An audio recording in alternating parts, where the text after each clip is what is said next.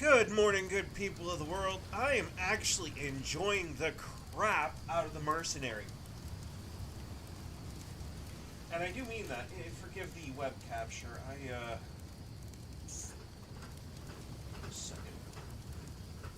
There we go. Play button. I was watching a couple of people to see what they were up to. I would say I was following a couple of farming guides, but it's stuff I actually already knew about, as this is my third character.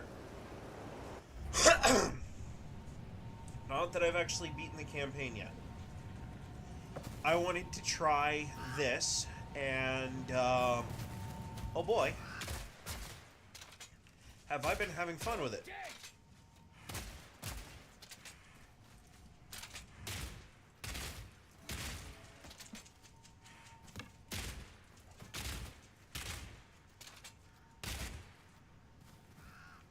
It reminds me of, I don't remember who remembers Black Ops 2 or Black Ops 1 back in Call of Duty. But the little mini game you used to be able to unlock that was like a zombies mini game where it's a top-down shooter. It makes me think of that, and I like it. It's fun. I mean, you could literally make an entire game of this.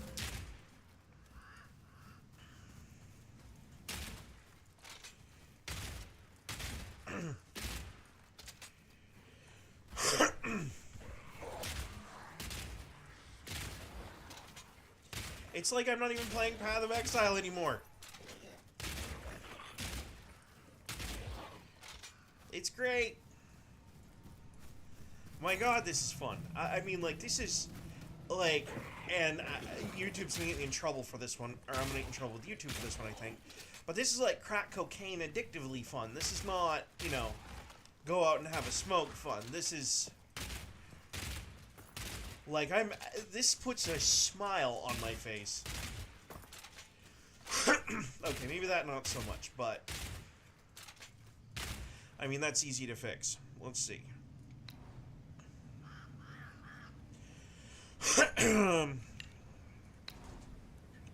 I'll put the firing button on that one, and all I'm going to be doing is changing ammo types, which is amazing. So I can put that there.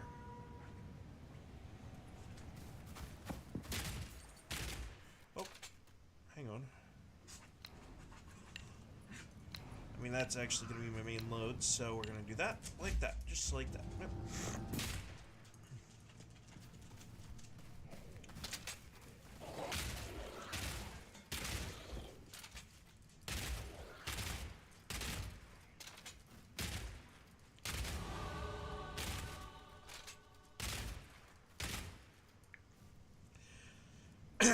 Just so people understand, the mouse I'm using is the Logitech G502 Lightspeed. It's the awesome one with side buttons, and it's got 2 extras on the top. And I'm using a, I don't know if the cord's going to be long enough for it, but I'm using the Razer Tartarus. I forget which model it is, but I'm too lazy to retrain my hand how to not use my thumb on a joystick. So I've been playing with consoles since the 90s, and my thumbs have done all that work for so long that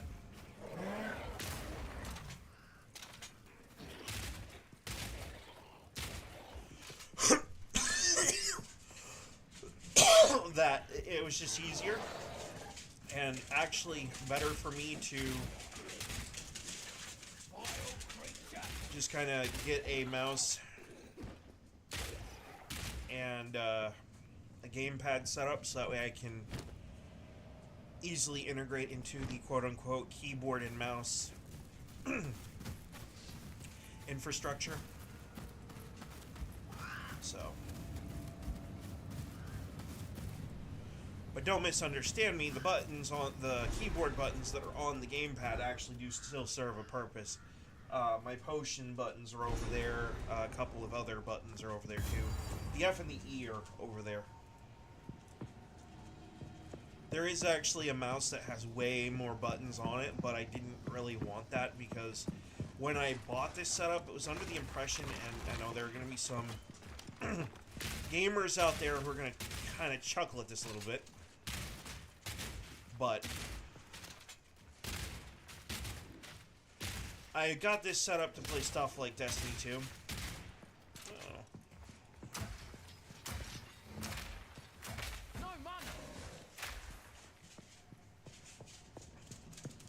A little bit of problem solving on that one.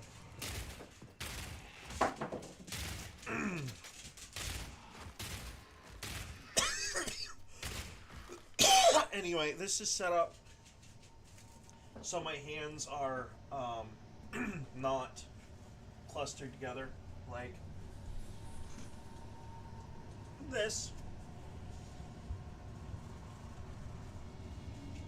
on a controller the whole time. See, I got rather attached to how the Nintendo Joy-Cons, the Switch Joy-Cons were set up to where I could have my hands just kind of relax down at the side. And, I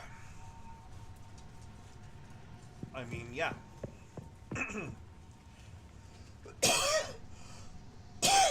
Also, I have my joypad programmed under a certain profile. See, when I'm not streaming, working on vehicles or the dooryard, taking care of the animals, cooking, you know, doing stuff like that, and I'm here, I do game development on RPG Maker 2003. I have the gamepad actually set up for my shortcuts for that too.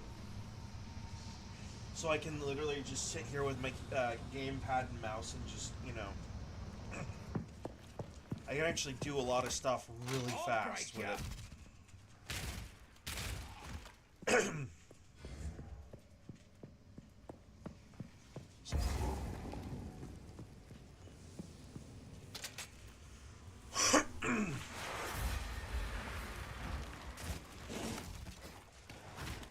Oh, it's a big boy. Oh, here, have a grenade.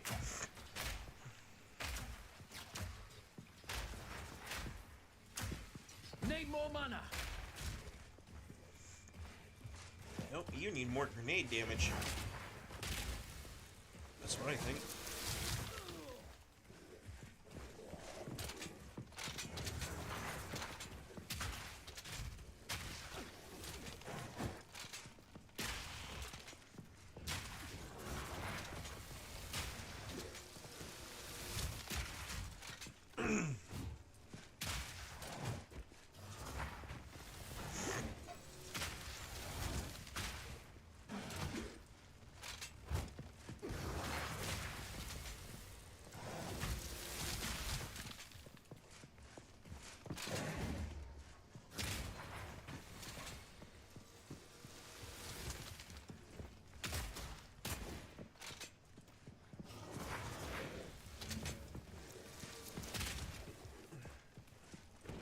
Swing, bada bada.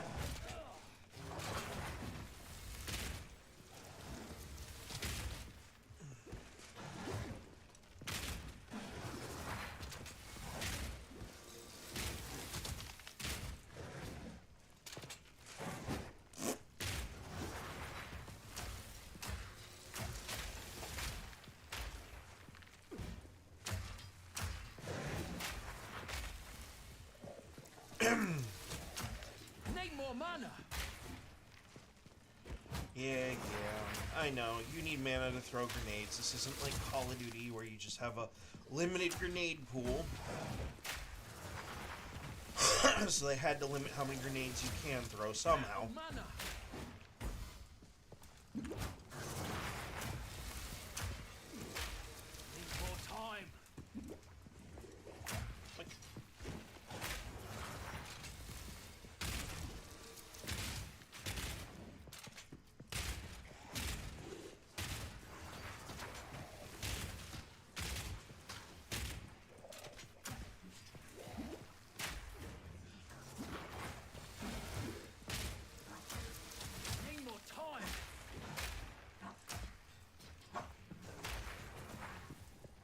Yeah, I've been, like, long-term fighting things with my sorceress. If you think this thing is a threat to me, Need a sec. please.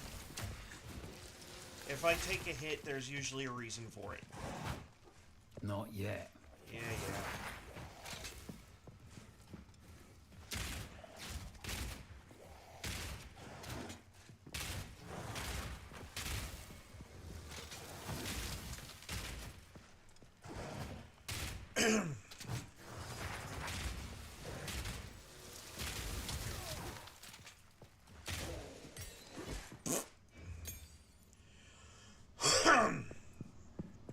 Yeah.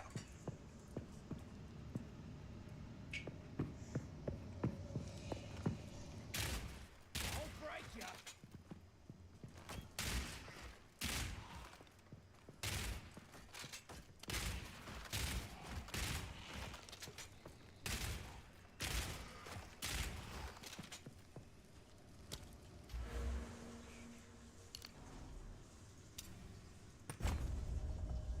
Da-da-da-da-da-da-da-da.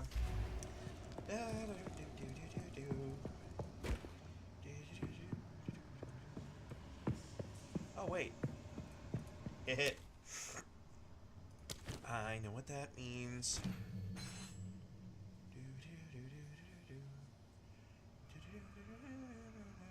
Let's see. Oh, nose itch.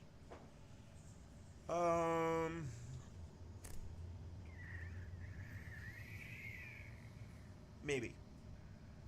That is also a maybe. But not right now. I want nades.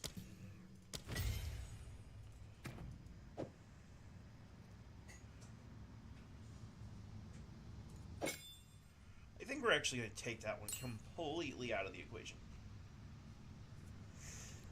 More damage, sure, I lose a little bit of whatever, but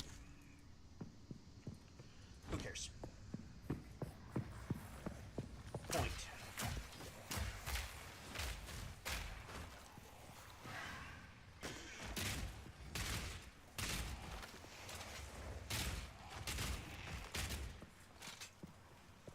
That's a bone tornado.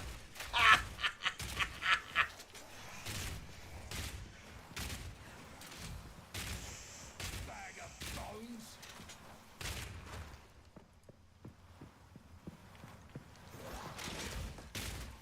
Look.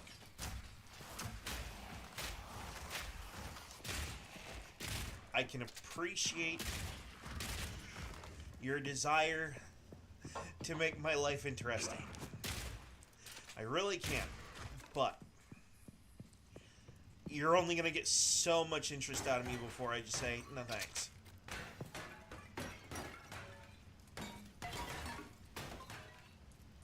I almost just like the sound of it. Boink, boink, boink. That being said, I'm probably going to stop because while... Alright, maybe I'm not.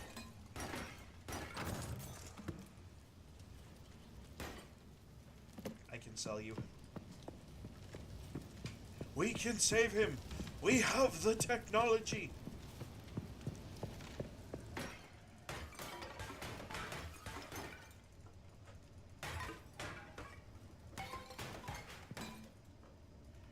You know, I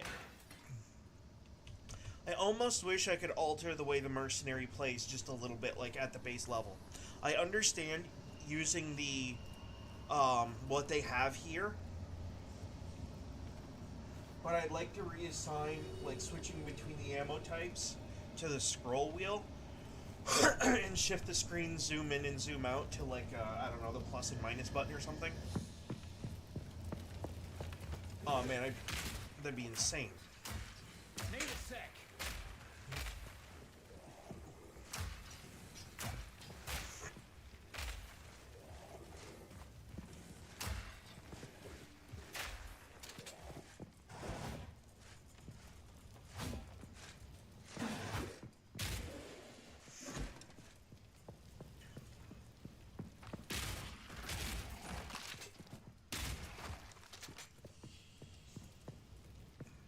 Also, stuff like scrolls and orbs and shards, I kind of wish we could auto pick up instead of just having you know. I mean, okay, so with gear, I get it, right? That kind of makes sense to have to manually pick it up. But currency items, I kind of feel like those should be on an automatic basis. Not yet.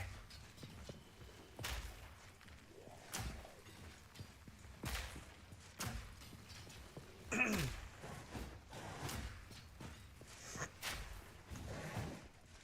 more time.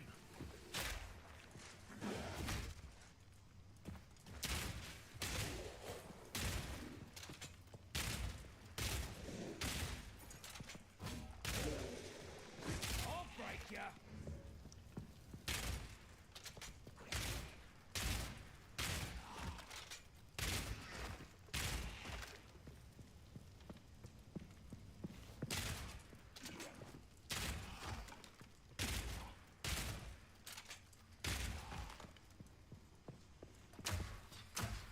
Need a sec.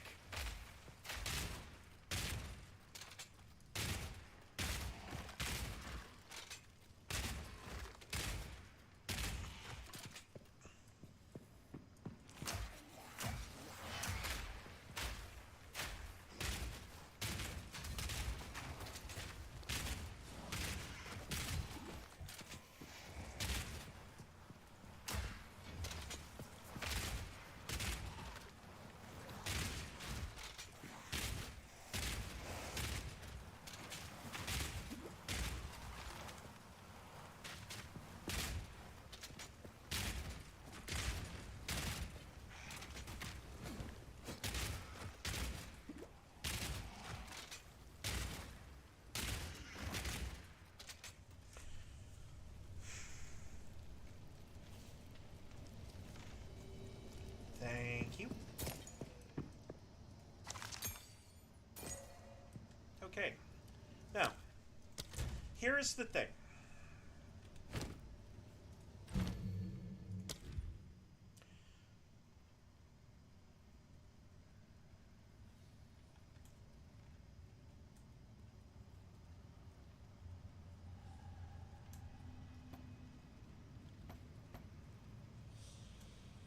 Okay? That is not going to work on this character, which is fine. There are other things we can do. For example,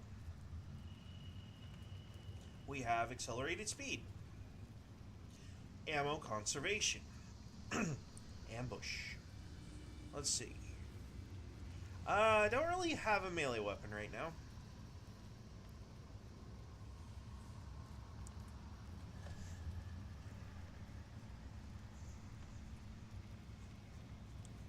I could add brutality to it and just make it a more stronger bolt.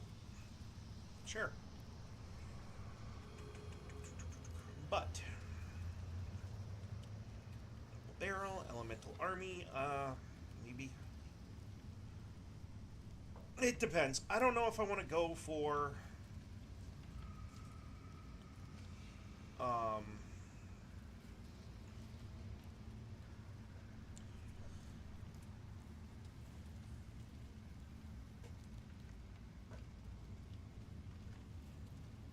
meat shield.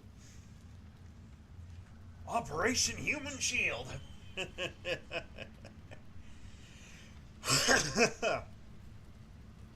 If you know, you know. Let's see.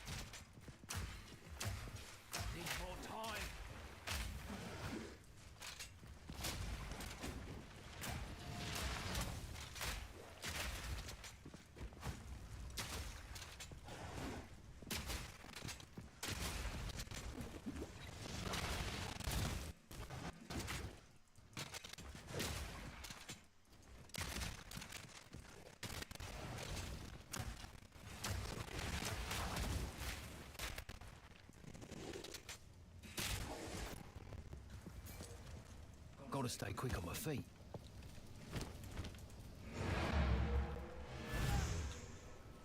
Teleportation.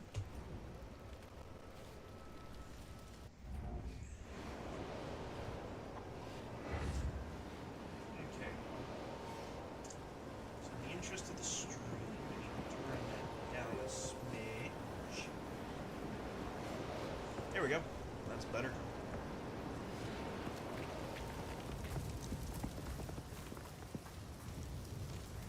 Got anything I can break?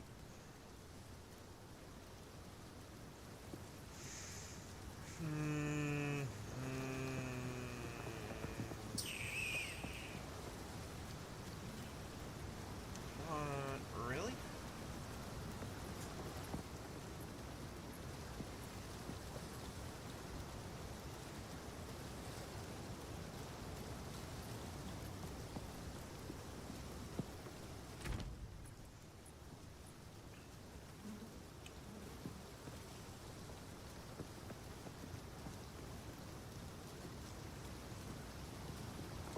Okay, that makes no sense to put that there.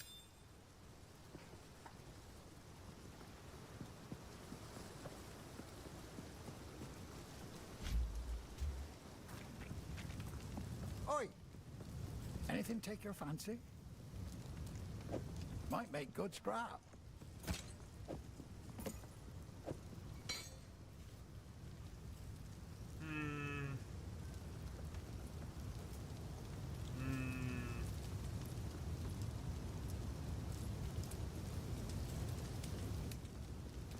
I'm just gonna stick with the crossbow that I got. Sucks to suck, but it's true.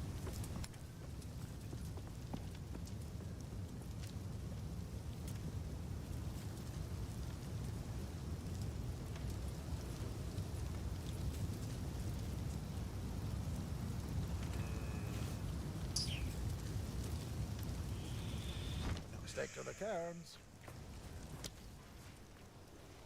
Sorry, Rose, please. Take your time.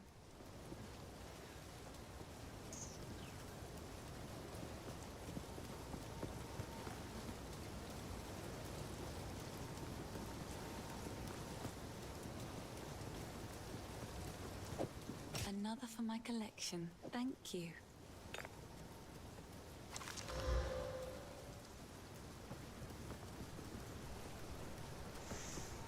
Goodbye.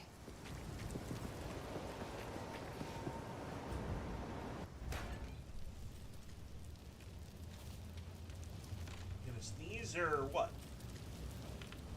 Okay. I guess not.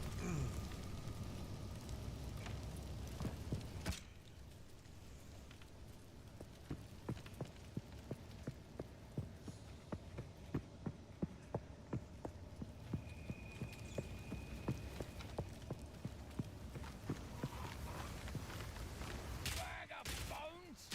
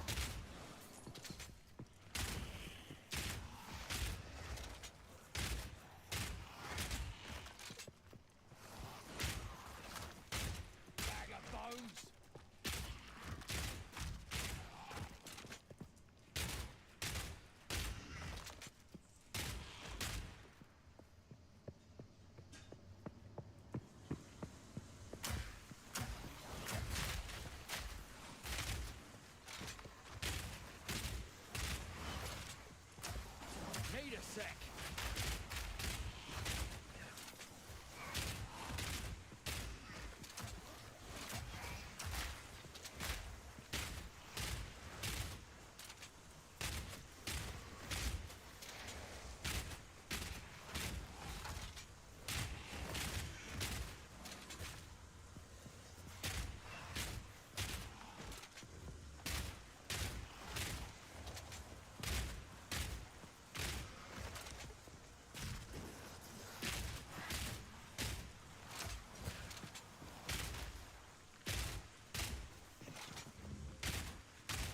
Bag of bones.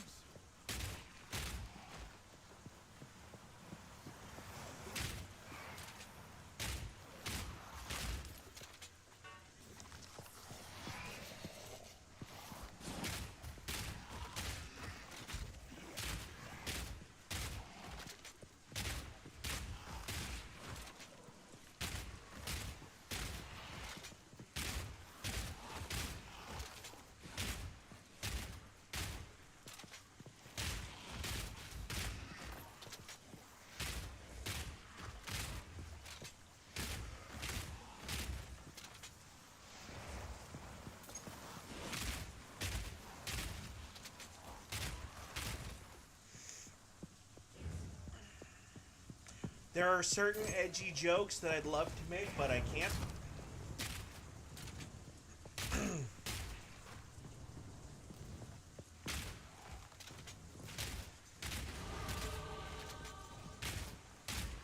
YouTube would not like me making jokes about bone tornadoes and how certain people may or may not have had that many bone tornadoes IRL. Need a sec. I'm not sure that YouTube would appreciate me making jokes about it.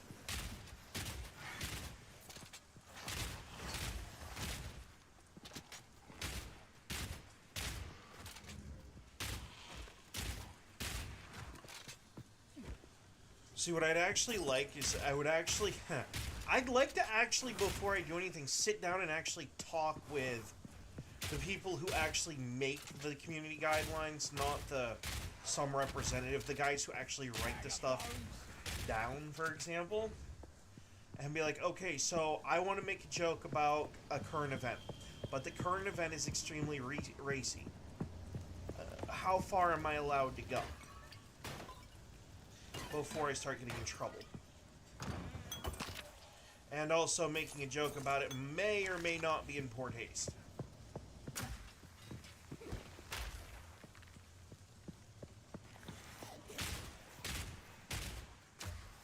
As an example, my character is getting hit with more bone tornadoes than Lily Phillips.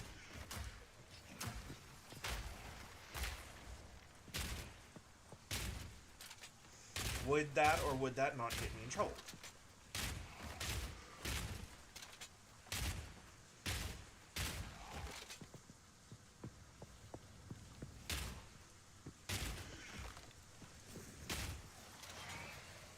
That's kind of my big question. And the thing is no one is here to actually, you know,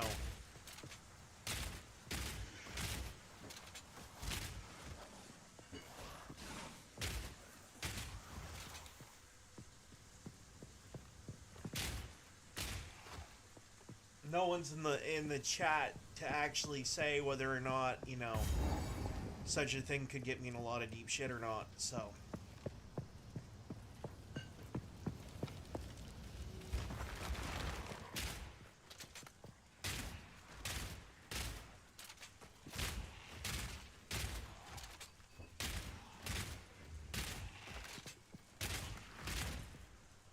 I do actually, and before I get too far, you know, with that line of questioning, rather, I actually am well aware of the event surrounding that, and I don't feel bad for her because she made the decision that she made, but I kind of feel bad for the fact that I think she bit off more than she could chew, and kind of like me when I say I can eat a whole pizza by myself. Yes, I can, but no, I should not.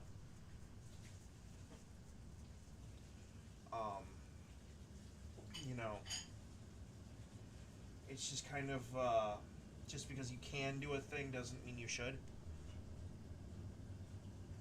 Moment. So, I mean,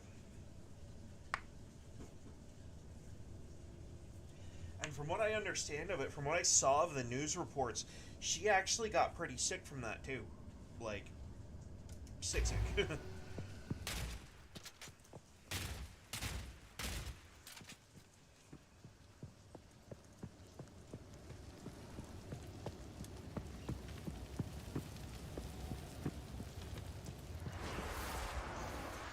I can't preload any damaging attacks for this person.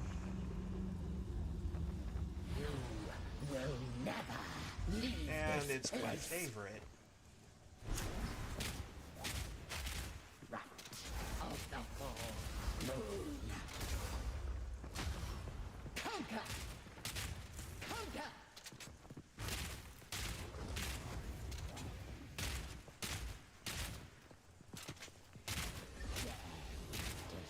Disturb me. Right of the full moon. Insolence! Conquer! Need a sec. Torment my love, I call to you.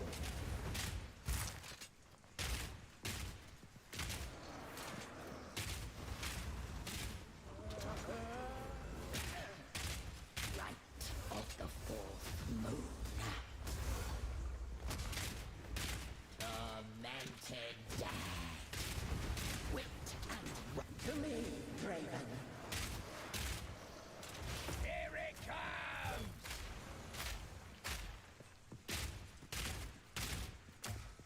Not yet. No escape. Insolent fool! Use my love, I call to you. Prison of bones. Now, Need a sec. insolence. No escape. To me, Draven.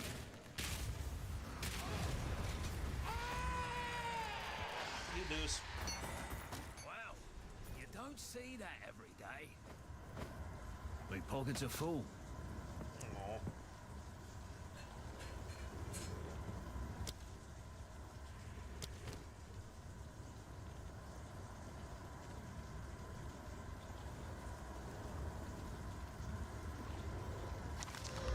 You know, stupid question, but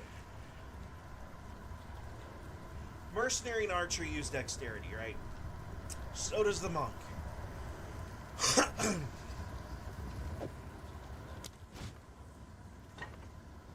Why can't I just do this?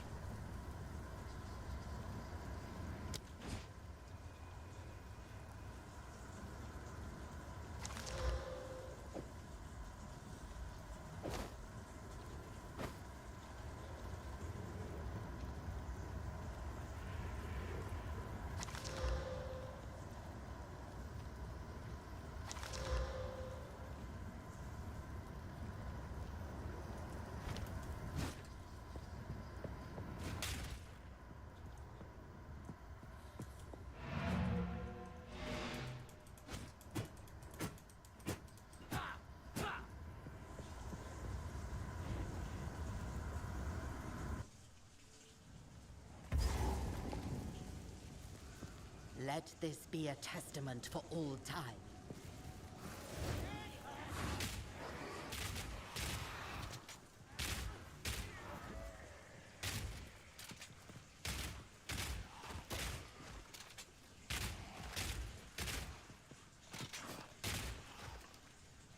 My pockets are full.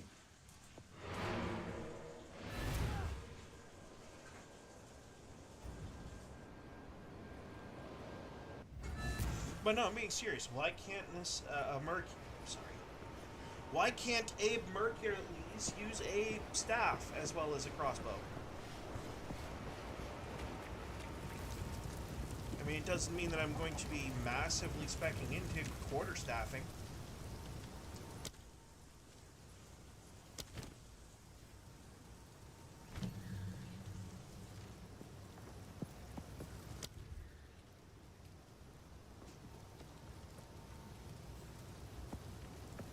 because it also uses intelligence. Okay, see, that's why I stopped to take a look.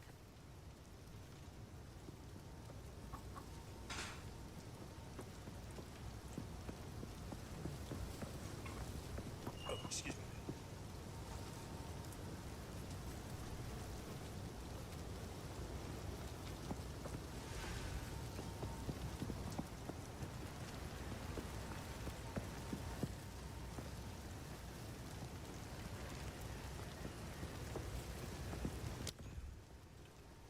What I actually wish is I wish we had the swords already.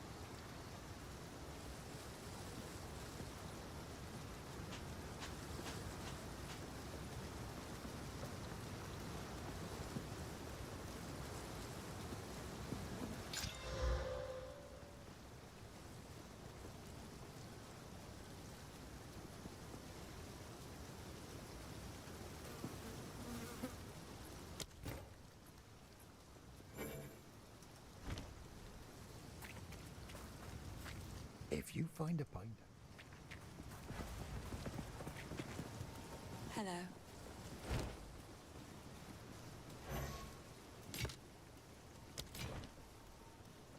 I like to hold on to bits and pieces.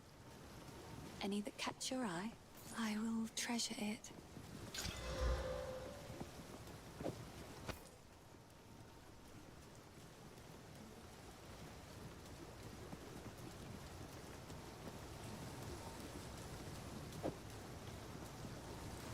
Another for my collection. Thank you.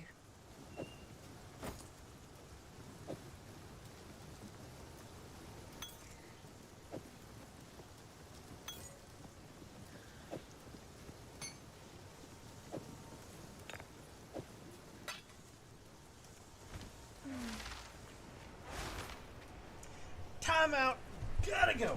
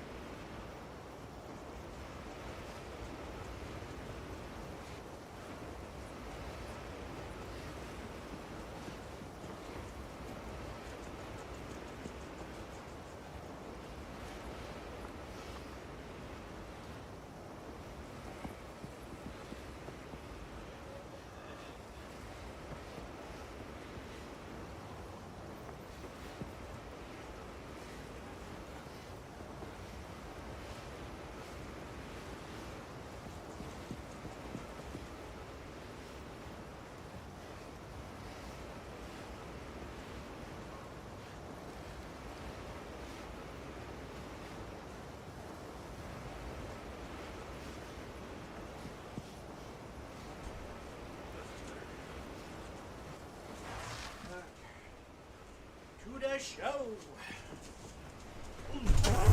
Oh yeah, that rocked the whole setup, didn't it?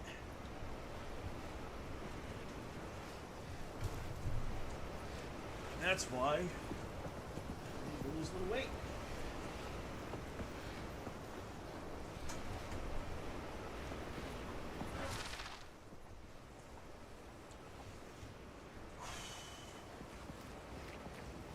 Okay. Back to work.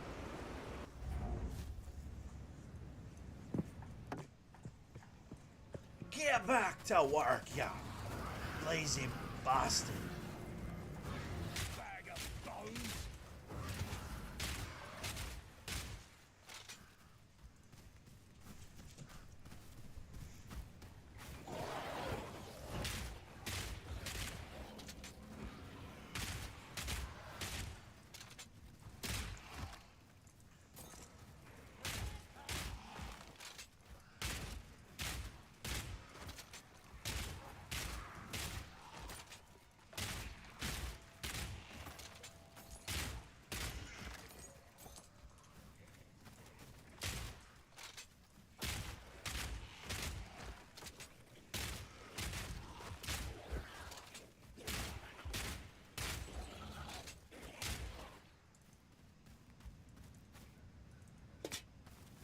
Tried to scratch me up, Shay.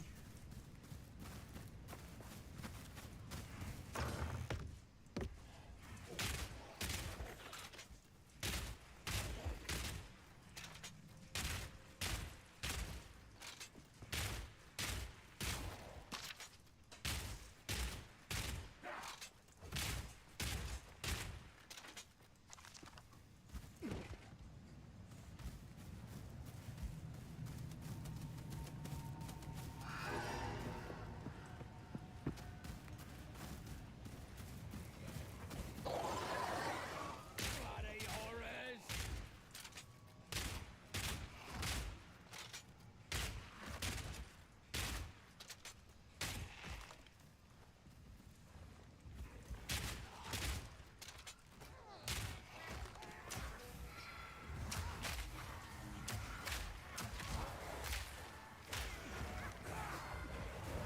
Need more time.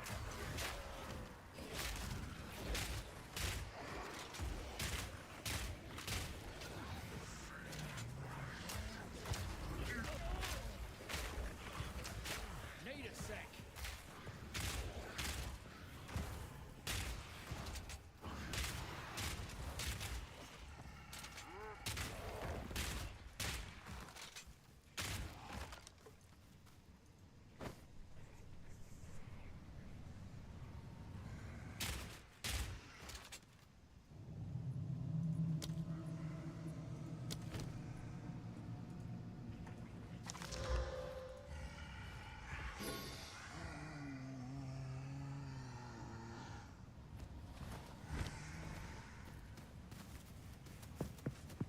Fire in the hole!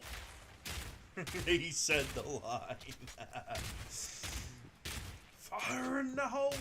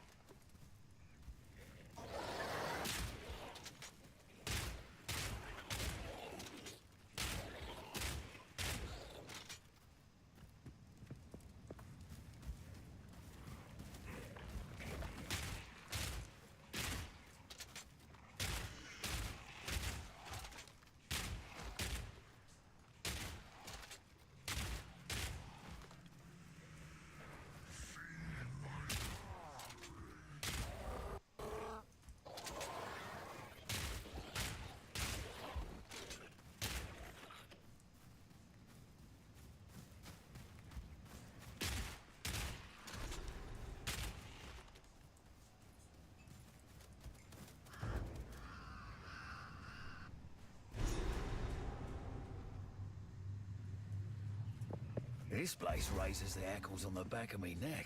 Ugh.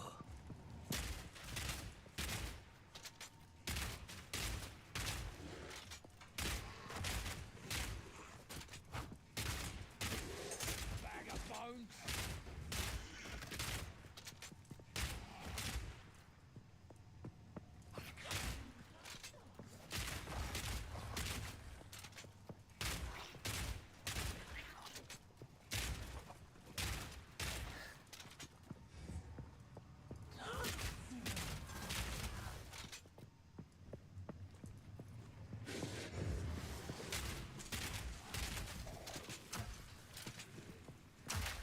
Need a sec.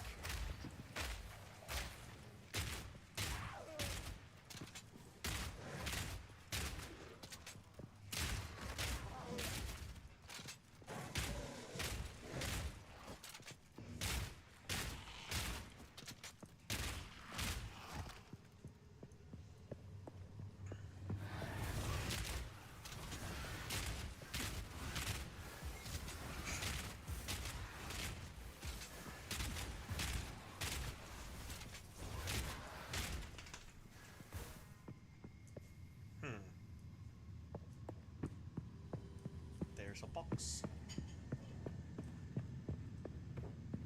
Even Diaz here has a big fucking box.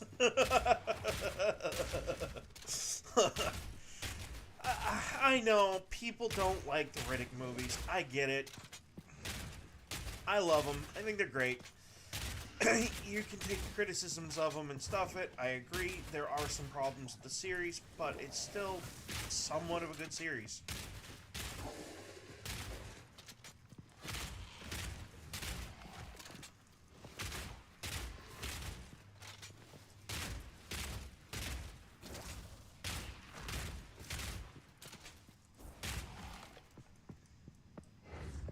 In fact, I can't wait for the fourth one to come out. The Riddick movies are great. Starts out with Pitch Black. Kind of thought it... I'm not gonna lie. I thought Pitch Black was gonna be, you know, a one-off. Good horror survival movie, action movie back in the day. Turns out... no, it actually ended up getting its own series, basically. Let's see. Huh.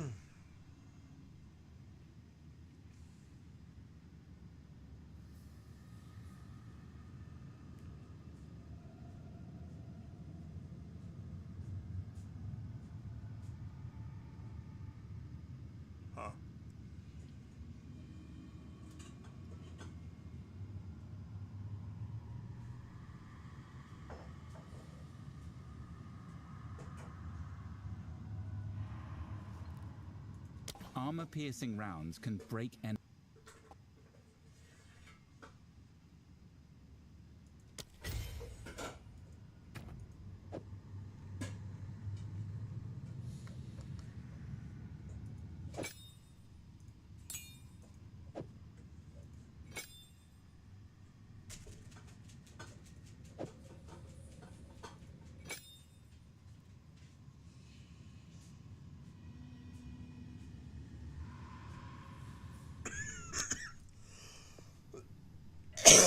Excuse me.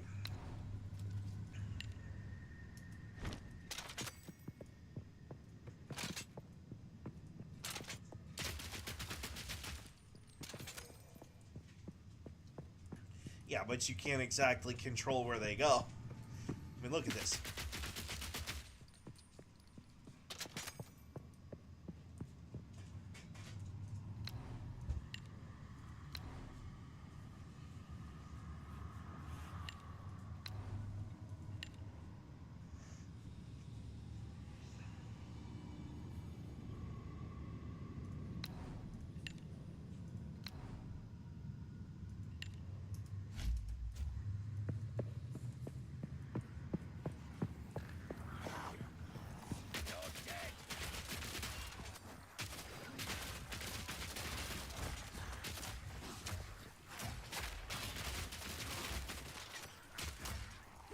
Not yet.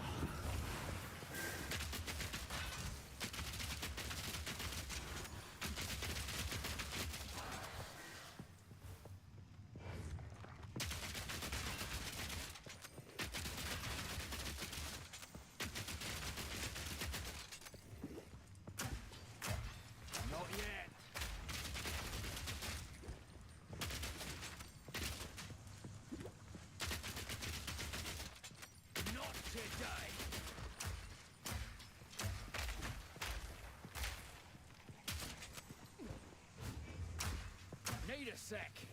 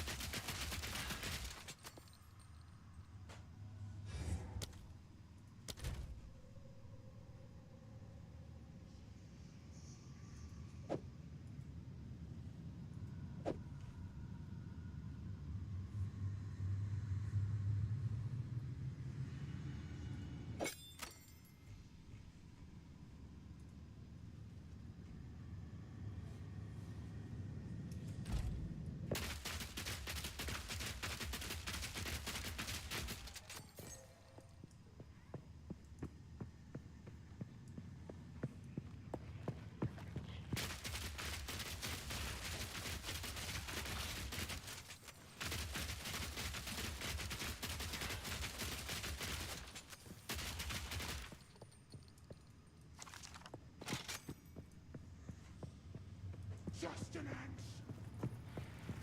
Piercing shot.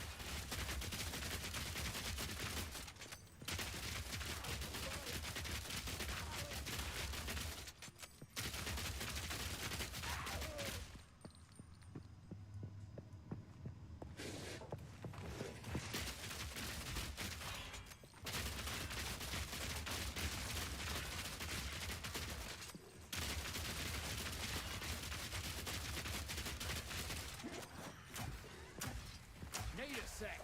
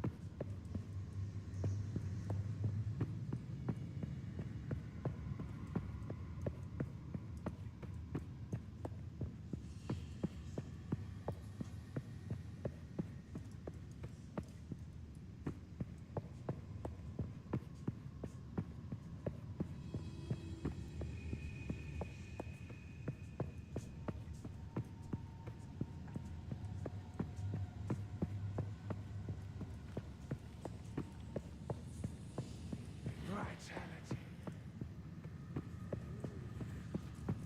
Piercing shot.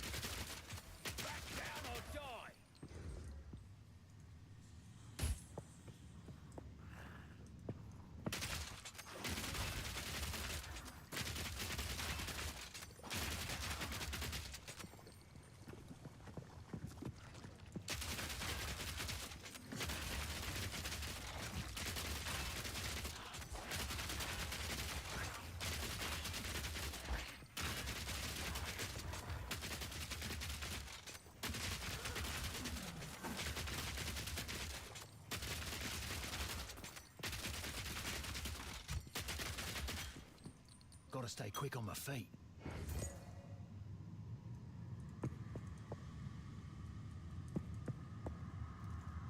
Yeah, I don't even have room to pick it up. Okay, back to town for a minute then. We'll make room.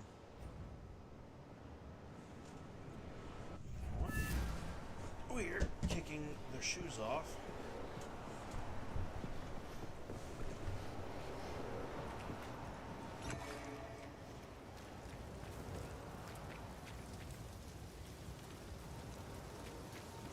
Hello. Please, take your time. It's beautiful. I accept.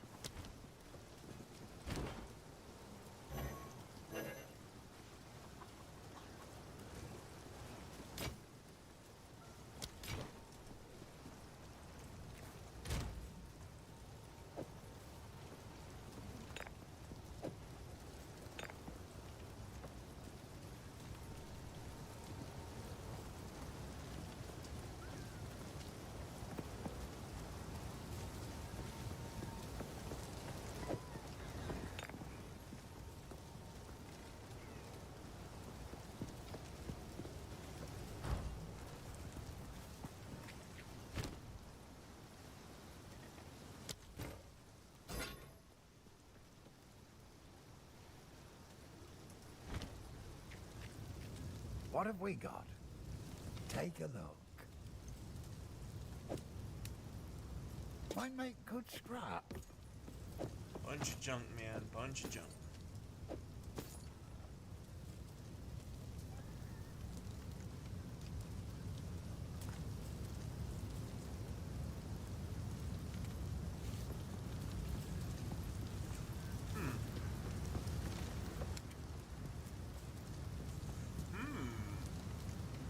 Okay.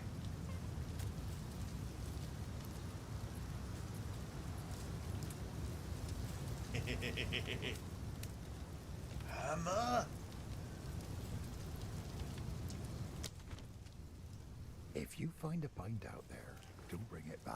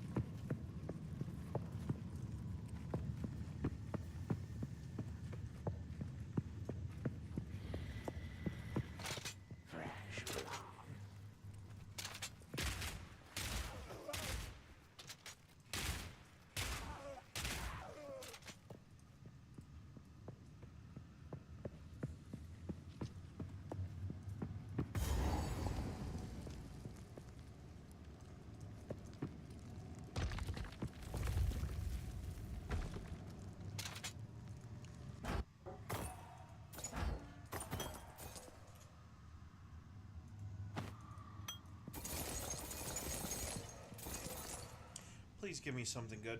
Not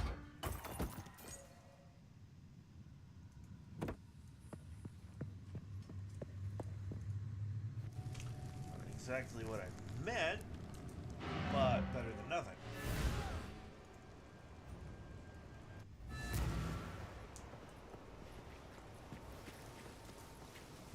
Sorry, I was just...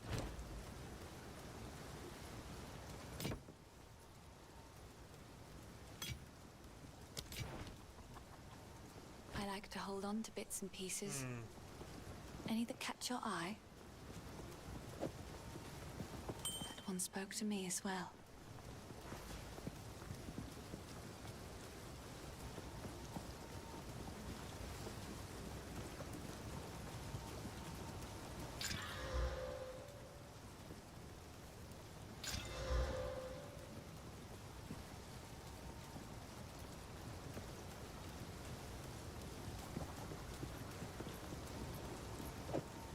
Oh, I like this one.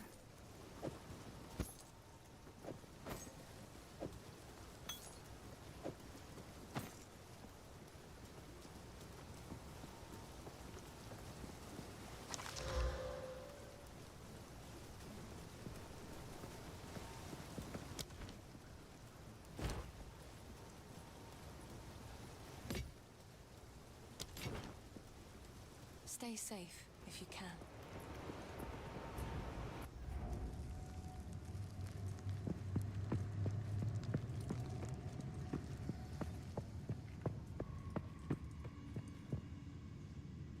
Urns.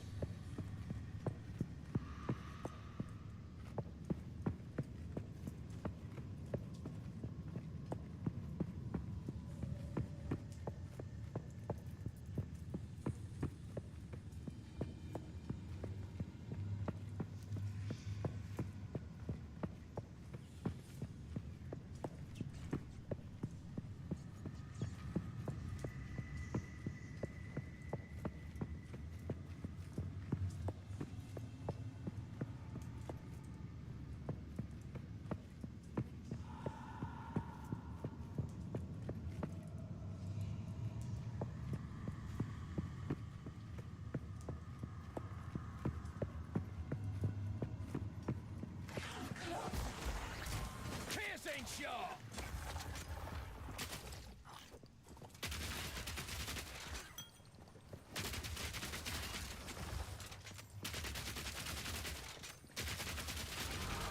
Lock and load.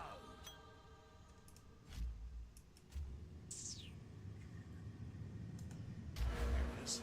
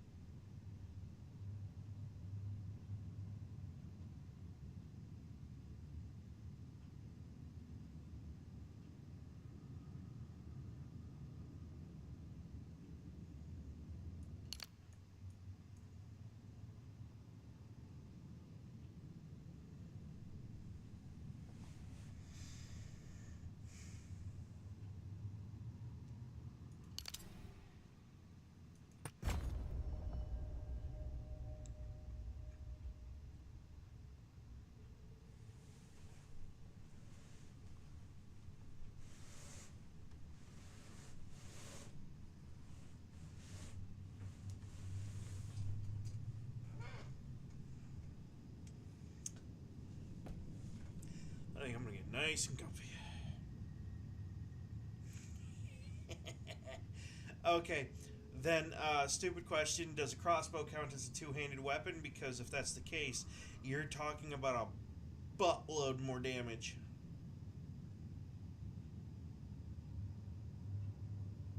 I think that's specifically designed for crossbows, actually.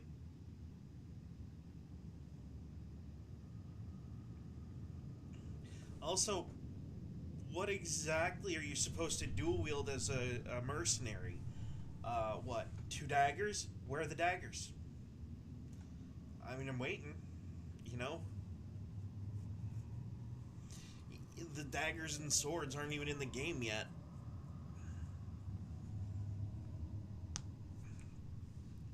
I'm literally just kind of playing as a gunner at this point. I mean, don't get me wrong, it's fun. Weapon swap, speed.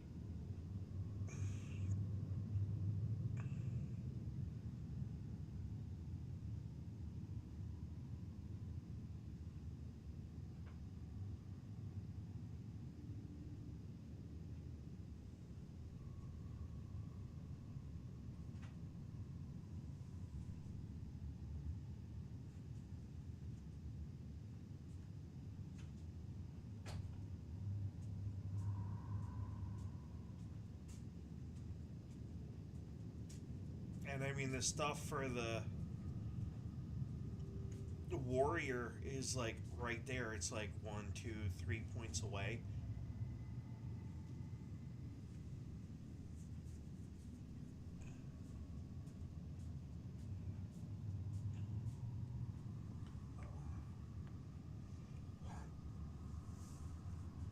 Pretty easy. Pretty easy.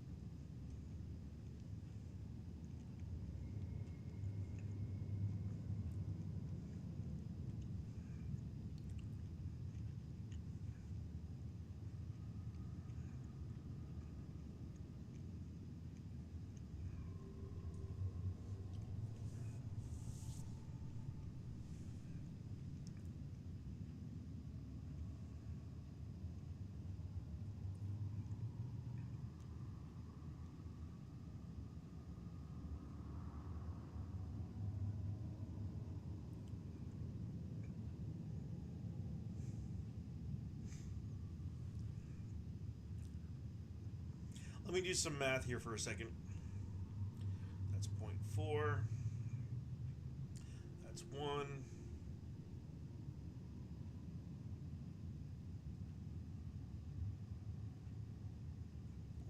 .5.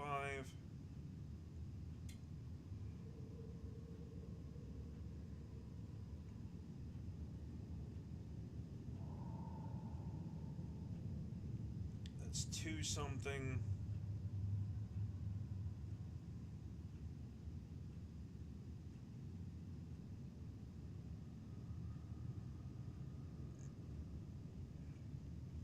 That might actually be a worthwhile investment because the Mercenary does not stop moving.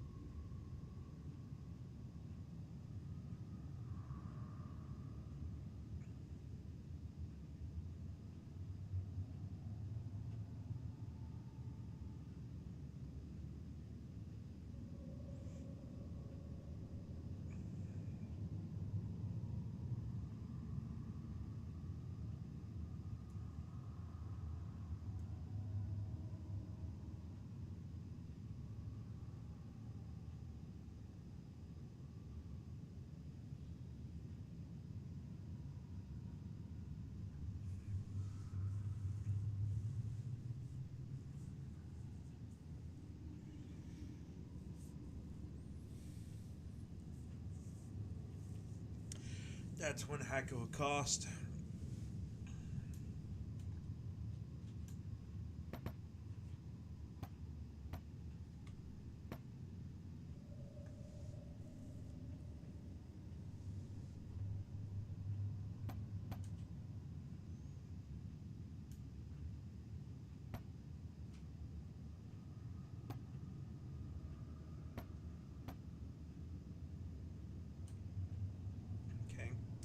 So between regeneration and life leech, actually, you could have unlimited health. The problem is being able to tank a hit or two without actually going down. Actually, I think you're probably going to need to tank a maximum of like 7 hits before you can... 6 to get your health down, but the last one would be the killing blow would be my best bet. So what you're looking at doing then is increasing your armor stat and your regen stat to the point where, you know, it just doesn't matter anymore. Which, I mean, technically it's possible. There's 40 armor.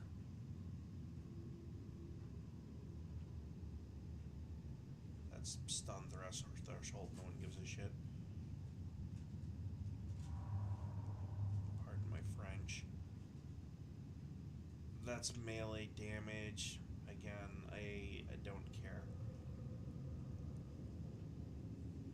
That would probably be worth it.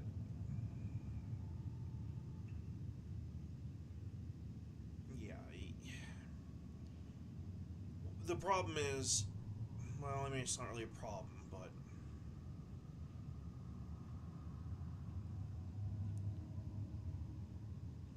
see, that is where that would come in handy.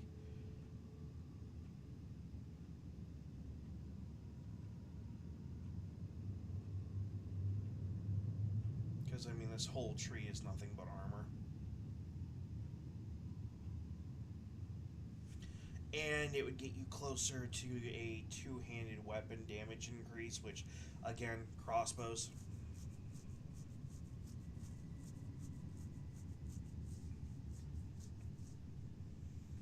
So the warrior tree can assist the mercenary to a degree, but I don't know how much I'd actually lean on it. I mean, at the same time, though, I'm guessing this is the ranger tree. That could also assist. You have movement speed bonuses, for example, which you drastically need. You have projectile damage, which is like key to the whole thing. You could pull a bat schematic and just go grab the armor, the health, the health regen stuffs, and your speed, and then bounce over here for movement speed goodies, like 100%. You could, because you're going to need some of these nodes, these little attribute nodes. The attribute nodes help with skill gem support gems, so like, yeah. Accuracy rating might be important. Melee damage is not really something. Look, if the swords were already out, I'd probably be all over it, right?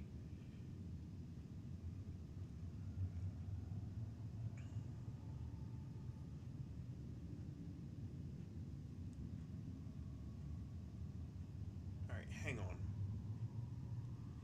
What if we skip these, like, this entire over here and went this way instead? What do we got? 1, 2, 3, 4, 5, 6, 7, 8. So 1, 2, 3, 4, 5, 6, 7, 8. And that would ridiculously increase my damage output.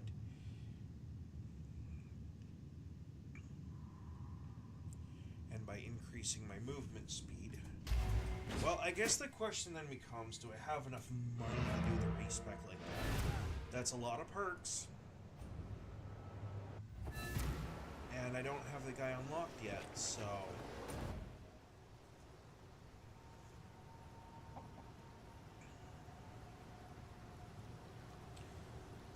Before I get too far, I already have her done. Doing all the stuff in there. All faded out. Okay. I guess I'm just gonna have to stomach my build the way that it is, which is fine. It's fine. It'll be fine.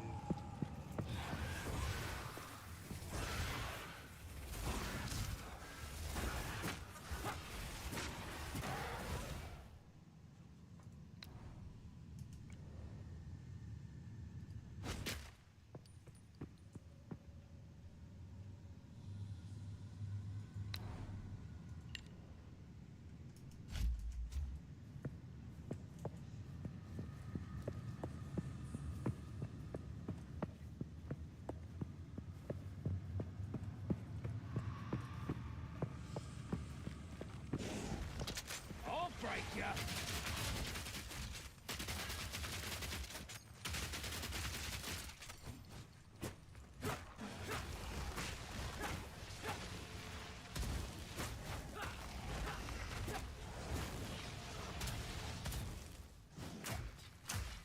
Need a sec.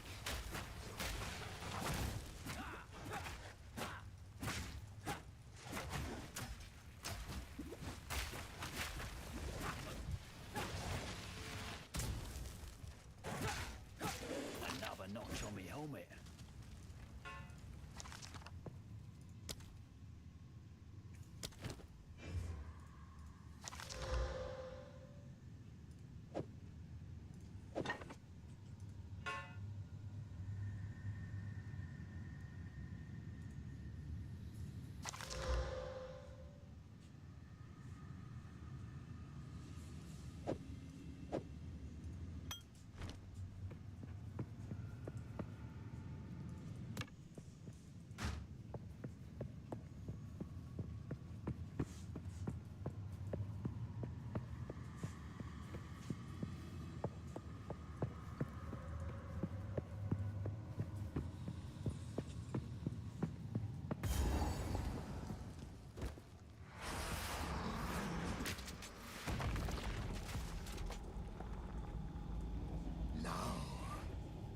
soul will join my steeple of death.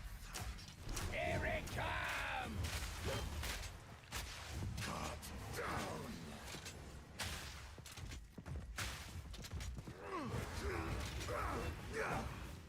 The spirit's hunger. Cut down.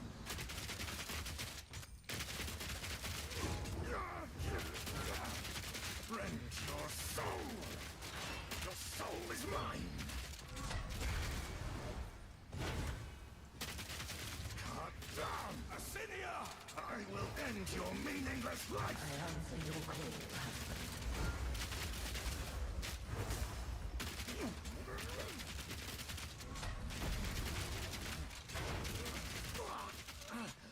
You cannot stop me.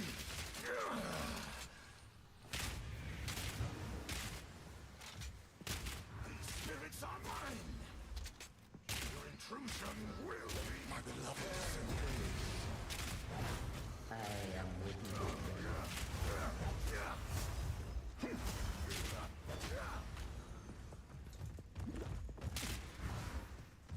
Your meaningless life ends now. Acinia, join me.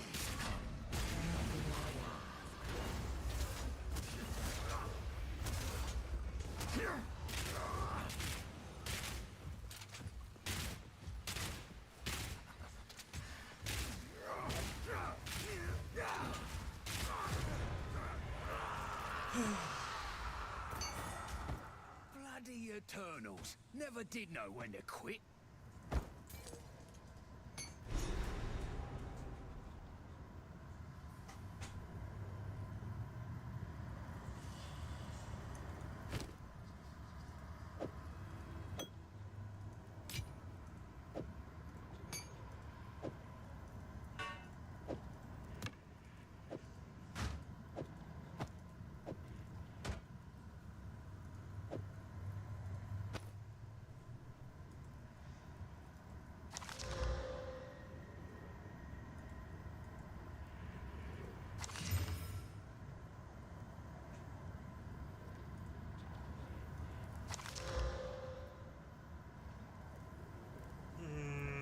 Okay, maybe.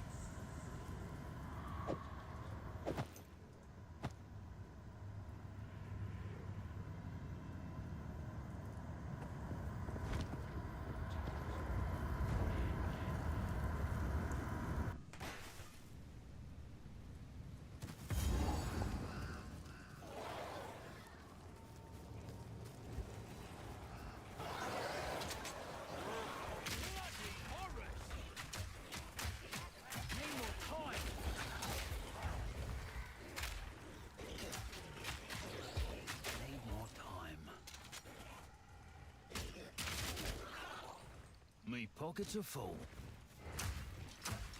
Not yet.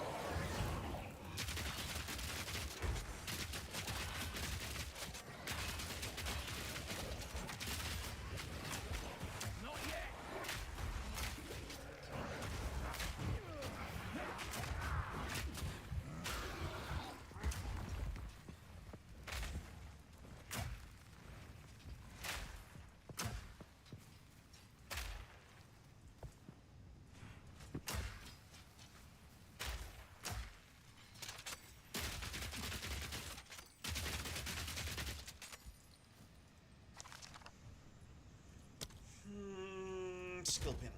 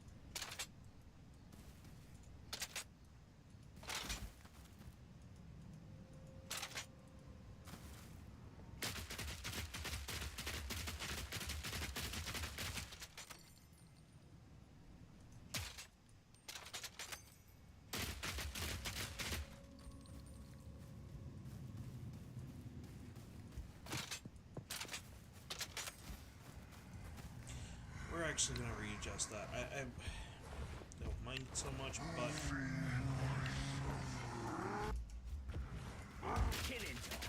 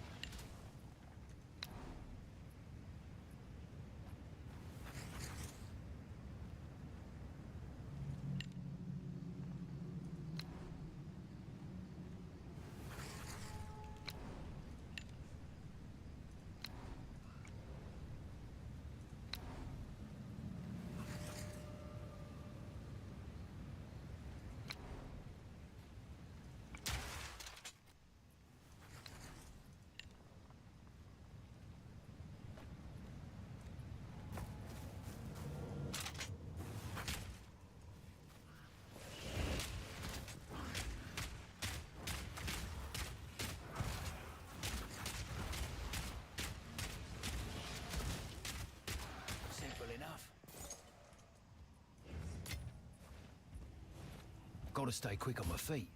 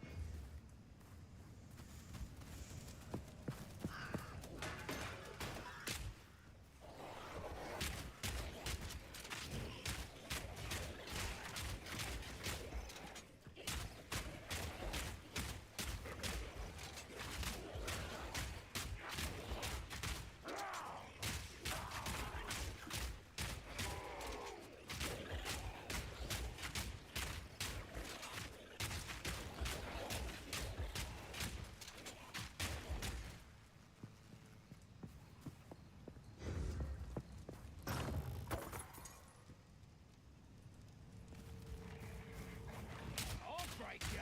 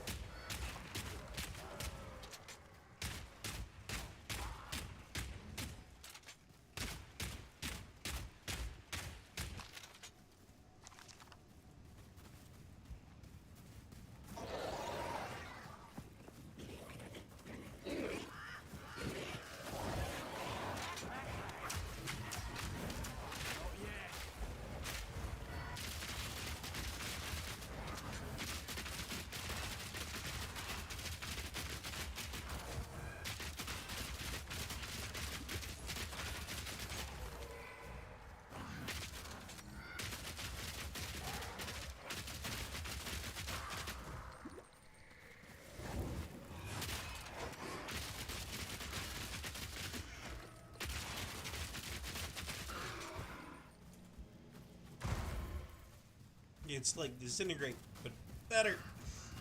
You have the keys?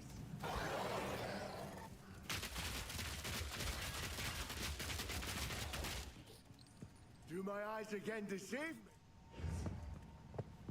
At last, it's open! Praise the first ones! What is this? Graves!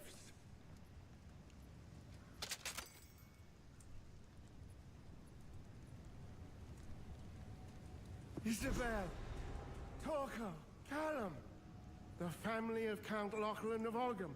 Torquil. My family! Ah. This doesn't make any sense! I know that's not what he said. Those bastard Eternals! Yes, they killed your I Torquil, my must dude. make You them freak out. pay! I must make them suffer!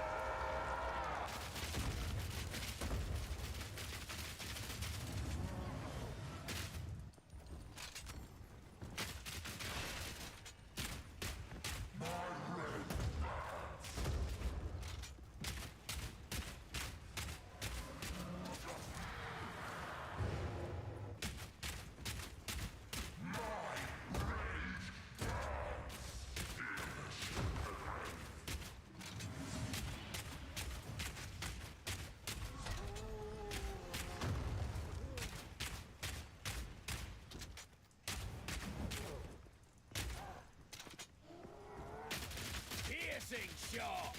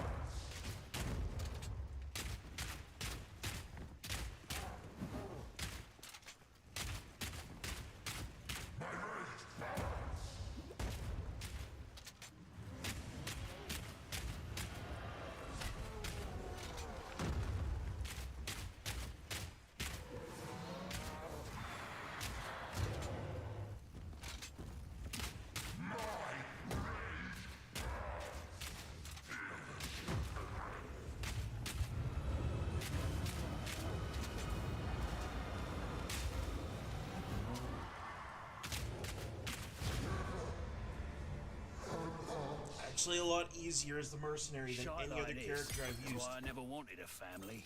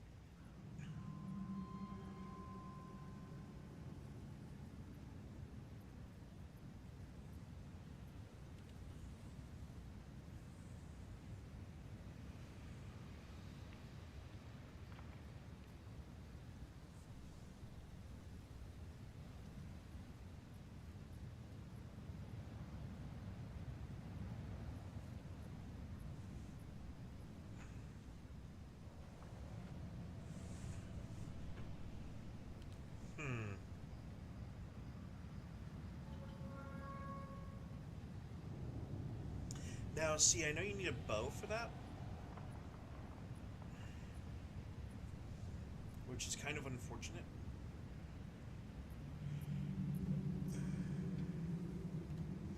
But how much do you want to bet there's a support skill associated with it?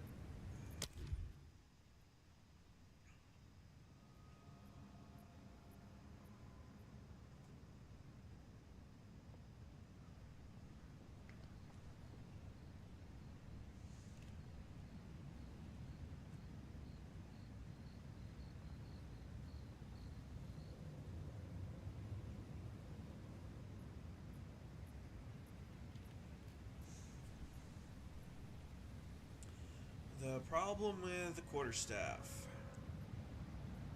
A lot of what it does is up close and personal. Which isn't so much a problem as it is just kind of a meh thing. An interesting situation. I'll put it that way.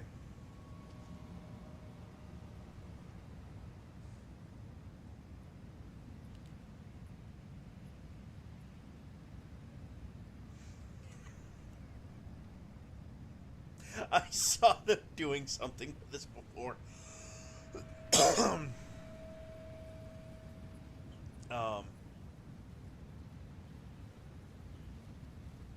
They basically planted the bell and kept hitting it over and over and over again with a crossbow, doing like a crap ton of like area damage instead of. Yeah, it was pretty funny. Pretty funny. Barrage is a spell for the bow.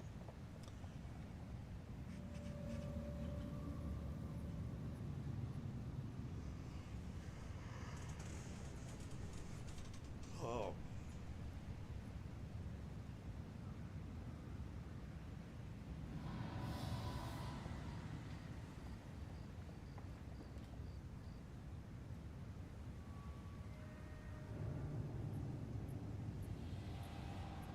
And these are all your tier 13 attacks. These are the ones that cost a lot.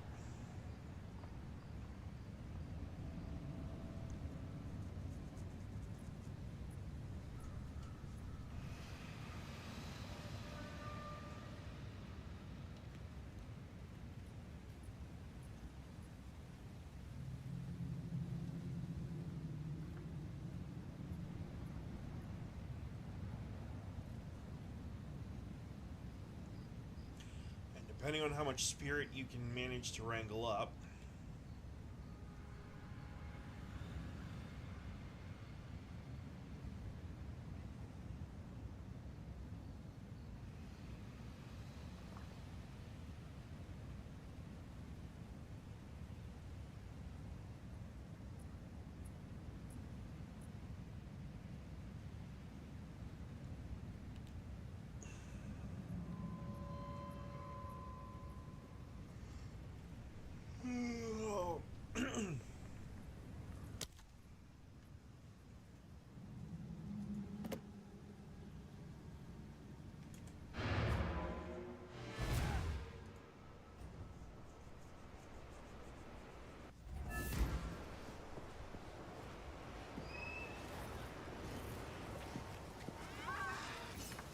You found the ring.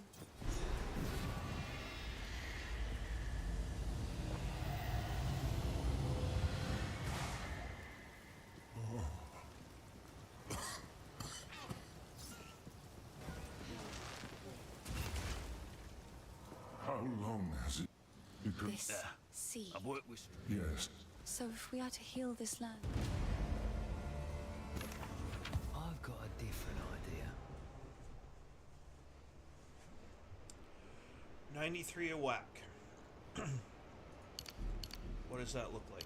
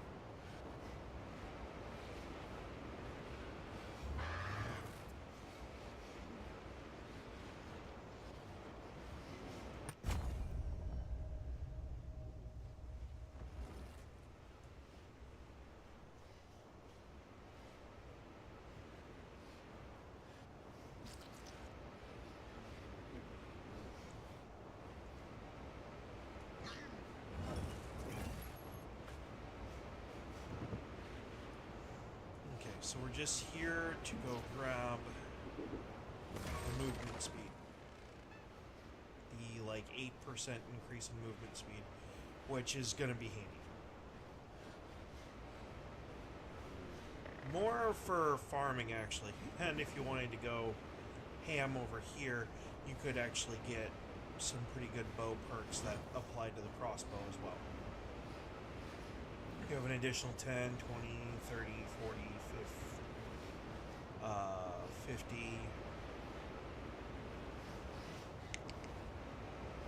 roughly 75% damage that you could add to your crossbow just by going over there and spending a couple of points in the bow area. And then you've got these, which even more damage. That one reduces attack speed. A little iffy on that one, but the damage payout is an additional 40%. So, maybe. Very possible.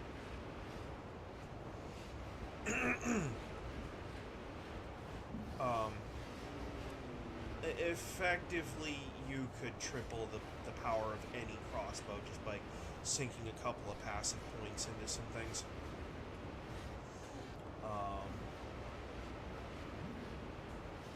I mean, yeah, that being said, let's see, projectile damage, crossbow reload speed, so this is where you want to go for that. Also, grenade damage as well. So this is like, once you get your movement speed stuff and your damage, whatever you want up there, you come down here and you can come get, you know, I don't know whether I'd do that or not, but you can grab like these two here to add some more damage. You're effectively just stacking a ton of damage.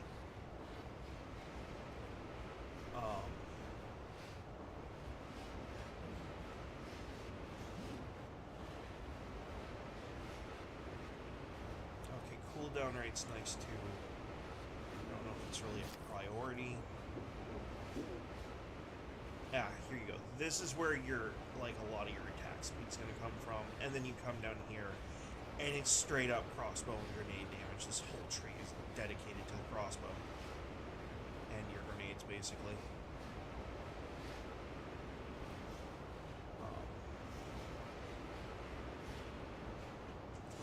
And then you've got this, which is just like a universal, you know, this is more for doing damage against rare type enemies. I don't know how I feel about that personally. I'm sure it's good. This increases your crit chance, which is also another. If you can stack up critical chance and damage with a high level attack stat,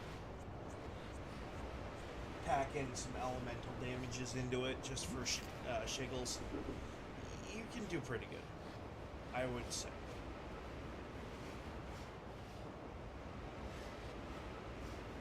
And that's without like getting into like adding minions and all that stuff, which you could also do too. There's nothing wrong with that. Minions are great. Minions actively keep you alive. The problem I'm seeing is, while minions are amazing, increasing your spirit without having a scepter is going to be fun.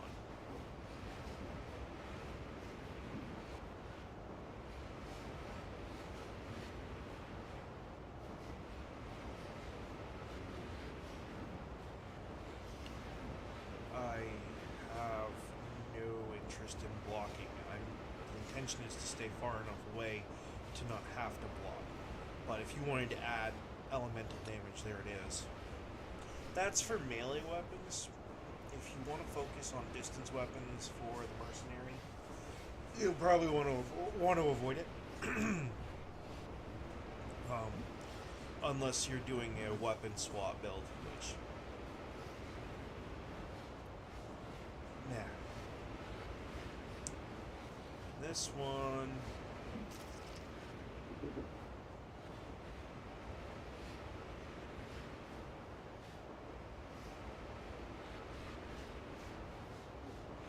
requires you to have a minion of some kind, so definitely finding a way to get a little bit of spirit to work with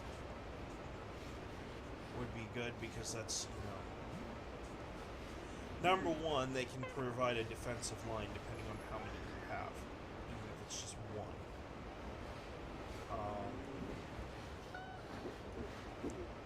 But yeah, you're largely probably going to be focused on weapon damage, like for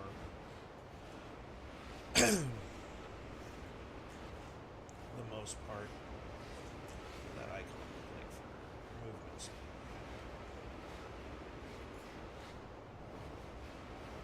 Alright, it looks like a dude kind of running a little bit, but with a faded leg.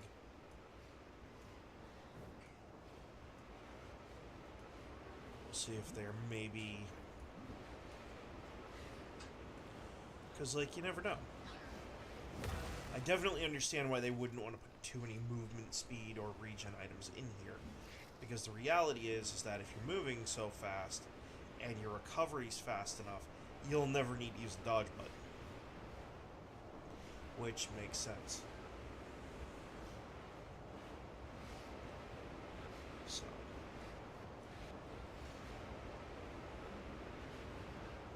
And build up. Now we're kind of getting a little far away from where I want to be, but we're just looking. Anyway. Attack speed per 15 dexterity. Yeah, that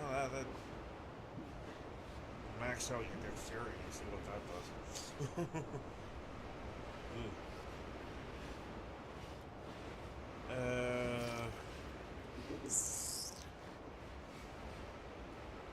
Oh, I know who probably has a lot of movement speed, and that's probably going to be, where is it? The monk. I think it would be the monk.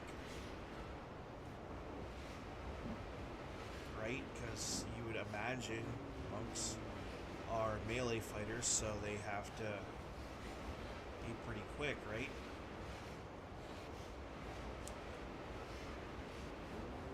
Unless they're just a tank roll.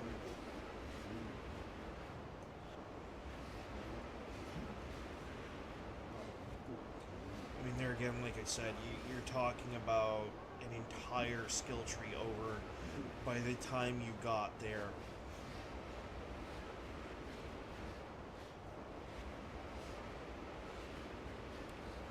Okay, that actually might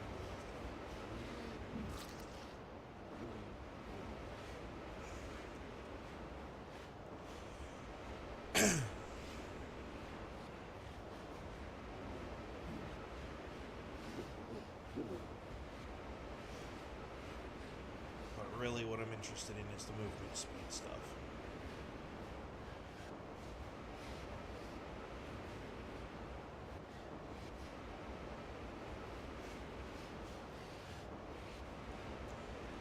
You remember the greased up deaf guy from Family Guy?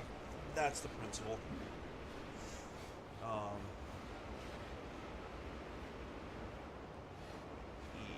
Okay. So, effectively, you can get boots that increase your movement speed by a good 10%. Their movement speed stat can be modified in other ways too, I'm sure. But basically what you're doing is you're running and gunning is what it is. In fact, actually, the build that I'm looking at doing is effectively just straight run and gun with a lot of health regen. That's about it. Health regen, armor, run and gun.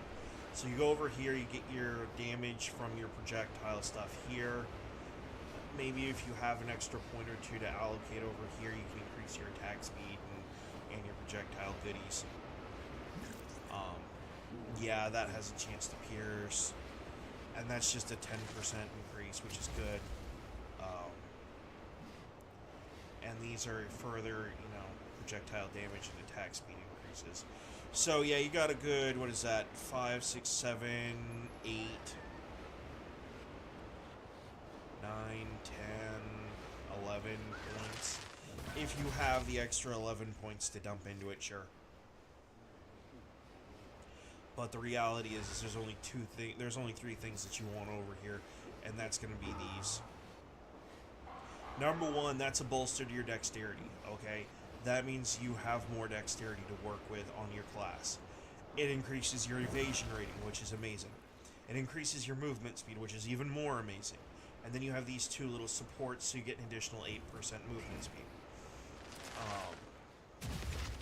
Yeah, if you're doing a run and gun thing, movement speed is king.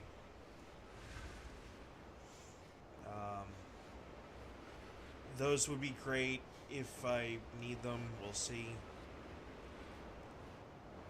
Strength is important to this character as well, so I'll be dumping some reds in there too. There's a regen right there. There's some health regen. There's some cooldown effect stuff. You have even more projectile damage and some more speed. And if you really want to, you can go speed and regen over here. Effectively making a good, solid base for your character for doing a ton of damage really fast. Maybe taking a hit and running away. And if you want to, that you have to, but you can come over here and spec into some allocation of natural armor without having to have gear equipped that have armor. You can, if you choose to. Or maybe you're getting pieces of armor that are low armor, and because you'll be moving, Titan's Determination will be playing into that. Your life regen will be increased by 20%. I probably wouldn't go too far down this tree unless you want to get over into the deeper armor pieces, just because you're already basically there. So really what you need to do is ting off to this node with a point and grab these. I don't know if you really want stun threshold, right? That's just 2 points that you're probably going to get through other things anyway. Grab this, maybe this and this. I don't know. I really don't think you want to go up that way because you're just kind of wasting points at that point. Yeah, I mean, that's got an armor break node, but there's one over here, so big deal. But if you can grab into this and then spec over here into this, this increases your flat damage with two-handed weapons, which is great because if you're using a melee weapon, like a quarterstaff, you can have area of effect damage. But they have to be stunned. Okay. But if you go over here, it's a flat damage and attack speed. It also adds 20% to stun build-up, which is good. Stun build-up is good. Stun threshold, okay, yeah, you can get it from there too. So effectively, yes, you can build a tank. You can absolutely build a tank out of the Mercenary. There's no reason you can't. I mean, there it is. Defend with 200% of armor against critical hits. Effectively speaking, that nullifies a lot of what boss damage is going to do to you. And with as much armor and health regen that you're going to have with this particular Mercenary, plus the movement speed, and the damage, like, output speed and everything else, you're going to be fine. And then you take a couple of points and you just kind of sink it into getting into your gem slot down here. And then grab your crossbow stuff, and there you go. And if you have a couple extra points, you can just spec into straight up damage. See, there's cooldown recovery rates down here too. But the point is that there's 122 points in total, from what I read. Okay, grabbing a couple extra skills off in this direction and a couple over here probably won't hurt anything. Because, I mean, you got what? You need those anyways, part of your tree, so 1, 2, 3, 4, 8, 10, 13, 14 points over here. Yeah, 14 levels, which sucks, but that's 14 out of 122. And then you have stuff over this way, which is stuff that you're going to grab anyway, trying to get into your increased armor and evasion rating. You know, these are important as well.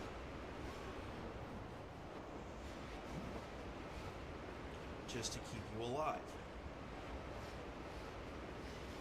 And if you go down here, you get more physical damage, which I'd prefer flat damage because, you know, flat damage doesn't have what's the word? It doesn't have a specification. But, I mean, you can also spec over this way this as well to grab stuff like low life regeneration, totems if you wanted to mess with totems, area of effect attacks, which, I mean, let's face it, the Mercenary has more than a few. But, like, my primary focus is going to be on the stuff that keeps my character alive and moving quickly. Fast movement, fast attacks, hard attacks, but also able to take a hit and recover from it. That last part is kind of important.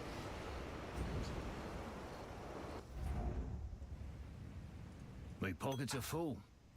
And I stupidly forgot to do my market stuff because I had a brain moment.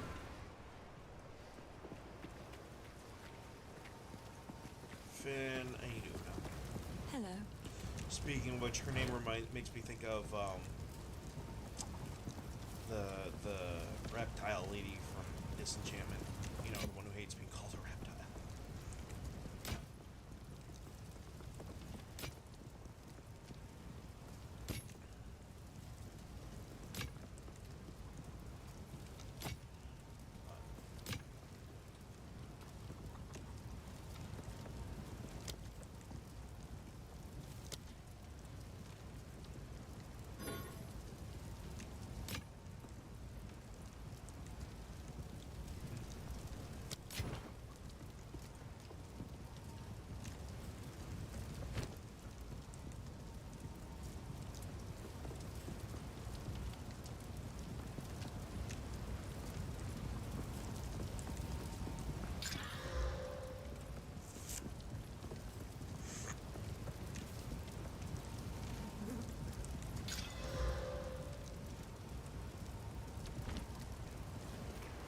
See, now you're cooking with some gasoline.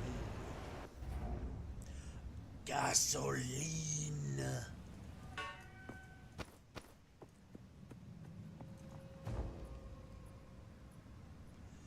Hunting grounds!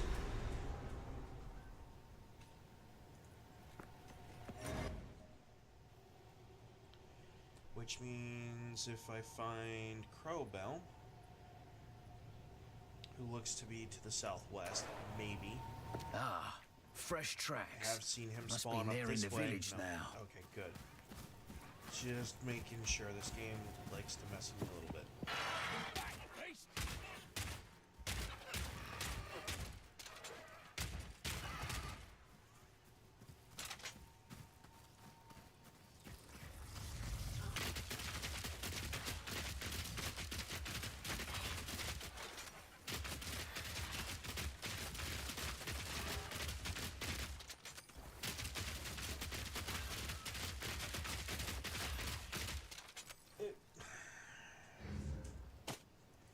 Okay, I'm gonna sound like a whiny little girl for about 2 seconds. And that is largely around the thermostat. It's right where I left it. Well, alright, there is something wrong with the spring in that thermostat, I swear. Are you cold? A little bit. I'm gonna turn it up a little bit. Put it up on that circle. Huh. Actually, didn't need to. I reached up and the thing tinged off. See, it gets If you had a proper digital thermostat, it would trigger off every time it got just right. There is, and it used to. This one used to. The spring inside it is just worn out, and you have two choices: either replace the spring or go digital. I'm okay with digital because you can shove a 9-volt battery in it and it'll trigger off all the time. The problem with that is I mean, it doesn't really do you much good because your heating system requires electricity anyway.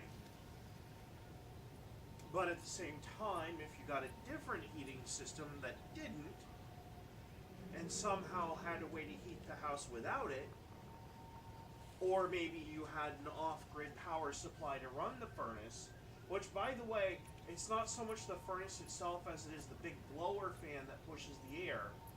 So I'm kind of thinking there might be a way. I want to look into seeing if there's a way to get a furnace that doesn't use the electricity to heat. It uses it to trigger off like a pilot light or something. That uses a pilot light all the time. Literally, you come over here, and in order to turn the thing on, you have to go here and twist the thing, which sparks the pilot light down there. I know they make a furnace that does something similar and uses about that much electricity compared to that much that this one's using. Still has a moderate blower fan,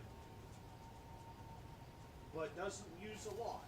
The reason I bring that up is because if we can find one that can run a moderate blower fan, does not use a ton of electricity, we can probably hook up a battery backup to it somewhere in the line, so that way when the rest of the world's out of power during the winter time, we have potentially a full month's worth of electricity to run. Magnus, get down. We can have enough electricity here to power the electrical part of the furnace. The problem that I can see with that is the location of the oil tank. Now, I know exactly what to get because we had it back in Alaska. Basically one of these. But instead what it does is it heats a heating element up here, and a fan sucks the heat out away from this and blows it throughout the house. And instead of using oil, it uses propane. But it doesn't use as much propane as you would use oil. In fact, actually, the propane would have been cheaper.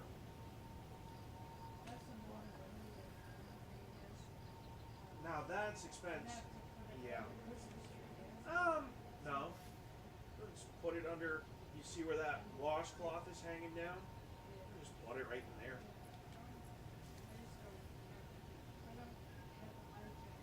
No one really does. That's the problem. Well, number one, there's a big reason that I don't do it.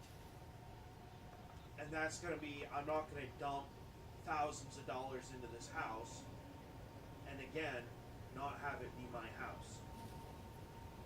I don't want to put any more money into it because I'm on my way out anyway. So, see, if I'm going to do something like that, my fucking name better be on the title for the house. One way or the other. I don't really give a damn how. You're talking about $2,000 to $3,000 for the unit, probably a $500 to $800 install, and then you have to buy the tanks on top of that, which is anywhere from $300 to $400 anyway. Which I heard you complain about paying money for oil and paying money for gas. well, they yes, also because have they're stacking up two different heat systems. When you have a monitor heater, you don't have to pay for that. The only thing in this house that uses that kind of fuel is the heating system. So if you are to remove that furnace and that oil tank, and by the way, if you're talking about doing that while we're having that conversation, propane doesn't gel up, propane doesn't freeze. I can run propane lines along the underside of this trailer from this porch all the way back to where that furnace sits now, get a forced air propane system, and stick it right back there for about the same price or even cheaper than what you have there. Put the tanks on the porch and have the guy come up here with new tanks, or, you know, full tanks, or maybe even a big tank that he has to bring the propane trunk into and refill it from the end of the porch, instead of having to traipse to the other side of the freaking house through God knows what. It would also remove the limitations on building things off of the back of the house, which means I can add an extra bedroom or two onto the back of the trailer if I chose to, and give him a proper dog pen for a small dog that has the fenced-in roof, and not have to worry about building an entrance and an exit in one part of it and out the other so someone can get to the oil tank. That's another advantage to propane. And we live in Maine. I don't mind saying we live in Maine because everyone knows it. They can look behind my head to see on my stream that, you know, I have a stuffed lobster from Maine shoved up behind my streaming area. And I'm actively streaming right now, and I hope people can hear this. If you live in a colder environment, propane is oftentimes a better way to go because it doesn't freeze. Well, It is nearly impossible to freeze propane. I guess I would have to hire the honest crew. So, No. I make one phone call to Junior, and he'll bring all the stuff that I need to do it. All you have to do is put it in there, run the propane line, order one, order it online and have it delivered. I'll grab and order no, Home Depot, and I'll just order a two-wheel dolly because we need one around here anyway, apparently. And I'll dolly that old one out, right out the freaking door. That oil tank can go bye-bye to someone else, whoever wants it. Send it up to my mother. Drop in a forced air propane unit right there and run a line from there to the porch. Right on the edge of the freaking porch. I get it. We don't have the money. No, we don't have the money. We're gonna have to stick with what we have, obviously. In fact, actually, after I end up with this place, guess what? Actually, the reason I'm sticking with the oil is because I get it free. Well, you can get propane free too. Propane is covered under heat as well. No, it is. It's part of the heating anyway. It's what? Heating and energy additional funding, basically. So it covers propane, it covers electricity, it covers oil. It probably would cover wood if people still did wood. But no, you can absolutely do propane. We have an emergency propane heater on the end of the table here that I'm probably going to steal, and the tank when I go out to build the snowblower tomorrow, assuming we don't run out, you know, have the power get shut off from having a tree on a limb somewhere, which I looked at the weather for the next week. All we have is like 2 days where we have like a half an hour of rain, and it's like, if you were to hold a cup out there, you'd probably get about that much rain from it, according to the storm, the information that we have. And the little bit of snow that we have would be amount to a dusting. So for the next week at least, thankfully, thank you God, we have some decent but cold days ahead. No bad weather, no ice, no rain, well, there's a little bit of rain and snow, but not enough to amount to a fart in the wind. So we're good. We're good. I'm gonna call up the oil on Monday. Sometime between now and Monday. That's fine, just make sure they deliver it later in the week. Yeah. Because we need to get into that snowblower's little guidebook that came with it, figure out whether it's a mixed fuel one or if it's just a straight gasoline one, and if it's mixed, figure out what it needs to be mixed with. Actually, you know what? What day is today? We have the appointment with Logan on the 17th.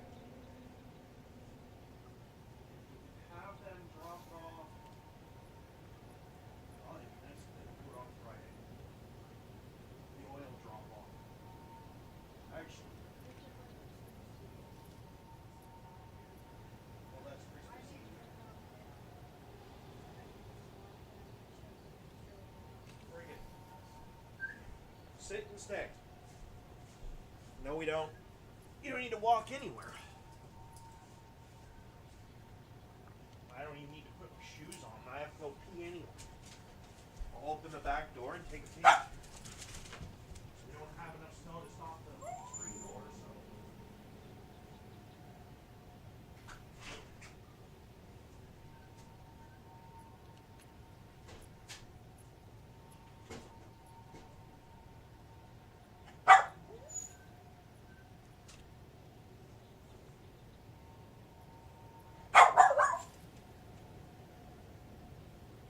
You're literally like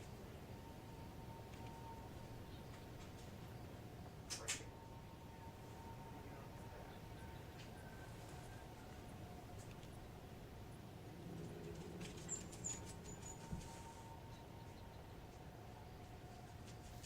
You're basically right at the halfway mark. Yeah, okay, we're okay. So, like, I don't know if I have something that would show you just like how close to the halfway. If the halfway marker is the top of this right here, this piece of Velcro, your little thingy here is probably about like where the edge of my hand of my finger is. If the Velcro thing is a little longer thing, and this is like the halfway point, you're not even a full finger below. So.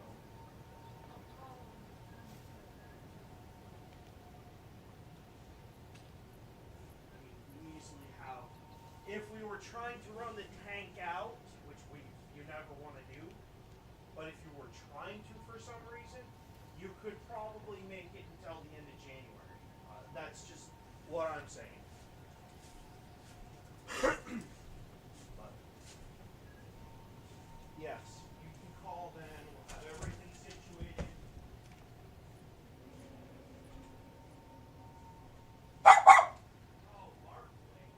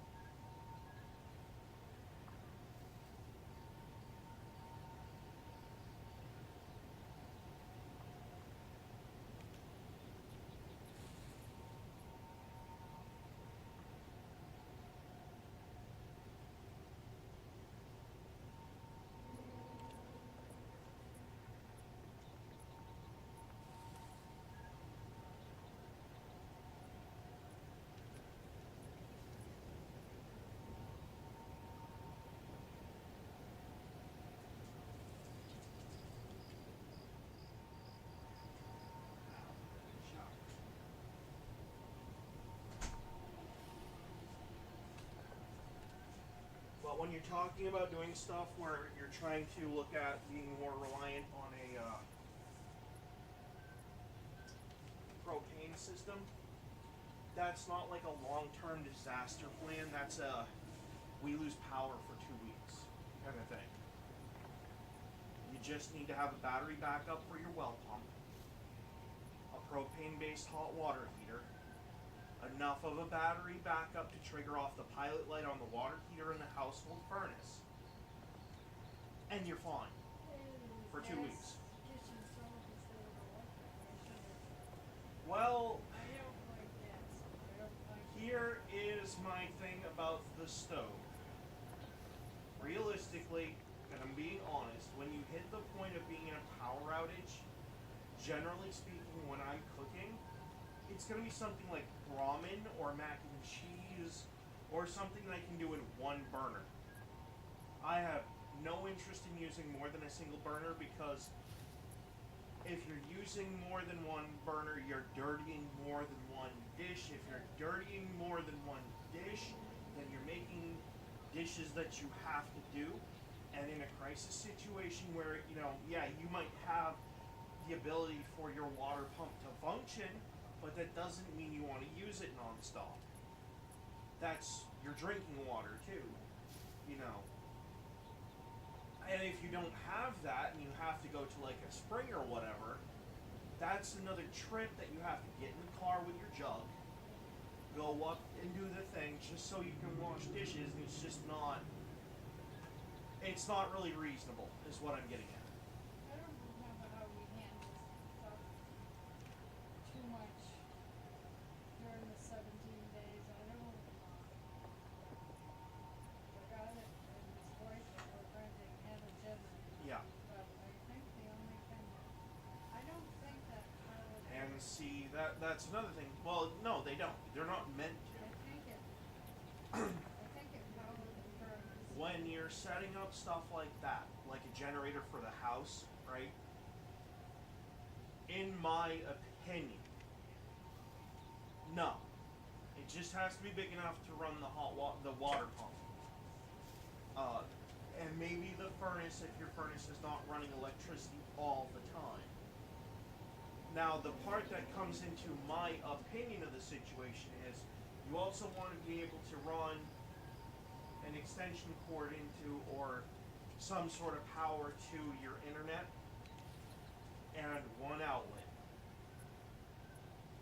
The reason I say that, sitting in the dark, not having anything to watch and or listen to, drive you nuts when you've done everything else. If you've hauled all of your water, if your heating is fine, if you can keep yourself warm, keeping your brain busy after that is kind of the next step. Okay? Because like, you've got all your food, you've got everything dealt with. But if you're stuck sitting here twiddling your thumbs,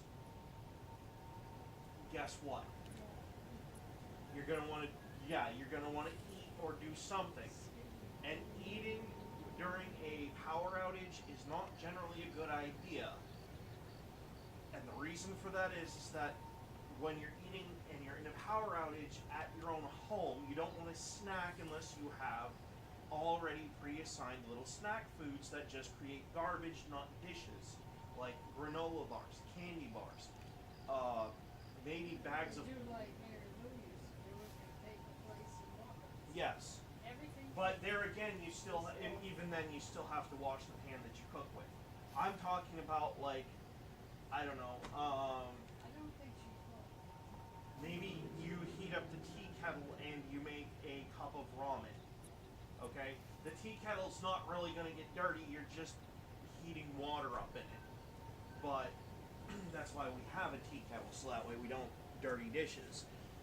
And that's why I'm an advocate for instant foods to a degree, because if you can make it without dirtying too many dishes during a power outage, then you're fine. If I'm doing a power outage kind of thing, I'm gonna go get plastic bowls, paper plates, stuff that I don't have to rewash and can just throw out. And, you know, typically speaking, the first thing I end up eating is stuff like the ice cream out of the freezer and the cereal because of the milk. I don't think we have any left. I don't know, I haven't been up in the freezer, but anything that needs constant maintenance from a freezer or refrigerator is the first thing to go. Generally speaking. Alright, back to trying to kill Crowbell. If I can find him. But I think I had...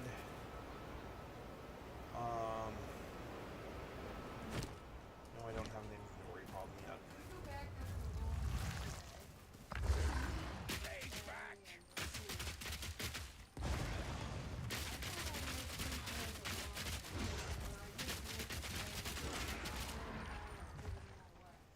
Yeah.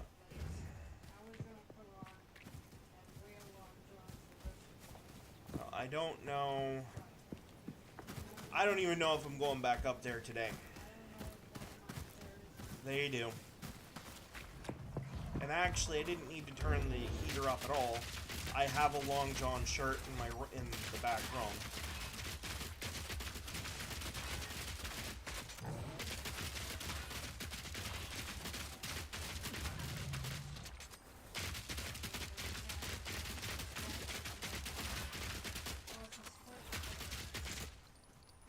Well, I wasn't going to turn the heat up. I was tempted, but I know I probably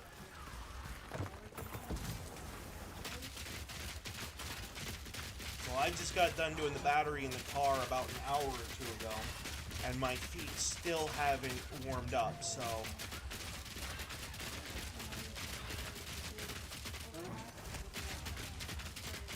And it doesn't have to be a full carpet. A throw rug would work too. I could put a throw rug in this living room, and me and Vermeil have been talking about it because Booger is... Well, he's a dog. Walking on linoleum is going to get bad for his hips.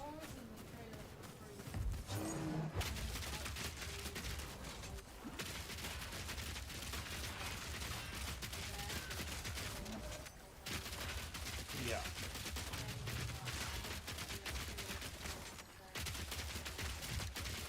Well, this year you won't have to use a shovel to do that. Oh, I died. This year we're not going to use the shovel for that because I'm going to use a snowblower to do that. If we get enough snow to...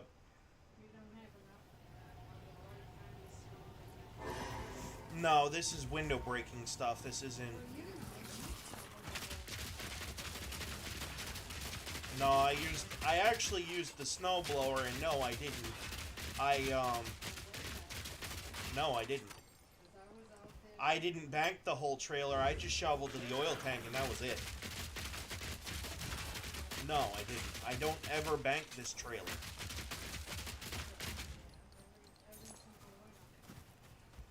I don't bank the trailer because I can just wear slippers. And I have 2 pairs of, you know, camo insulated slippers specifically for that reason. There's...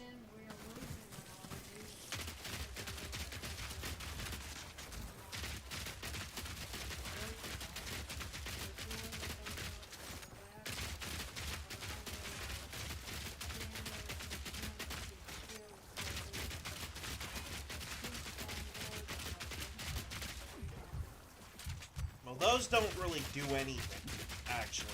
And that's why I don't like them. They don't do a thing.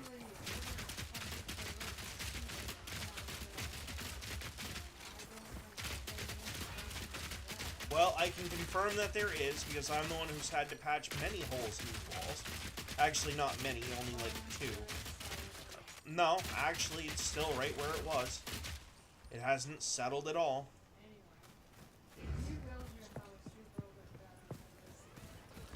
Well, yeah, but that's because you're the one building it, not someone else.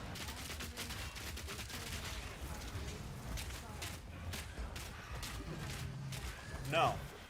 I will not have a basement. I will never have a basement. Especially not on this piece of property. Basements are just a headache. They are an unneeded they are a problem waiting to happen.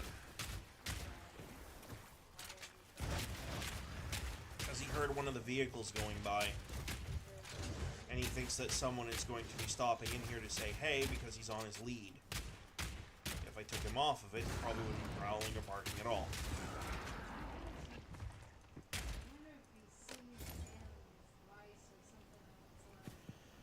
No, he doesn't, and I know he doesn't because there's nothing on that porch that we don't allow on that porch.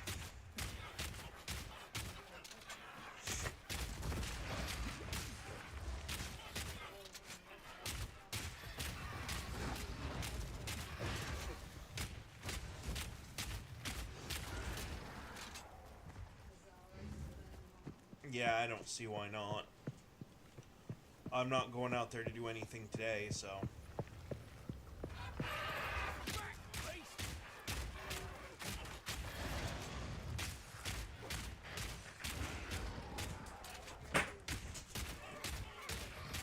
The other reason I don't bank the trailer is because if we get enough snow, it usually banks itself.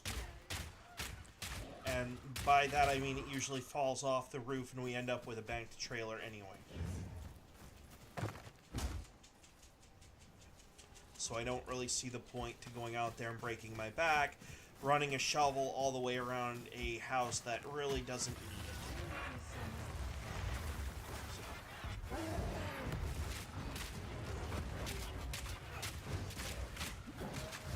Now that being said, there is a serious upgrade that I've been considering.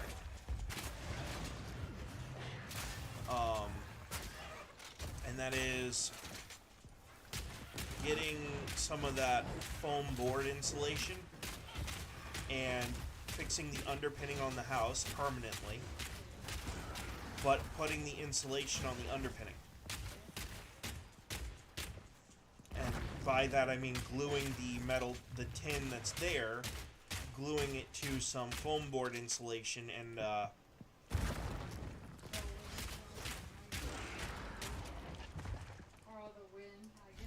well, no. What I'm going to do is I'm going to take and the stuff that's there already is going to stay there, but it's going to be permanently screwed to a either cement blocks and it's going to be screwed to the house permanently. But before I do that, I'm going to take the sheets of metal off and I'm going to cut them to length and have them overlapping just enough to where you can join them together. But on the back side of them, the part that faces the underside of the trailer, there is going to be about that much of some of that foam board insulation that's going to be glued right to the metal. And I'm going to leave one on that end that's just going to be a piece of plywood with a metal hinge on it, and it's going to be able to open up, and another one on the other end, so that way when we have to vent underneath for whatever reason, or if someone needs to get under there for maintenance, they can do it. In fact, I might not put it in... That's what Quintown told me when I sent the trailer in 2004. Yeah. That I needed to open it up in the summertime and not get dry out like it. All you gotta do, I'm not kidding, as soon as the snow melts, go out back, grab onto the little hasp that's gonna be back there, twist the thing, just like the one that we have holding that door together on the porch. Twist it and pop it open. And that's what's going to be. I'm basically going to frame in the underpinning of the porch. Frame it and insulate it. That's it. And then for at least the next 10 years, hopefully nothing destroys the insulation under there, we can have warmer floors in here anyway. But it still does not change the fact that at least for the living room, I want to get a throw rug. No, you don't want wall-to-wall carpeting. Wall-to-wall carpeting sucks. It sucks because it's hard to maintain. You're better off leaving the linoleum down and just getting a throw rug. Getting a throw rug with a silicone rubber surface on the bottom to hold it to the linoleum is better than wall-to-wall carpeting. Because in the summertime, after you've dirtied up your carpet all winter, you can drag it out the front door, drape it over the porch, off of the banister, and take a broom to it and just beat the shit out of it. Bring it back in, and you've cleaned the carpet. There you go. And it'll make it so this one doesn't have hip dysplasia as he gets older from walking on, slippery ass floor. No, slippery. Walking on it. Dogs can get hip dysplasia from walking on linoleum and slippery surfaces for too long. Yes.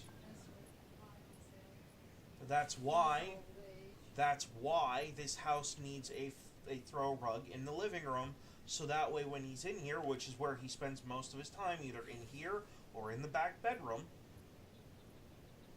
which is the only other place that I'd put a throw rug. You know, and then you put a rug there and he's gonna think that's just a pee pad. No, because those pee pads have a special scent on them that makes the dog that draws the animals to them to make them go on the pads. So that won't be a problem. It's not gonna be on top of that. No, it's going to be on the linoleum. Well, anyway, John had wall-to-wall carpeting in his brand new log home. Uh-huh. And he had how many dogs? Well, he had how many people? Yeah. They tracked in and he had dogs, and they tracked in children. Also, I'm also going to point out that a throw rug does not require special installation, number one, is usually cheaper than wall-to-wall carpeting, and if something goes wrong with it, meaning that it gets too dirty or whatever, you can just physically remove it. You can physically remove a damaged throw rug. If you have damaged carpeting, you have to have a special construction crew come in to remove it. That's what he did. He had a So, come in and I would rather... put down real boards that Yeah. looked a lot like this. I can literally just go to Walmart today if I had the $100 and go buy a throw rug for this room. I can install it today. All I have to do... If we didn't have to spend money at T&L, we Yeah. could have. But, I mean, I'm getting down there, so I gotta stop. Well, we can't spend anything else. The battery for the car, we needed that this morning because the car decided to outright, turn into a starting nightmare this morning. Or it almost did anyway. We prevented that nightmare from happening. I don't know what that Oh, yeah.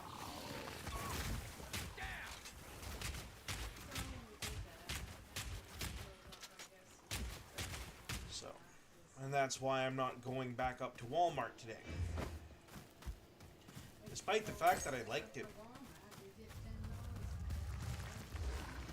Well, I'm not going to bother doing that until we need a battery for the snowblower. And the snowblower's not even put together yet. So why would I need to go up there and spend more money? I don't need to. I'm going to wait until... yeah, it has the electric start. It has a push button start, and as far as I'm aware, no, it does not come with a battery.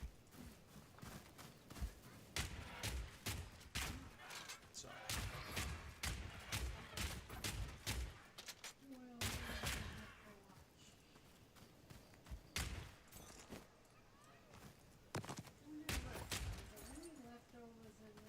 Not that I'm aware of.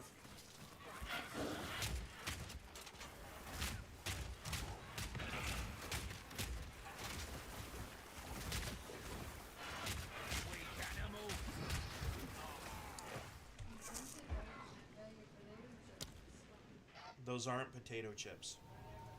They are chili cheese corn chips, and they're for the recipe for dinner tonight, so don't open them.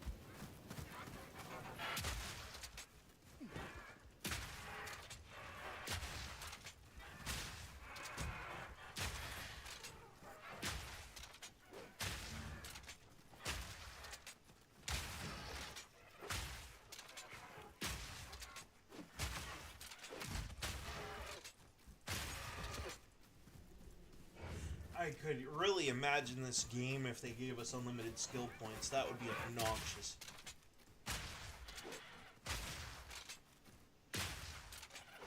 Fire shot! You wouldn't need weapons. You wouldn't need them. It'd all just be spells and skill and unarmed skills, and weapons would just be added in to give you a stat bonus, basically. Or would function as some sort of ability addition.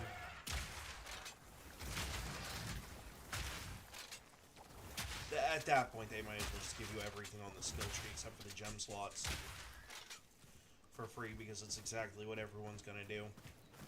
There is no build at that point. Magnus, knock it off. Oh, yep.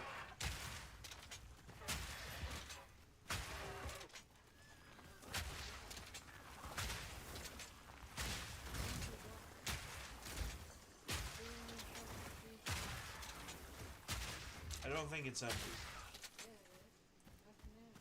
Oh, then the bag fell out of it then. I'll have to go find it at some point. I'm not going to deal with it right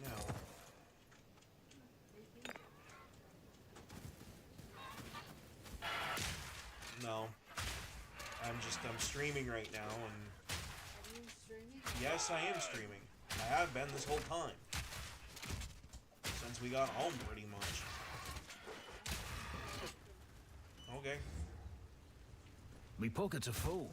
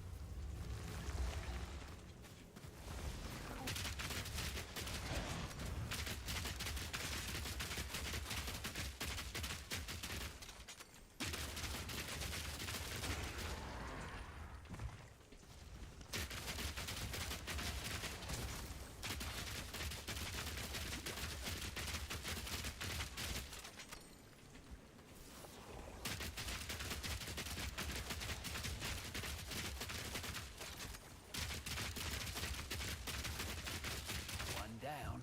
Who's next?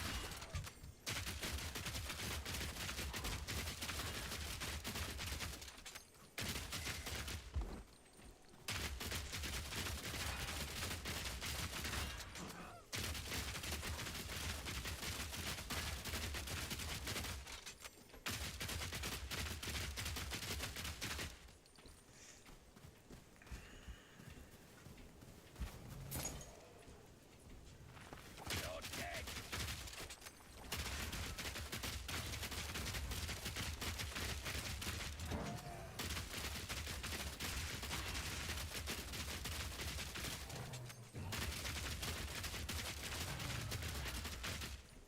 My pockets are full.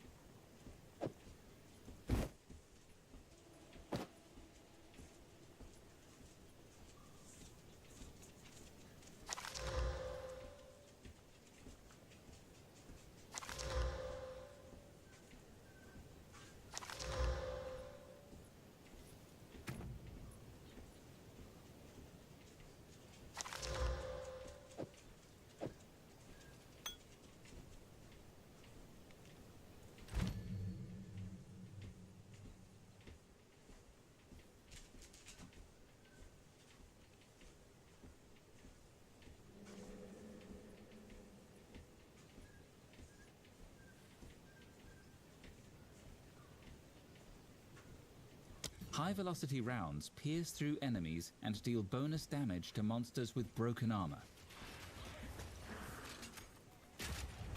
Look out for this symbol that indicates an enemy's armor is broken. High-velocity rounds pierce through enemy.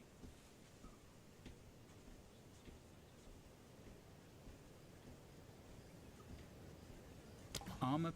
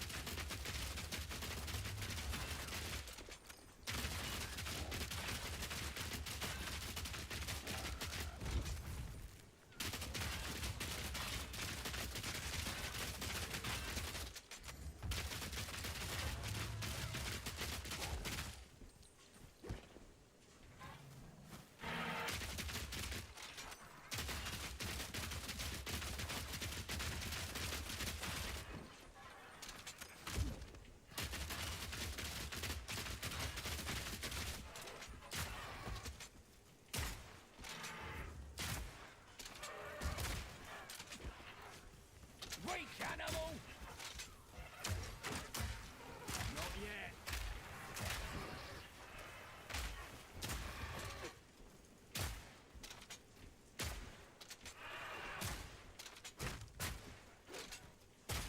Hazards are full. Not yet.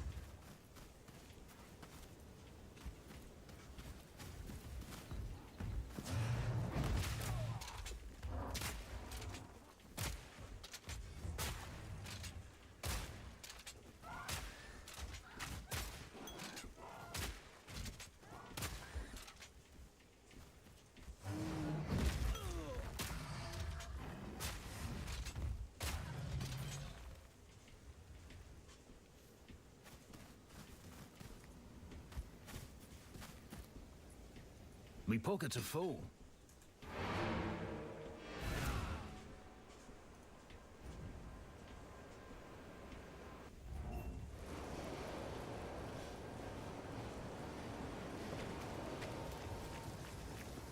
I have a how do I a little while. See, will you pay them a visit? Right then. I don't know how to art. It's in my. It seems shadows haunt us both. This hooded one is here. Take a look. Deal.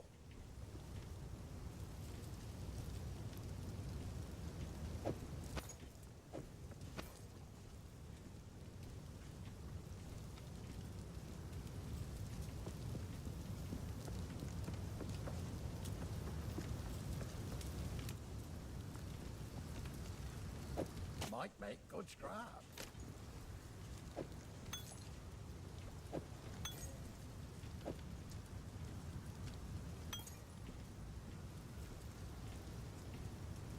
Till next time.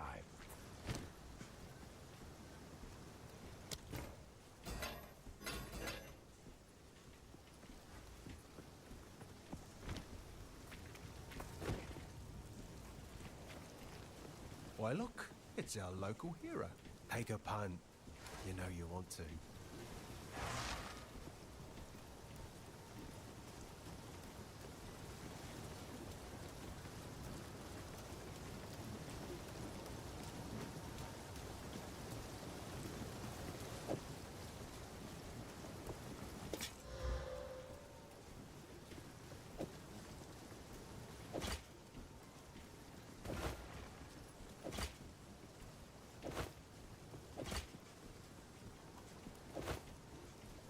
Not sure what I'm gonna... Go make a legend or two. He's not sure what he's willing to do with it, or going to do with it, but he sells it to me without having a second thought. Bastard. See how it is. Sounds like half the people in the state that I live in. Oh, they'll sell you a car that's beaten to crap for What's all this then? thousands of He's dollars. from these parts. Maybe he knows. And, you know, think that it's just perfectly fine to do so.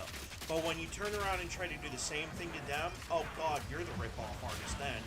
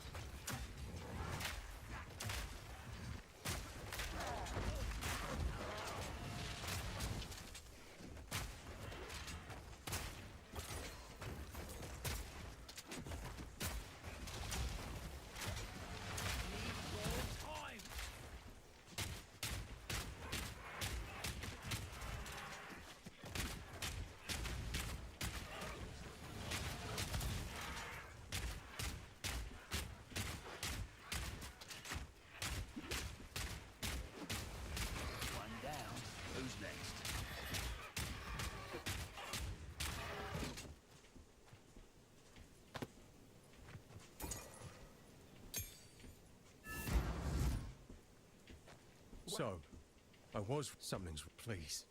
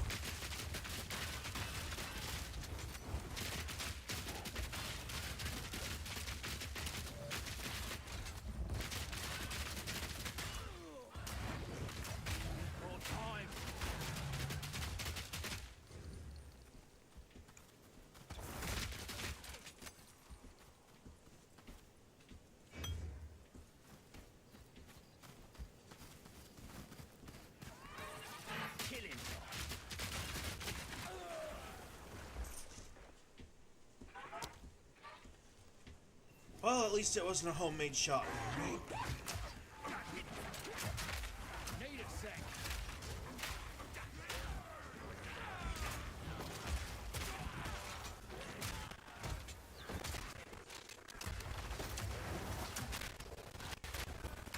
Need more time.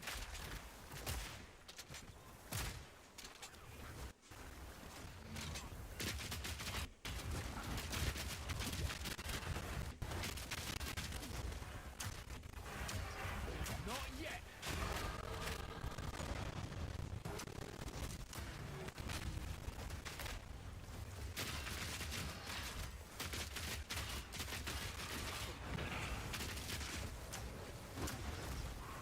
More time.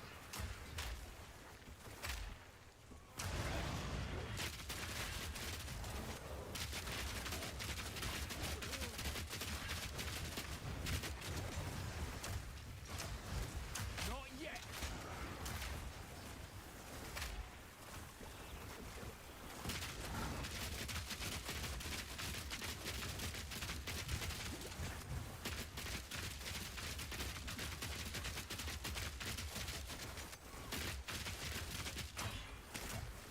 Need a sec.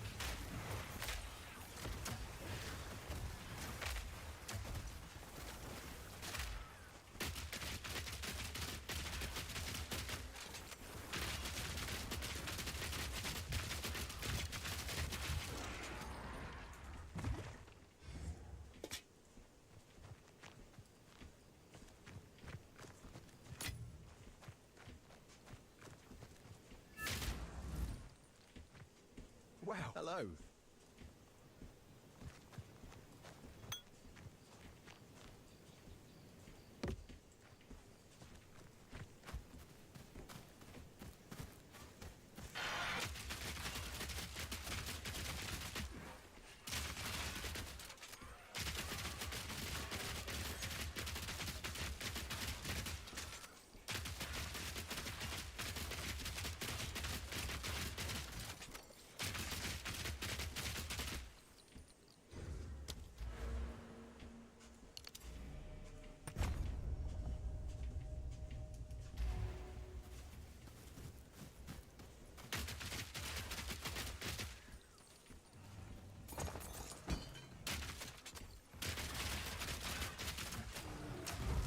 Need a sec.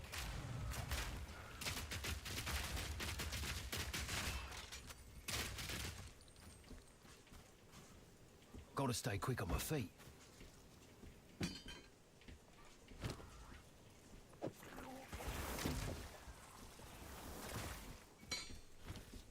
Right in the eye.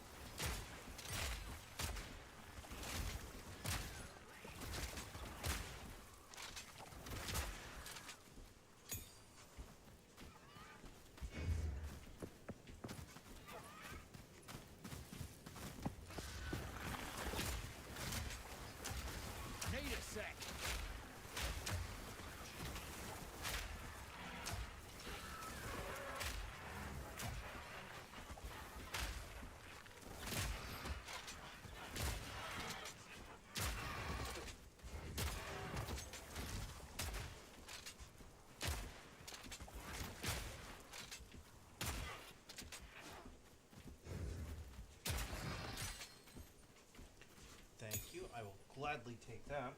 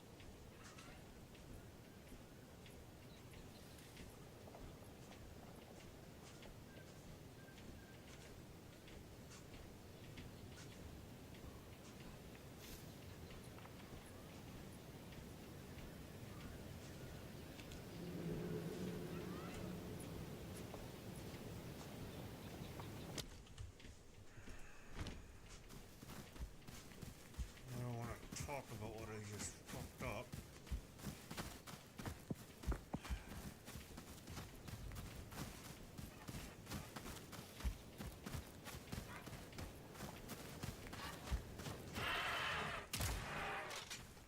Dodge this!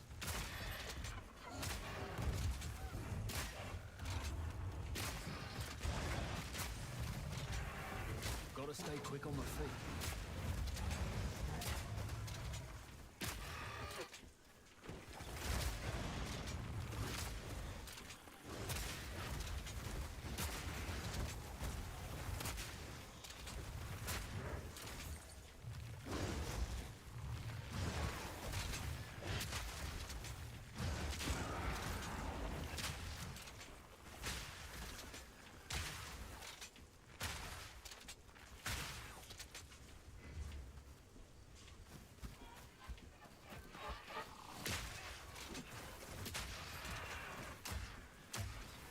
Not yet!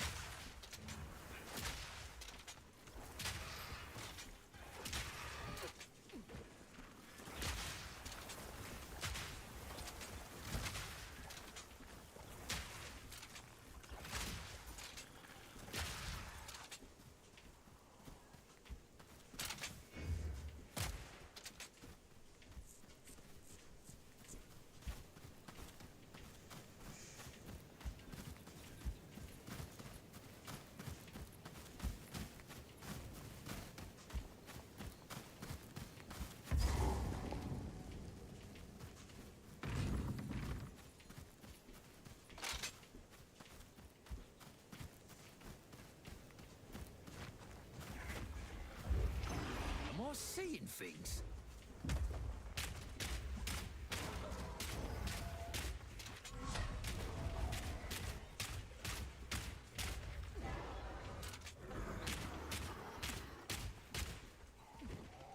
I'm gonna get ya!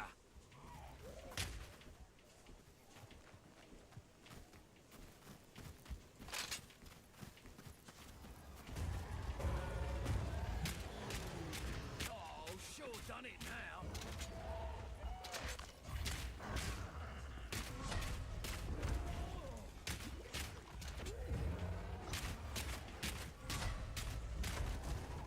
Take this!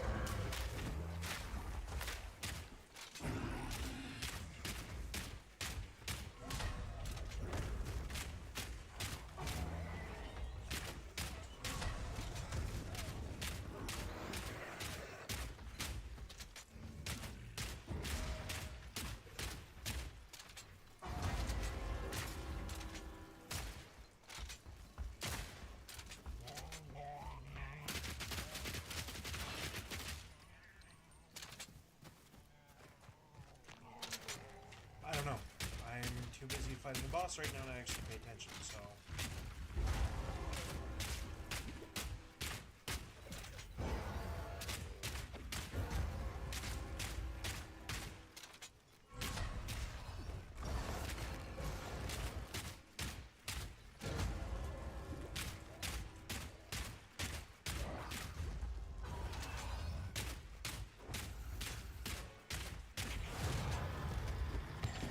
This is bloody work.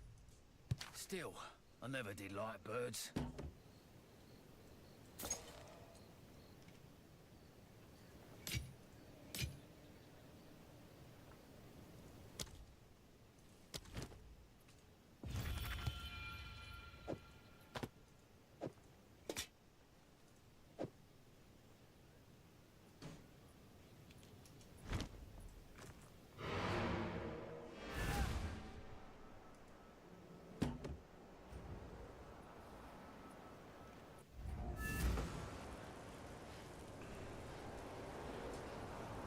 Okay, there's 2 specialization points, which means we have all the movement speed goodies. Yeah, go for it.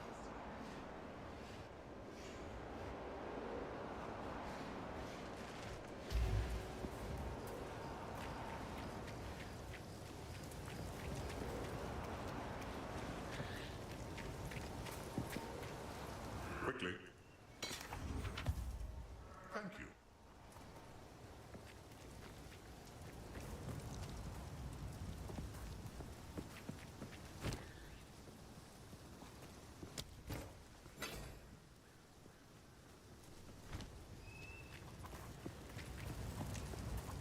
Sorry, I was just...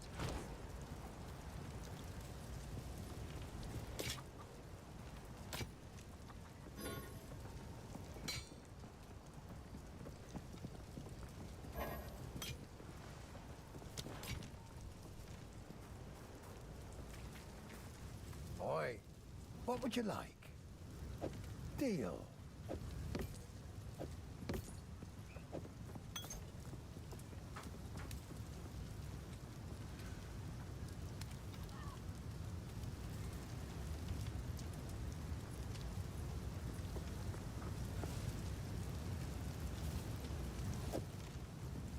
Deal.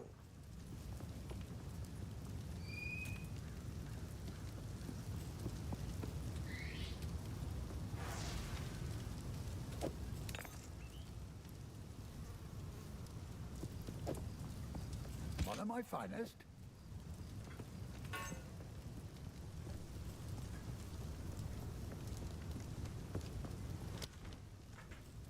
Go well.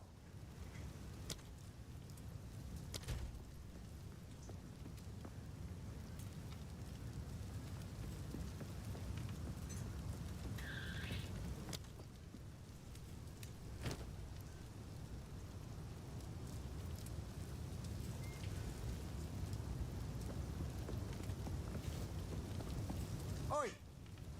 What would you like?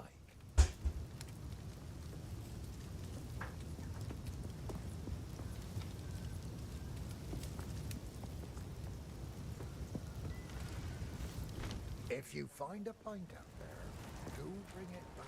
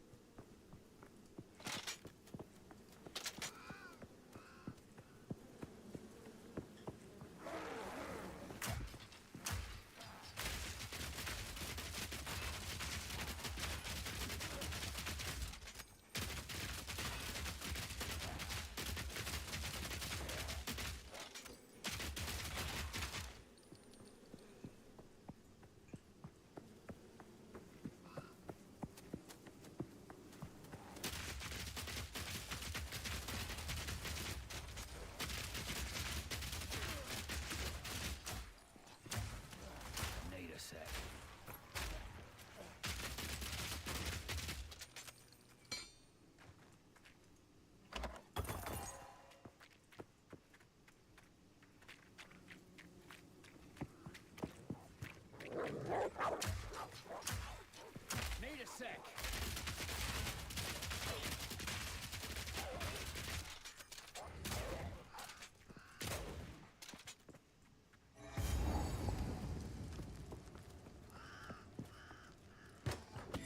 Gotta stay quick on my feet.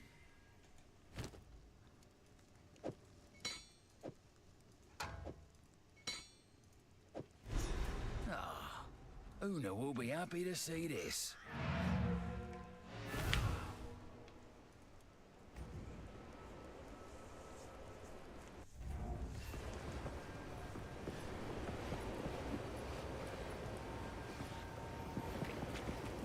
You found my loot. I think I shall.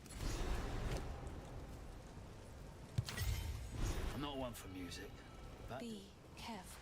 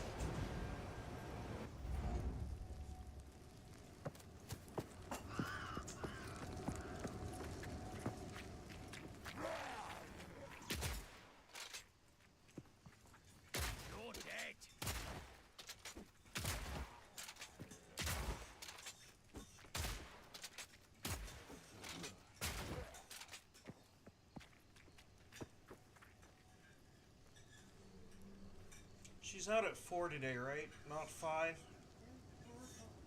Okay.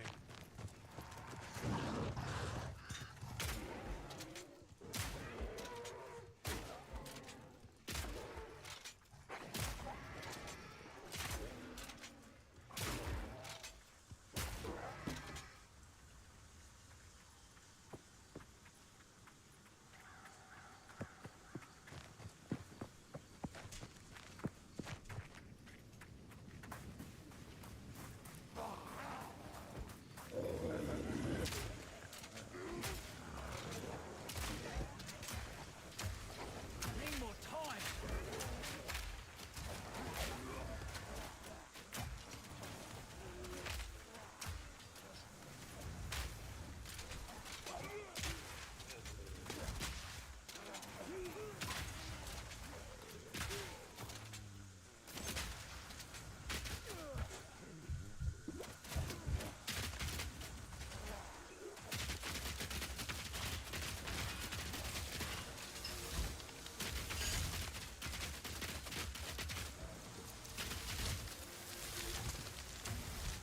Not yet.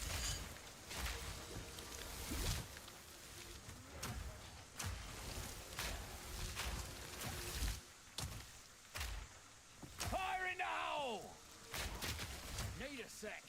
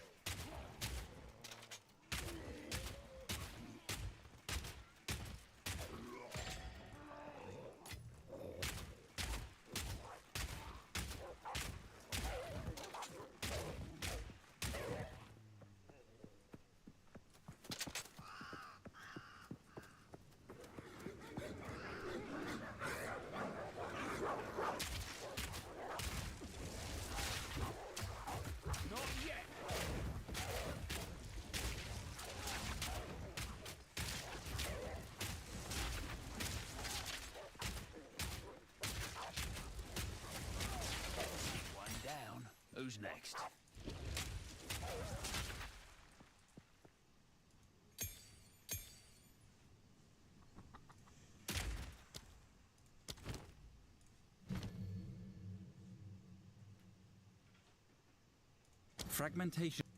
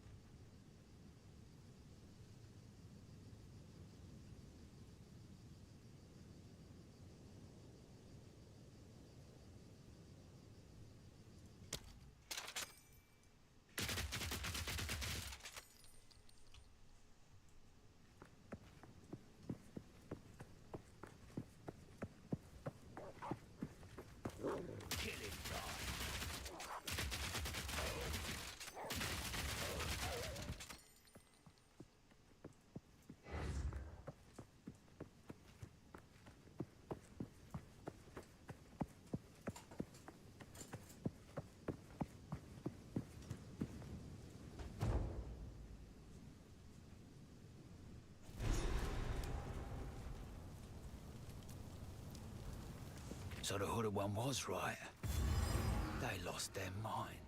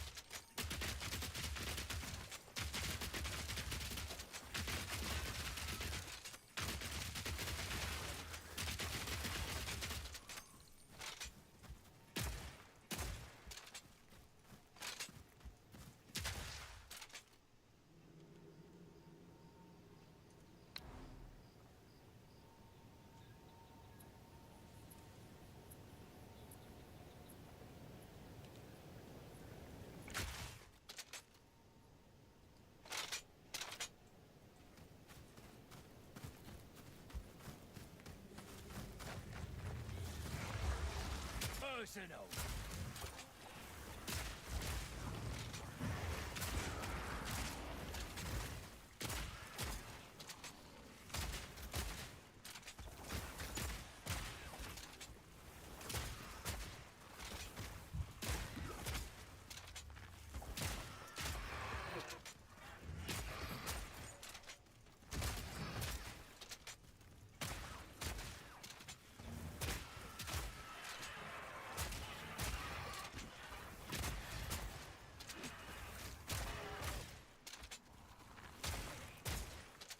No room.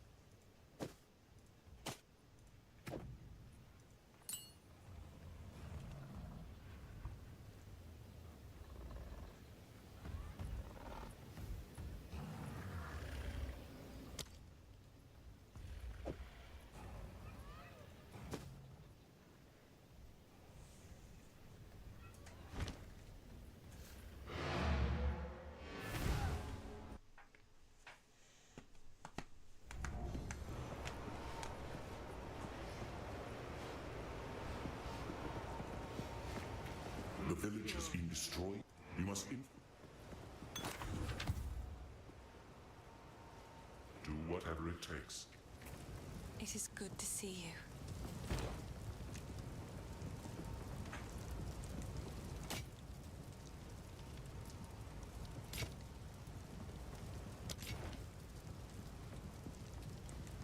Stay safe if you can.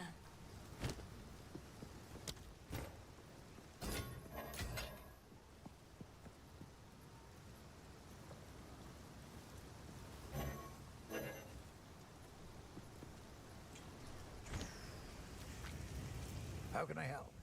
Here's what I've got. I'll find some use for that.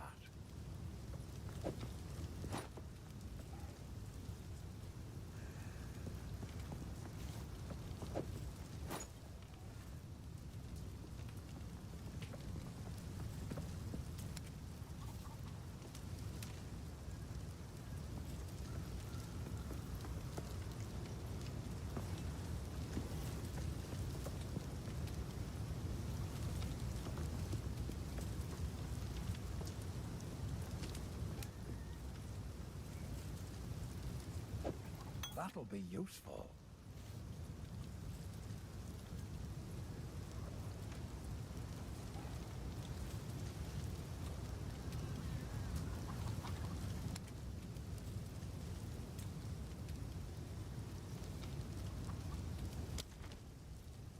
Go well.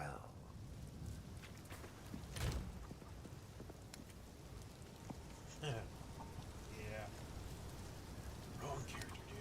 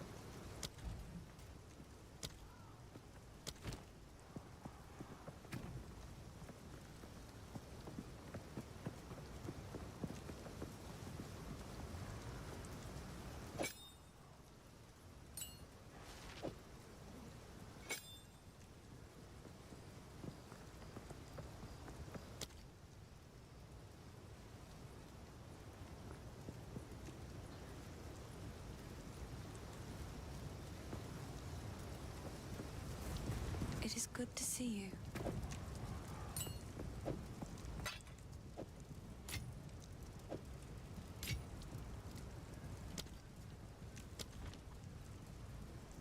Bye.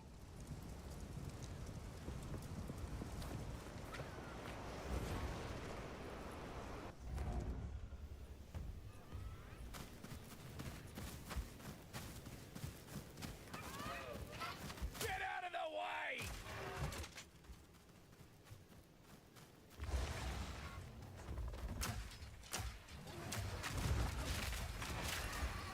Need a sec.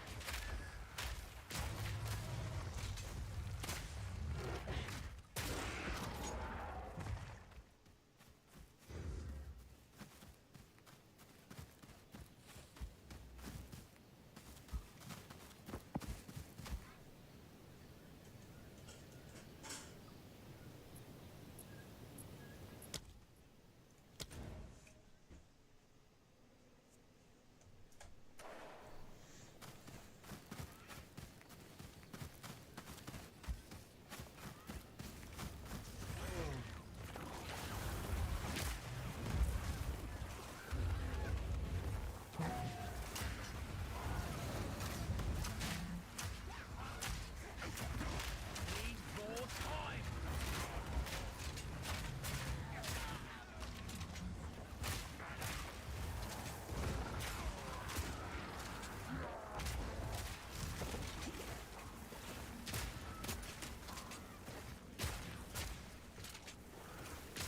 You're dead.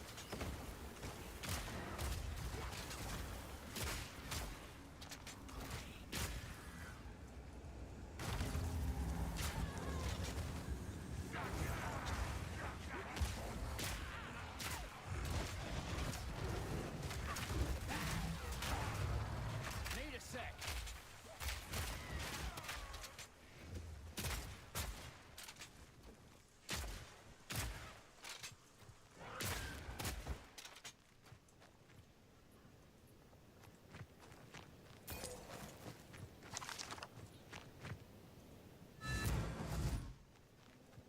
Wow, this is ominous. Ah, the hero. So, I was something's please.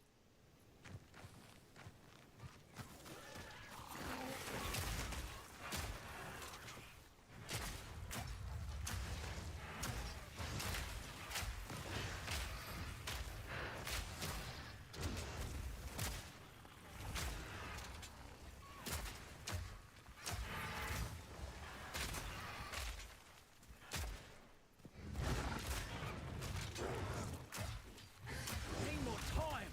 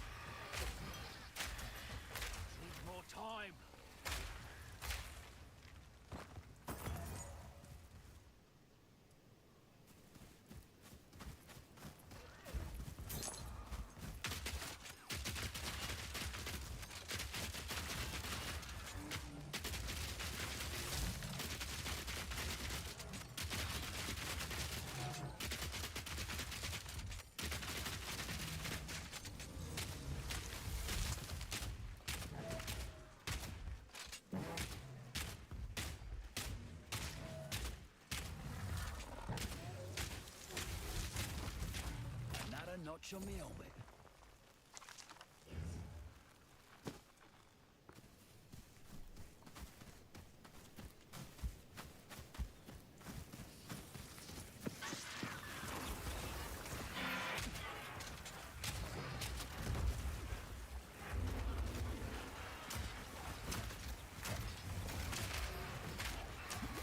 Need a sec.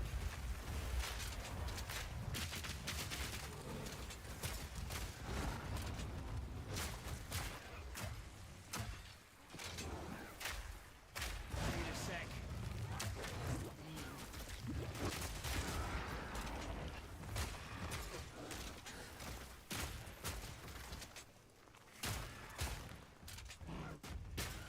Weak animal. Must be the mail truck.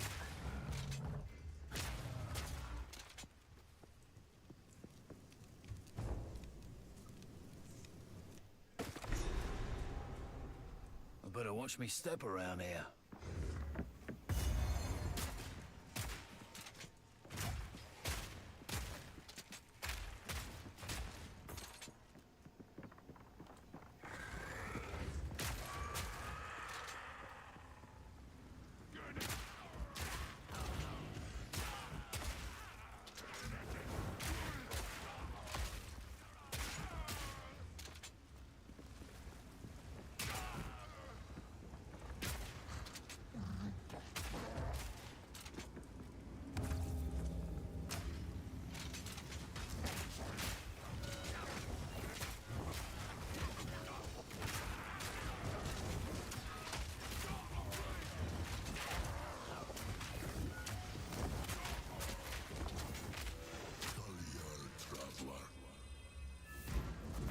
Who was that? I can't believe it. Please, hero.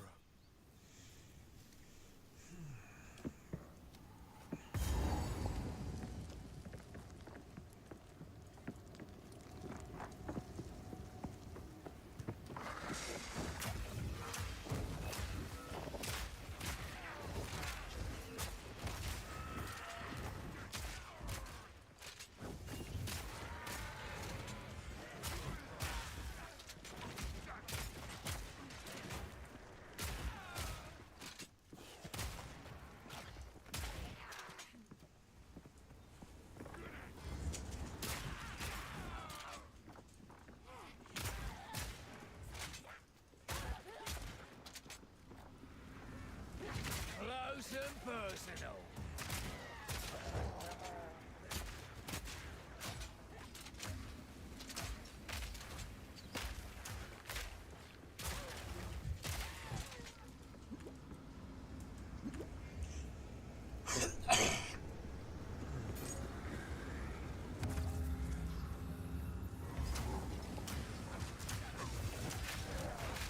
You too.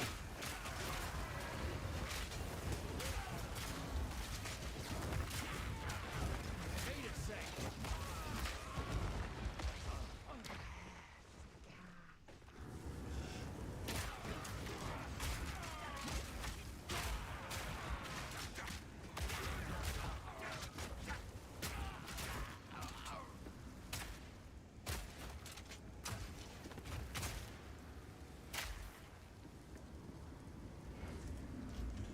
Alright, I need to make something to eat. I have no idea what it's gonna be, but it's something.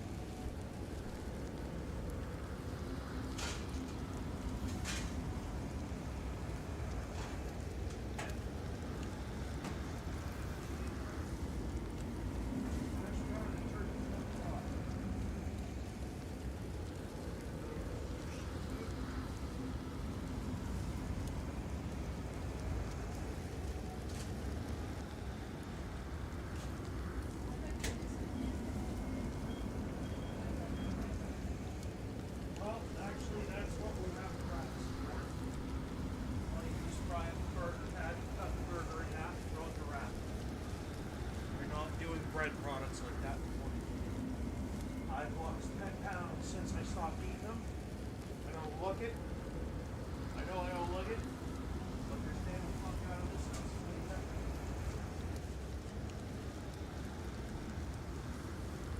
Processed flour stuff is just really not helping.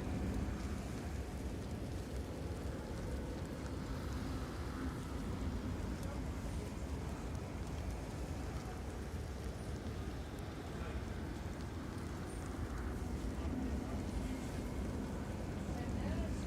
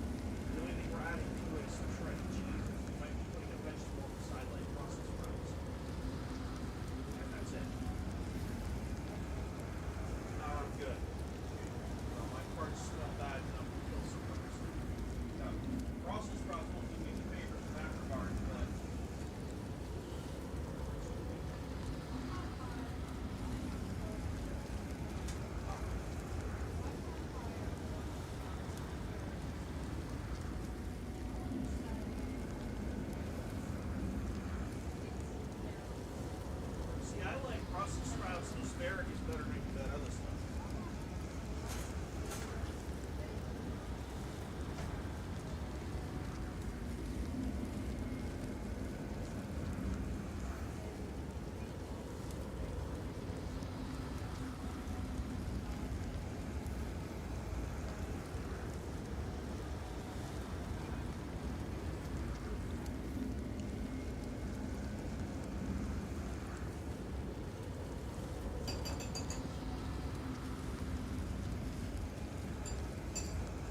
In my case,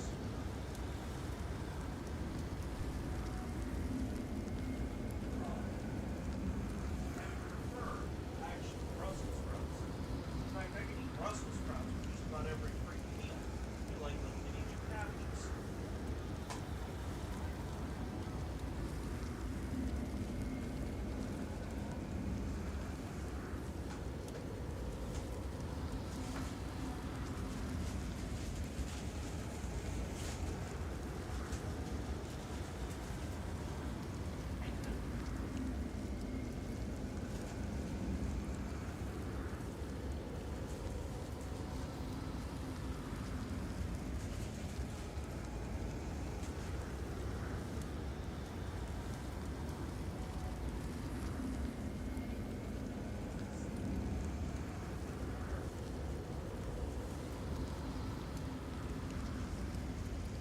Damn, now that I've got a taste of it, like,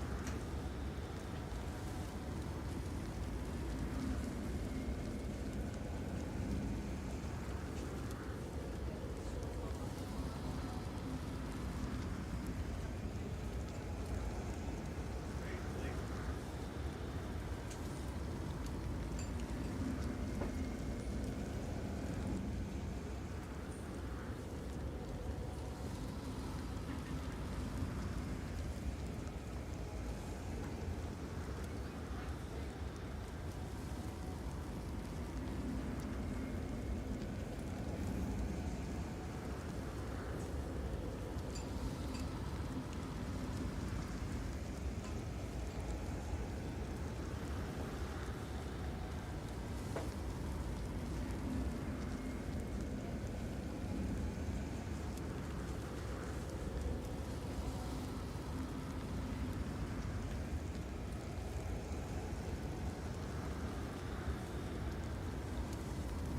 Oh yeah.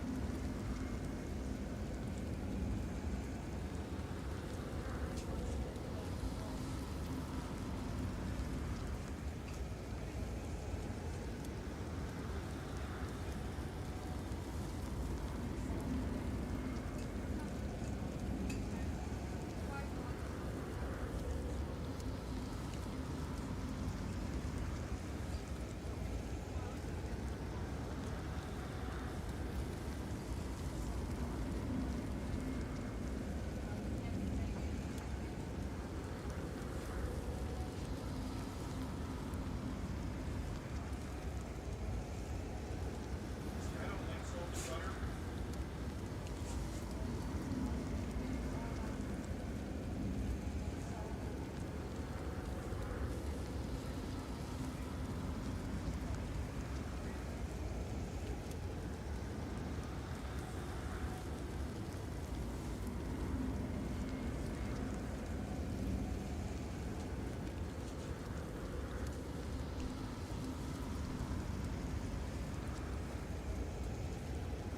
See, I don't have that problem.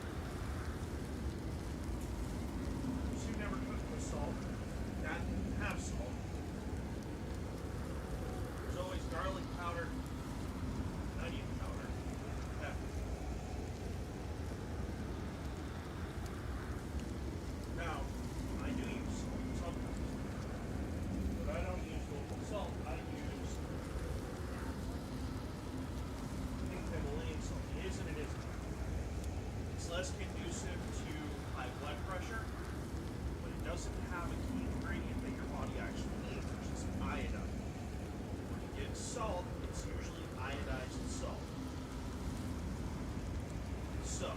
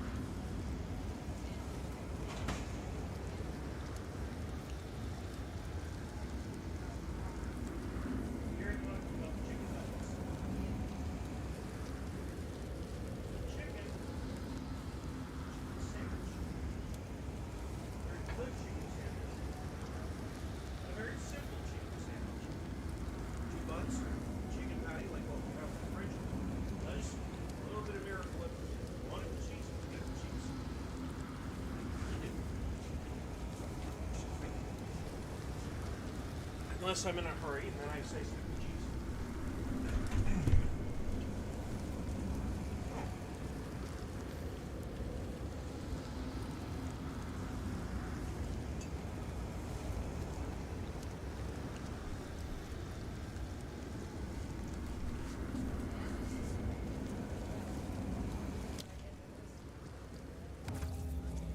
Is it the tuna and cheese casserole, or is it the cold one?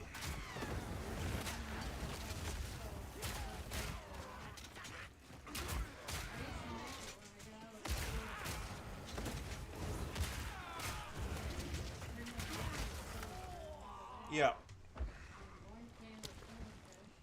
That's the hot one. There's about 3 different recipes for it.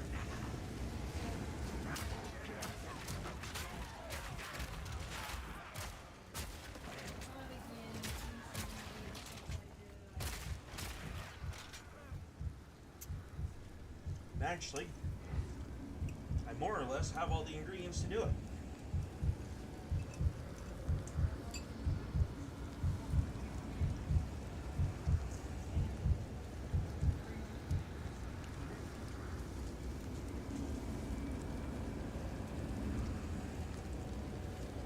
Probably boiled up some pasta. Go lay down. That's my bowl. Mine. Mine.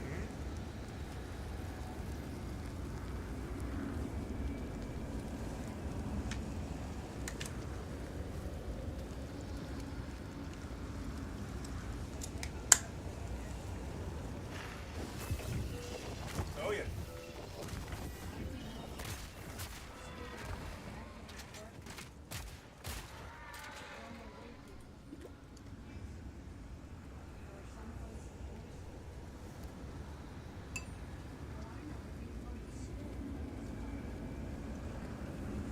Yeah, wasn't he at barber school back then?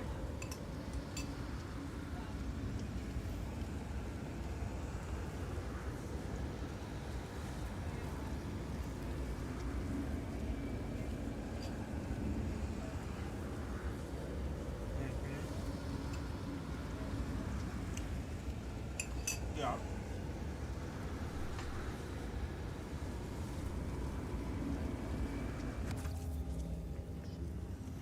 Close and personal.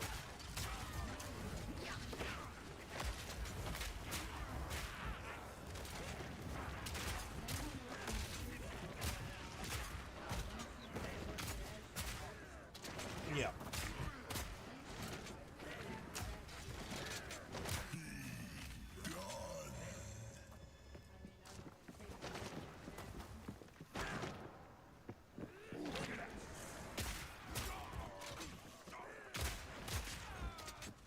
Well, see, sometimes, even if it's not the mom, someone should really be home. Especially when you have kids and a pet. And I know that there's going to be some sector of morons in American society that say, oh, well, you won't make enough money doing that. And I'm like, okay. Fair point.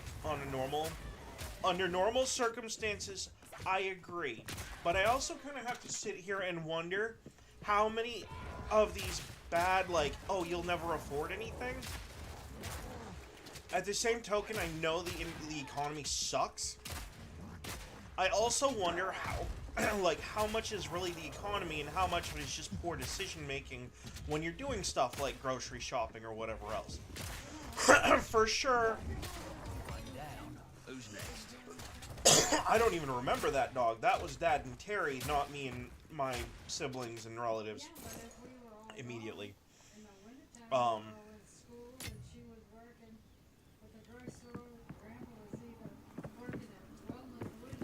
Yeah.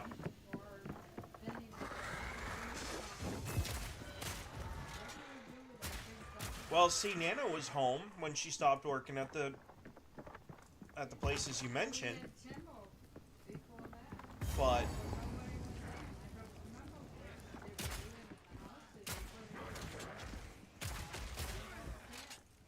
well, I don't. That's before my time. But what I remember of Grandpa Bedard and what he did to that house, was actually pretty clever with the trap door that the cat could go in the basement and come back up whenever it wanted to. Oh, I do. Yeah, and he used to have the litter... He used to have, back when they had Mittens and the cat before Mittens, there was a, you know the little shoe closet that was under the stairs? Yeah. He built a trap door that he left open when, you know, when, just like all the time. And the cat had a litter box downstairs and a dirt sand thing in the place that he used to have in the basement, that he used to have the same, in the same area that he used to have his knife sharpening stuff for sharpening scalpels and whatnot. I'm not sure. I know that the dog, there was a dog that would occasionally go down there, but the trap door was always open so the cat and the dog could come and go as they saw fit. And as far as I'm aware, everything worked out just fine because the cat and the dog got along. Now, here's my thing. And I'm not going to get on some universal basic income bullshit or anything like that, although I feel like if America as a whole could kind of come together and actually produce something, I don't care what it is, video games, cars, trucks, lumber, whatever, if we could get to where other countries are buying our stuff instead of us buying their stuff, what I would like to see is a continuation of that ideology where we're making money off of the rest of the world, even if it's oil production, I don't care, to where the people that live here, and this is part of the reason why Social Security doesn't work right now, is because we don't produce anything, really. The only thing we produce is bodies to throw in military conflicts and a little bit of oil. Nowhere near as much as we could be. This is why we have a deficit issue, because we don't actually have anything that we sell to other countries other than our military power, and that's it. We buy everything from Asia, Mexico, and all these other countries, and what do we really get for that? Nothing.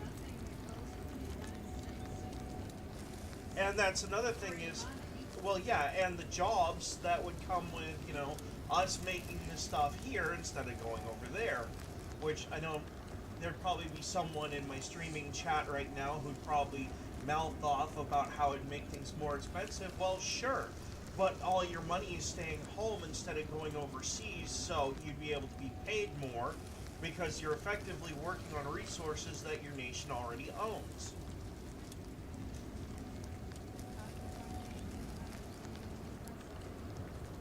Well, actually, no, it's not. We actually have a couple companies right here in Maine that do that.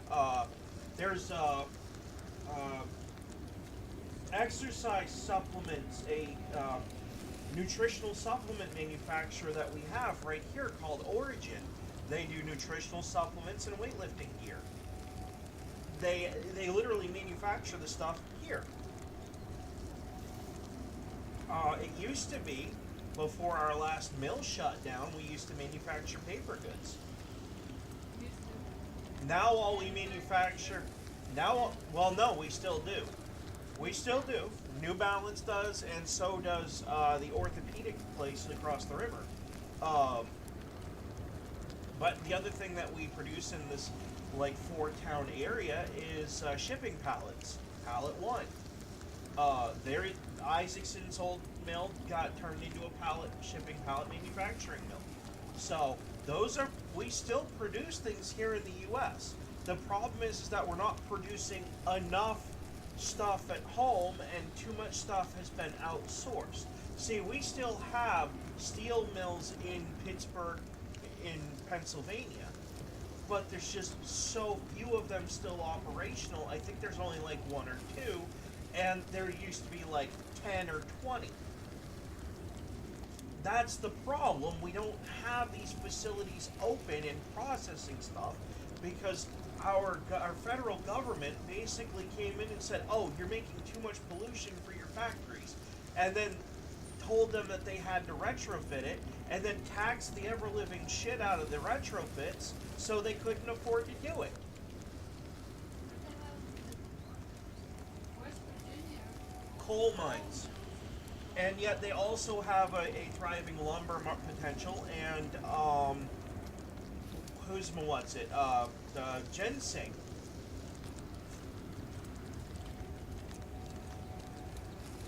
You know, other plants that usually only grow in environments that like the Appalachian Mountains.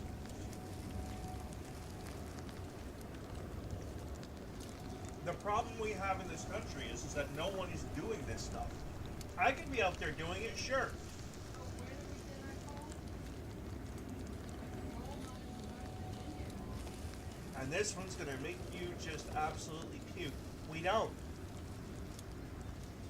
No one uses coal except for coal-fired plants at power plants. And they have their own coal mines specifically, some of which are located overseas.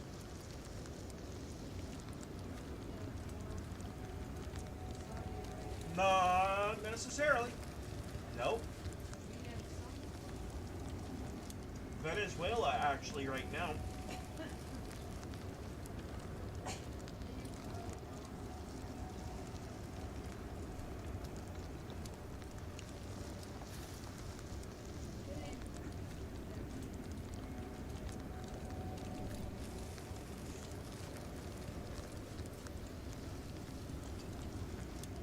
We actually sit on one of the planet's biggest oil reserves and we never use it.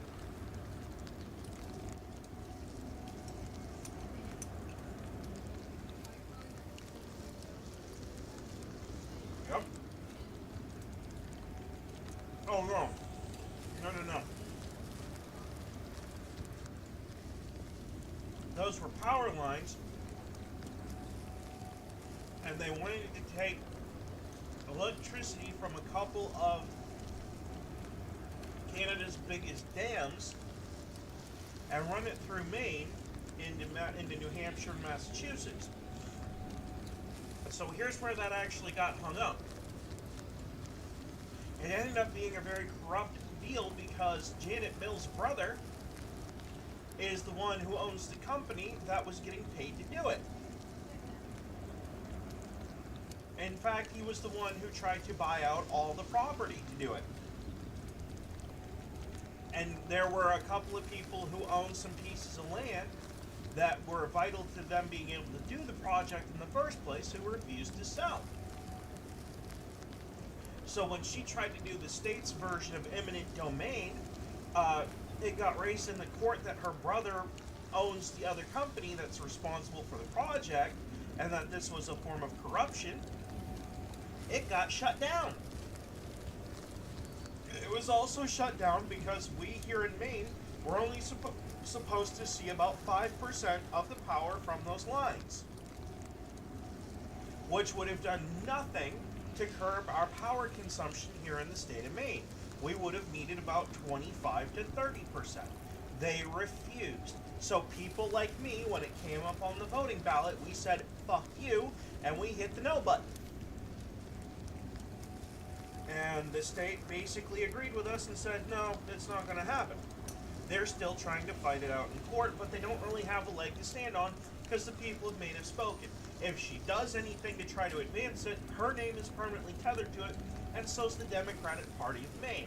If they try to pursue it, it kills their any chance that they had at power in this, at political power in the state of Maine. It is a death sentence, politically speaking.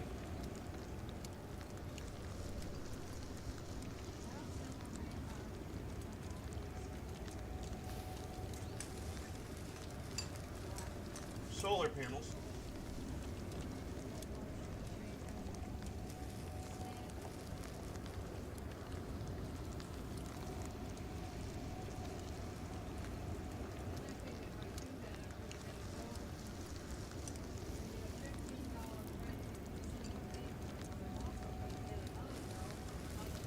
Yep. for about $200 extra a month. So.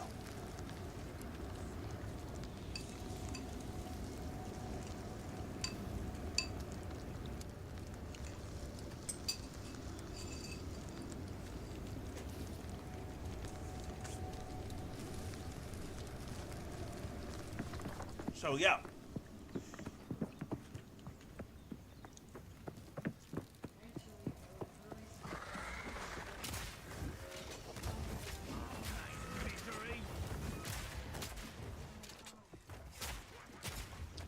Well, here's the thing.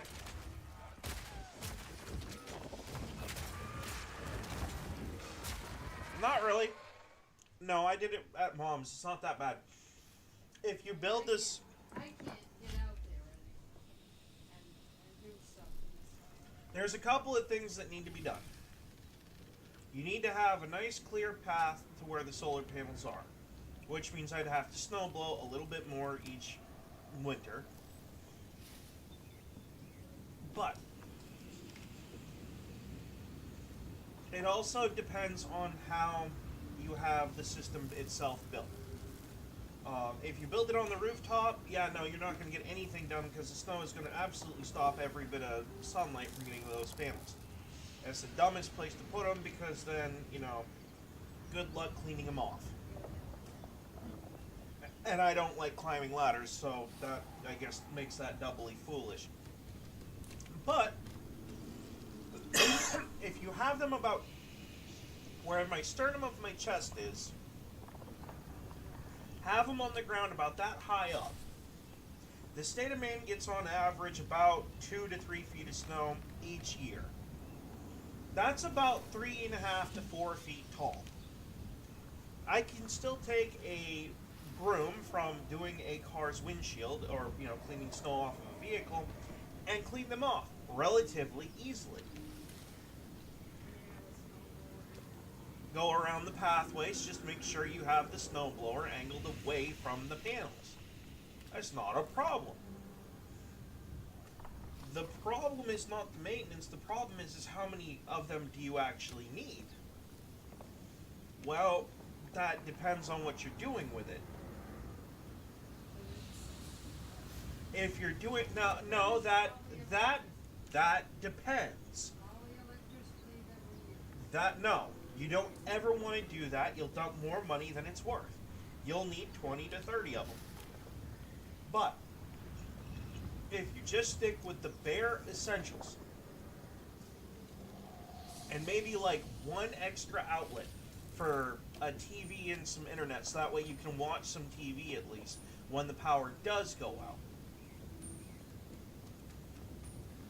If you put just the lights on it, if you put the well pump on it, and, well, really, that's all you need. It's just the lighting for the house and the well pump. Because you can always heat up water on a little burner stove. When I talk about solar power, I'm not talking about making everything in the house run off of it. Would I like to do that? Sure. If we had solar panels that could do 75% efficiency and you could have like 4 solar panels do a whole house, that'd be fine. But that's fantasy land. That world doesn't exist yet. Scientifically speaking, they haven't even figured out how to get it. They've barely figured out how to get over 30. My setup here, the electronics that I use, and I'm not talking about the Xbox because we all know that the Series X is a power hog. I'm talking about my computer, my TV, and the smaller stuff that I use here, and my Switch. I can run everything that I have sitting right here on anywhere from 2 to 4 solar panels. It is not a high-powered setup. Because it's like taking about 3 or 4 of these computers worth of performance and jamming it into one machine. The higher the performance, the more the power it needs. Okay? My computer runs on, I think they said 165 watts. No, it's not even plugged in right now. I don't leave it plugged in. I plug it in when I want to use it. That's why it's behind my shoulder, So that way all I have to do is reach over my shoulder, or, get up out of my chair, wheel around, put my knee in the chair, put the power cord in the back, and turn it on. If I choose to. And I have a smaller TV set up right here, that actually my webcam for streaming and stuff is set up to. It's built in as part of the chair, so that way I can just do everything from here as far as that goes. I don't need that big TV on. The only thing over there that, as far as I'm concerned, needs to stay on is the internet. Well, the treadmill has an automatic shut-off when you leave it to sit long enough and you don't use it, right? So I'm not worried about that. Her stuff is even simpler than mine is. She doesn't even have an Xbox over there. She's not using a real TV.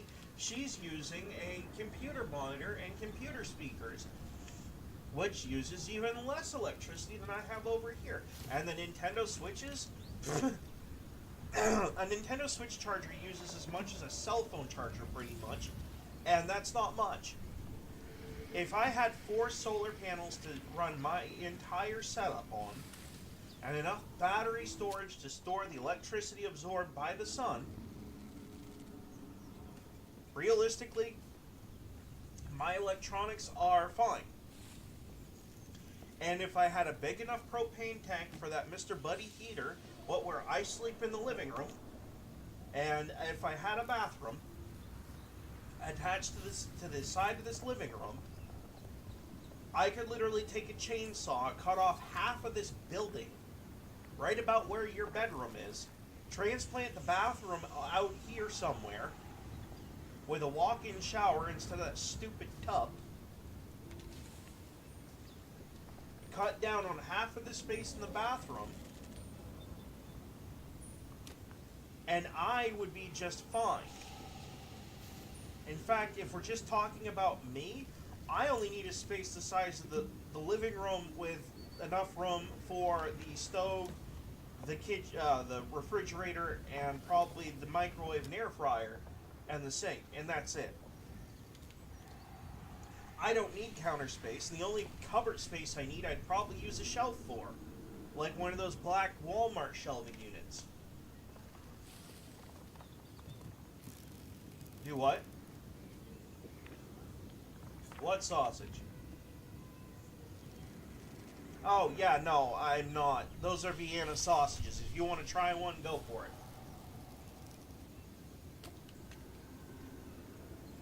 You know, they're not for everybody, but they're a delicacy down in Arkansas. Oh, that was my phone that just went off, I think. Oh, okay. But yeah, if we're not talking about heating the house, if we're not talking about running the water,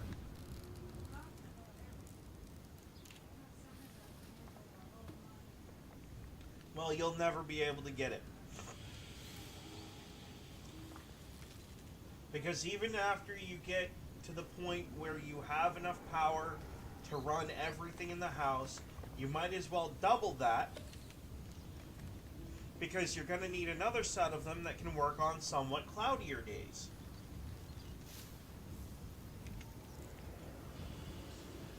I'm just not a big fan of them. They were just something to snack on while I was waiting for my food to get done in the mini oven and microwave.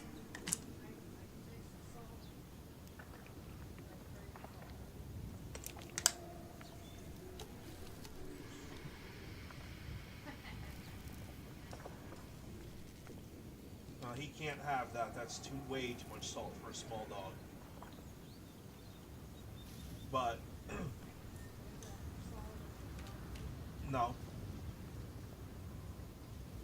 there isn't. That's why we buy that brand of dog food.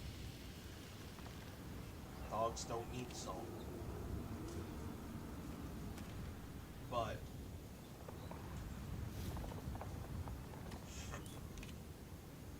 with 4 decent 200-watt solar panels, that's 200 watts apiece, that's about 800 watts of electricity. The problem that you're going to run into is having the battery storage to do it. That is where they get you. See, the solar panels, they can run you about $100, $200, depending on which ones you get. Sometimes you can get them for right around $60. But where they get you is that the battery to store that electricity is about $500 to $600 a crack.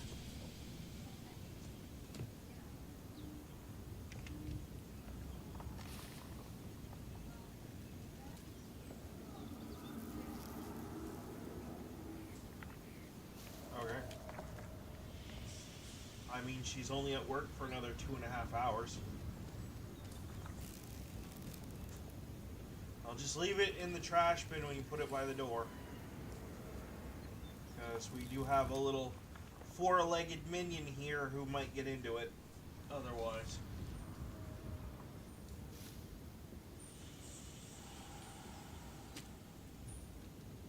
So.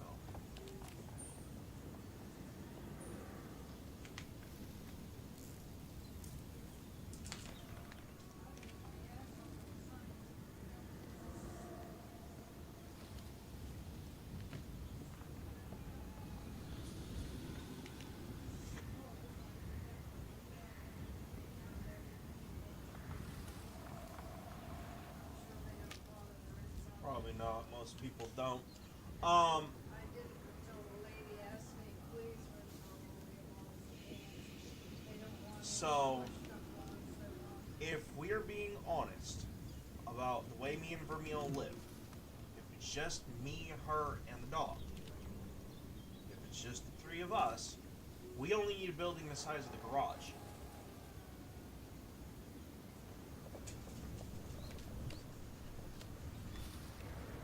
Just someone driving by with a really loud radio.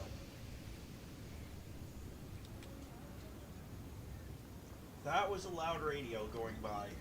Someone had their rap music thumping away, I guess. Probably. But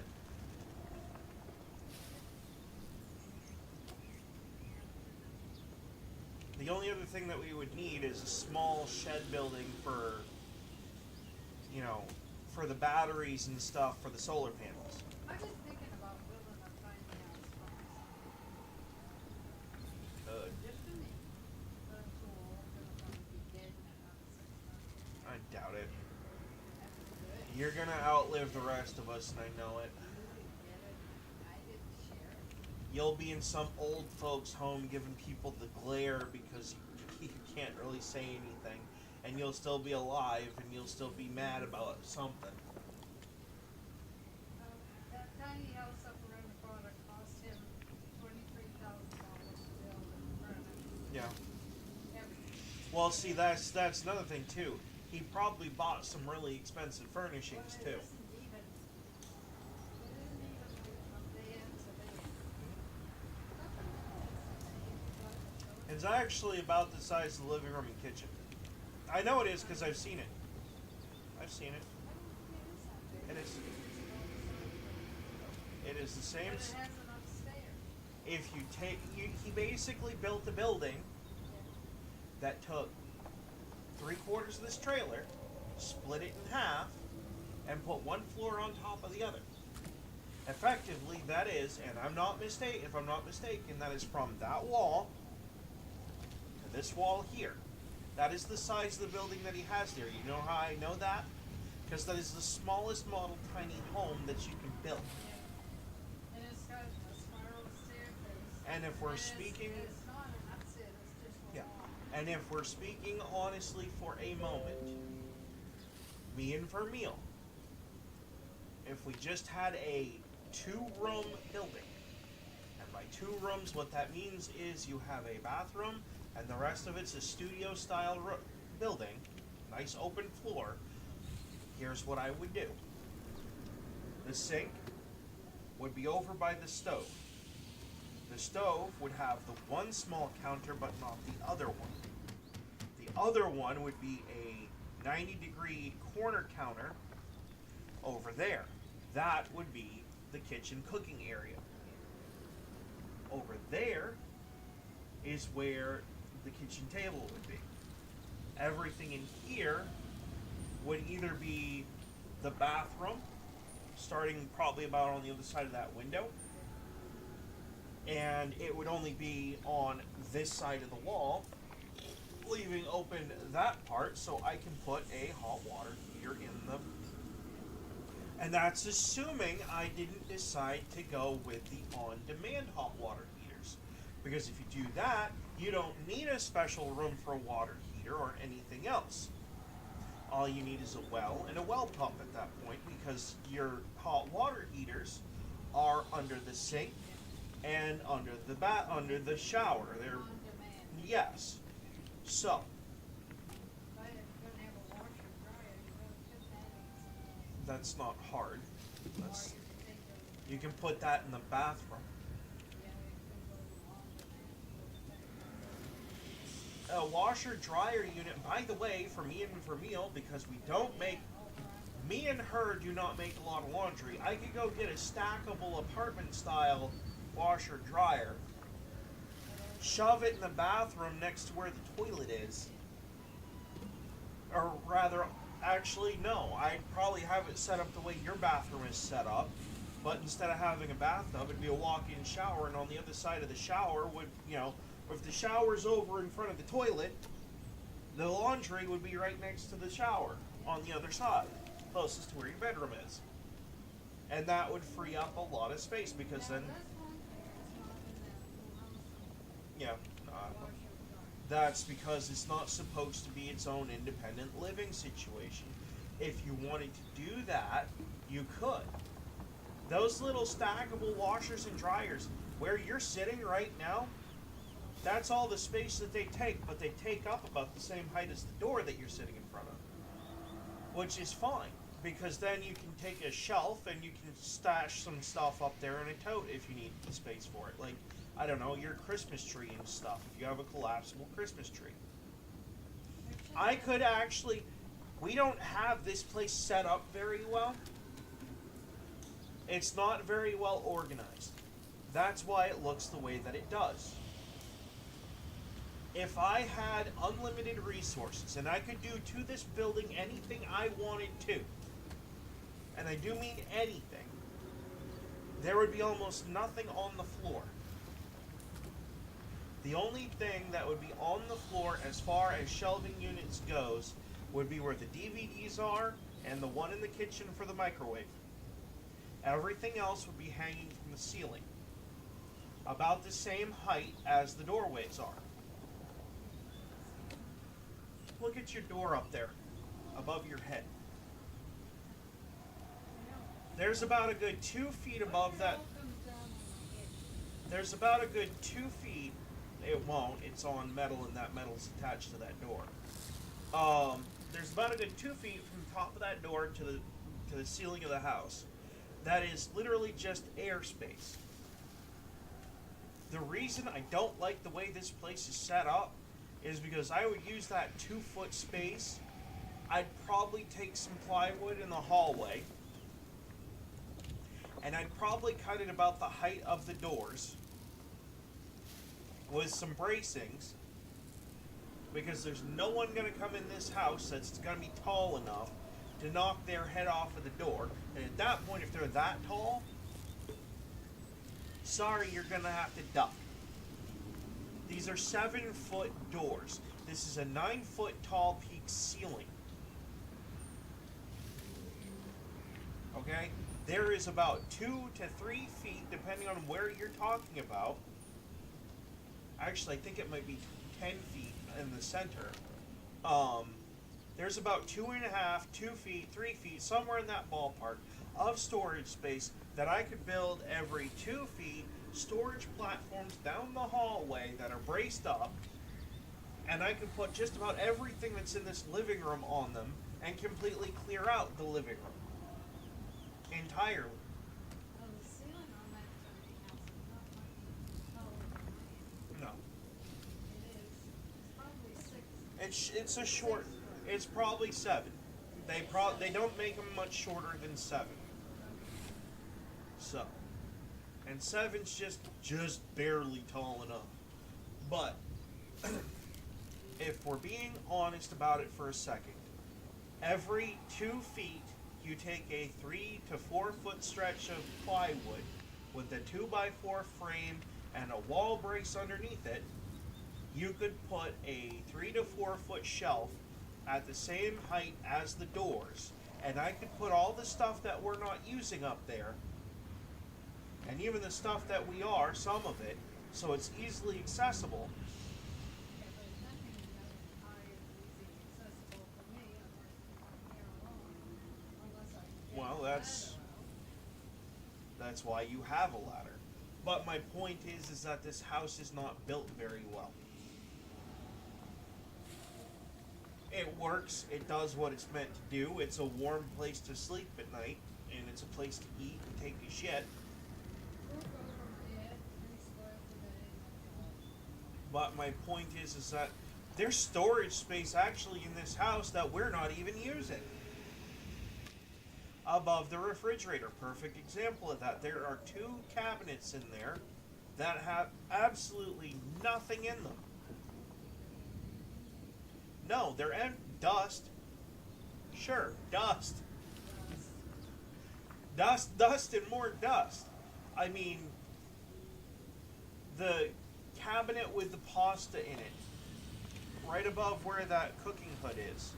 I could move the pasta that's in that cabinet back over to where the ramen noodles are, and that'll be completely emptied, and I can take just about everything off of one of those shelves over there and put it in there, freeing up a shelf. I could then move everything off of that black shelving unit, basically, and clean it off and put some of the stuff up on that, move that stupid blue Walmart basket that my stupid brother stole and brought here for some reason. I don't know why he did that.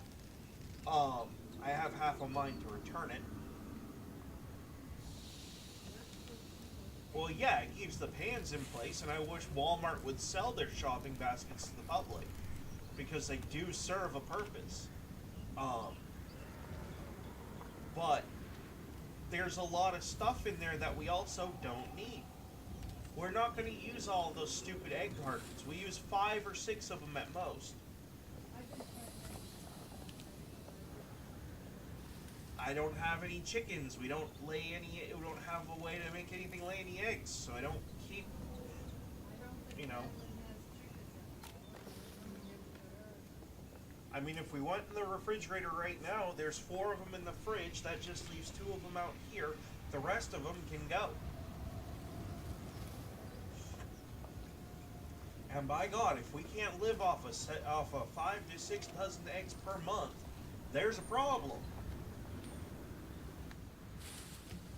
We're eating too many eggs. Because you don't even eat eggs. You eat breakfast cereal every morning, which, by the way, if we bought you the Dollar Tree milk, would only cost about $2.50 every week. Per week.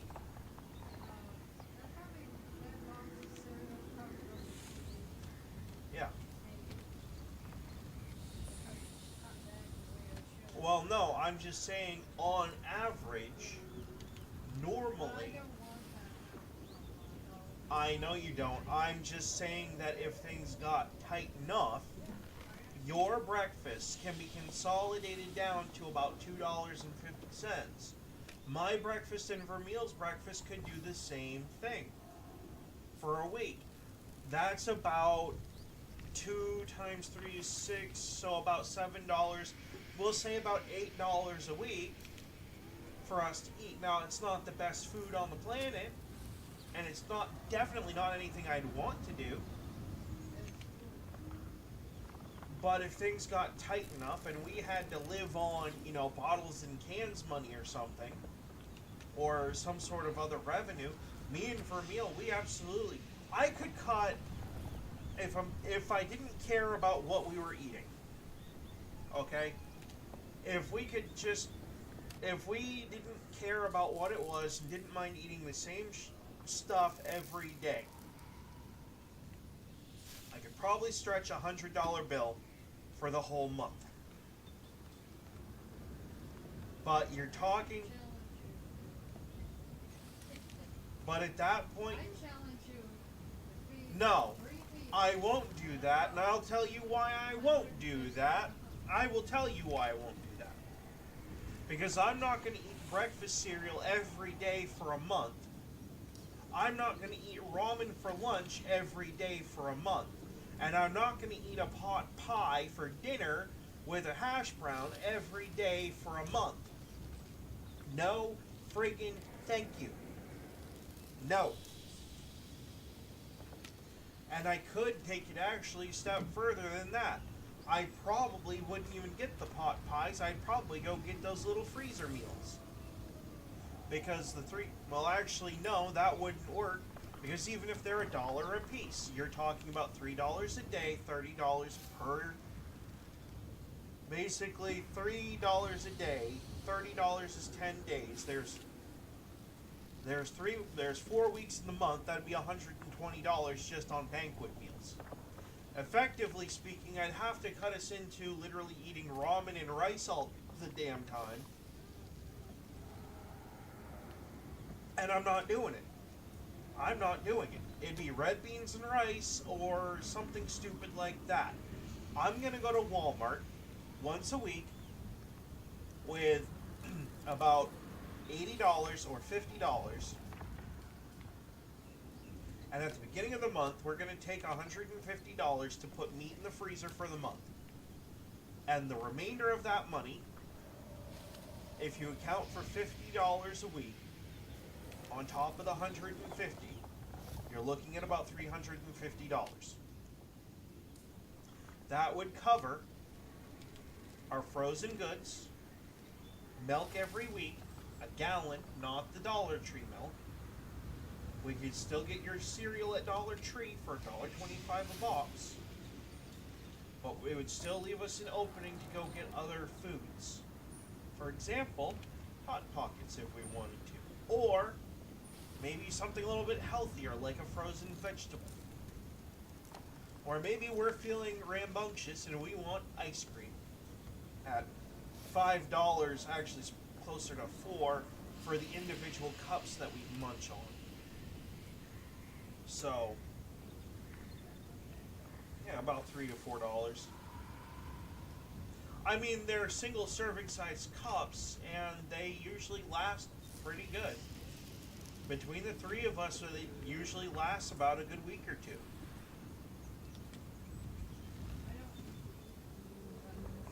And if River comes over, it affords me the extra money to get her mac and cheese, the Cheetos brand stuff that she likes, and it's the only stuff, mac and cheese stuff that she'll eat because she's a picky child.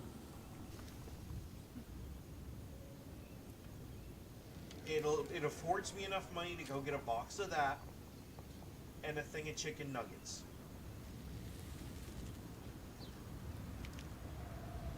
And, you know, we have plenty of ways. There are plenty of ways I can drive our grocery bill just down to virtually nothing. You want to bet? Let's see, we have how many food banks around here? We got food pantries out the yang. If I could get diagnosed with a physical disability on account of my heart palpitations, I could potentially apply for food stamps and disability.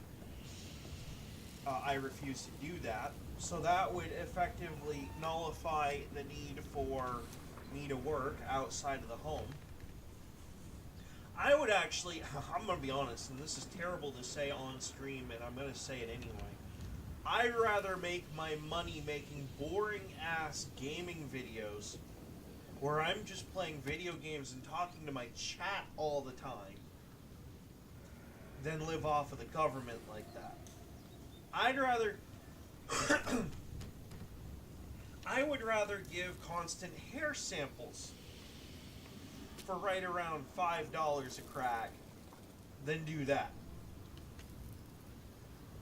But if you want to see something really, really impressive, and if we're just talking about me, myself, and I've got about 6, 7 $1 bills right here. You put me in Dollar General, Dollar Tree, and Walmart For myself, I can feed myself for a week. Yeah, I've done it. I know I can do it because I've done it before. Yes. I can buy... Alright, so ramen noodles come 6 to a package. They're about $1 for the big 6 package. That's $1.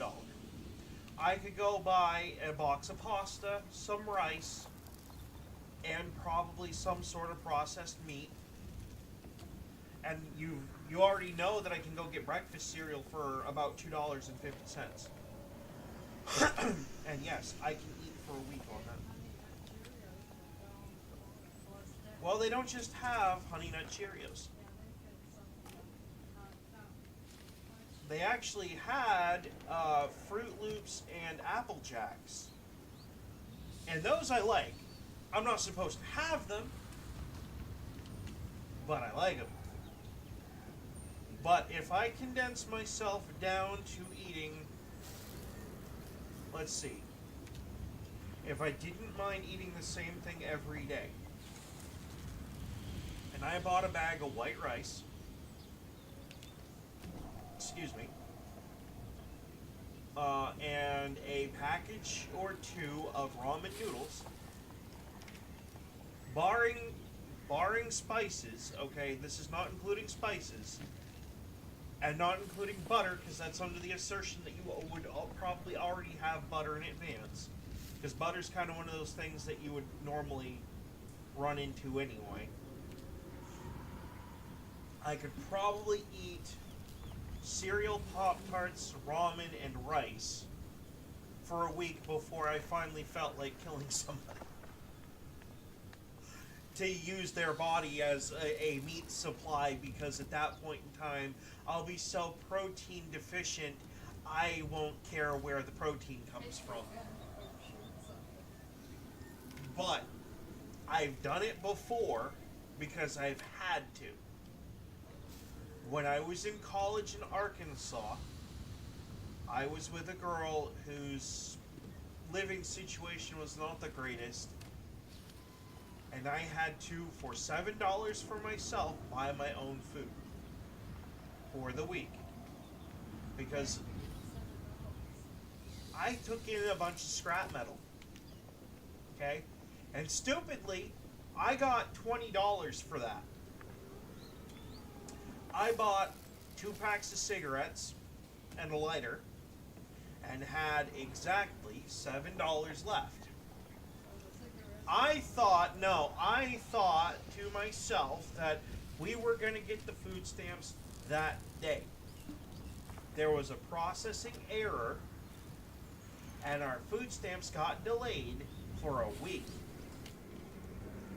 I had to go to Dollar General and Dollar Tree, back when they were just $1, not $1.25. And Arkansas's purchase taxes are nowhere near as bad as they are here in Maine. I was able to buy just enough for me to live on for a week. And 2 of the things that I bought, instead of buying 2 things of ramen, they used to sell a bigger jar of peanut butter and a jar of squeezable jam. And Dollar Tree down there used to have decent bread. For whatever reason, the bread here sucks.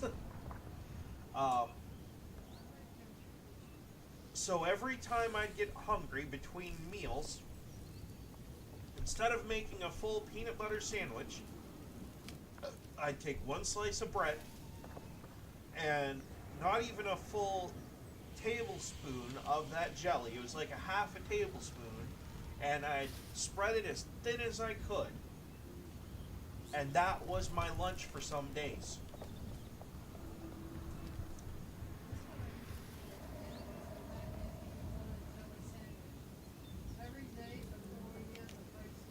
And then the next week, our food stamps came in, and guess what? We didn't get anywhere near what they told us we were going to get. We got about half. They told us between me and her grandfather, we would get about $450 for the whole month. We got about 225. So from there, oh, definitely better than nothing, yes. From there, I took my budgetary experience of having to live on $6 to $7, because I did actually have some change left over.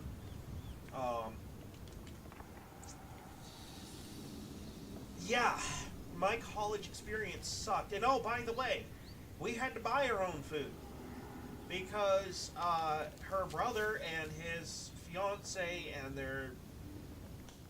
their animals lived in the same house, but they were responsible for buying their own food. We were responsible for buying our own food. So, her grandfather did.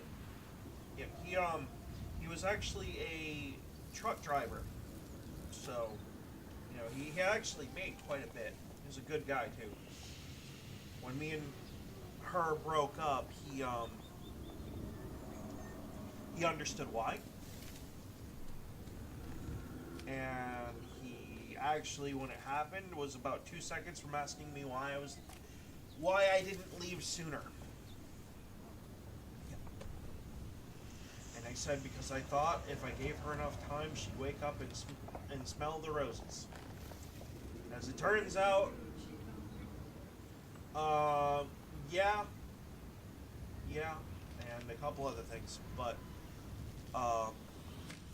actually the cheating was the last straw. That was when I left. But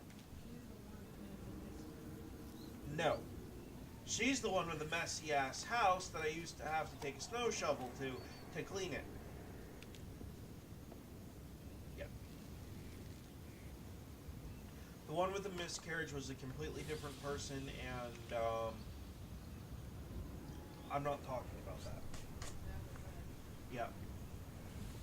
I'd prefer not to use her name because I do have a broadcast going right now, and I don't like using real people's names when I do that. So, do not use real names, please. But, no, at the end of the day, I can, myself, live on a sub $10 a week budget. It would suck.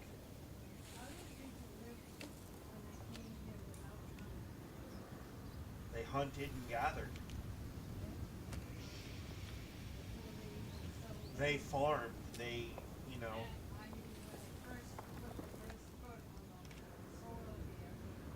well, in some cases they were given some gifts from the natives, but that was not very common. It only happened a few times. Yes, they did. They did bring some things with them. But largely it was hunter-gatherer, and the industrialization didn't happen until later.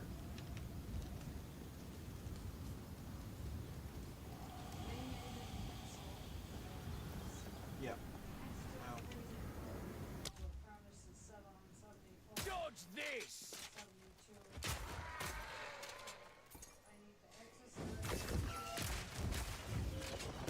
Still say we need to upgrade that friggin' thermostat.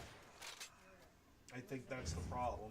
Well, I gotta keep, then I'm gonna get back on the treadmill and move. And you don't need the bag anymore. He's going to anyway. Oh, yeah. You know he's going to.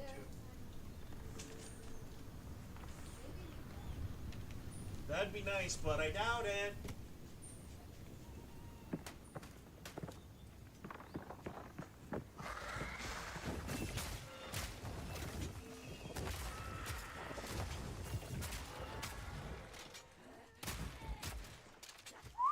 Mini Magnus, come here, buddy. Come on. What you doing, buddy?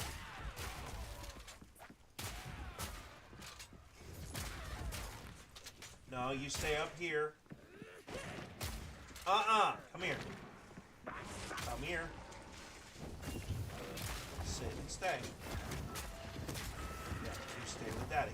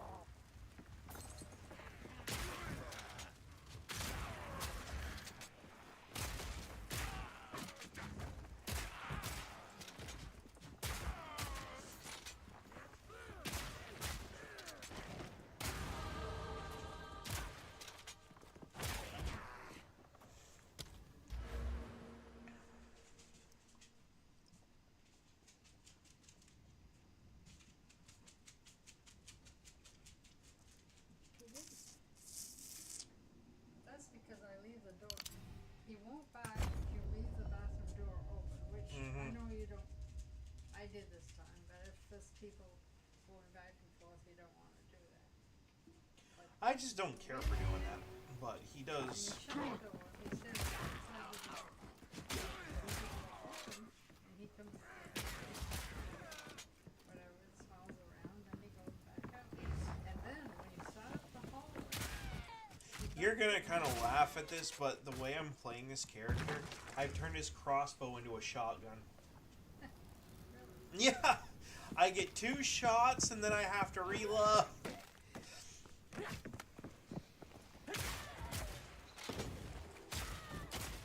well, it's 2 o'clock.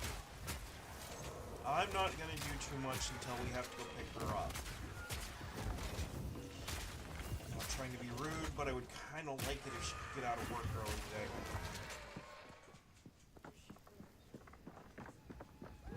I actually, earlier when I was in my, feeling my hunger in my head. Yeah, I know. I like the 2 o'clocks better.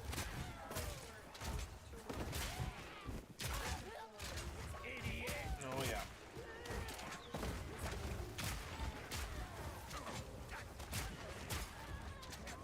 Anyway, when I was feeling the hunger in my head because I was hungry, I felt like she was over there next to me. It took about 5 seconds for me to convince myself that she wasn't there. Because I wanted to pop my head over and say, hey, for a minute, and she wasn't there. And it was not a good feeling.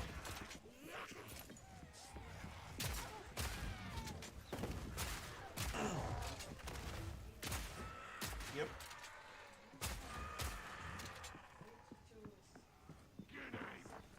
Yep. Well, if you account for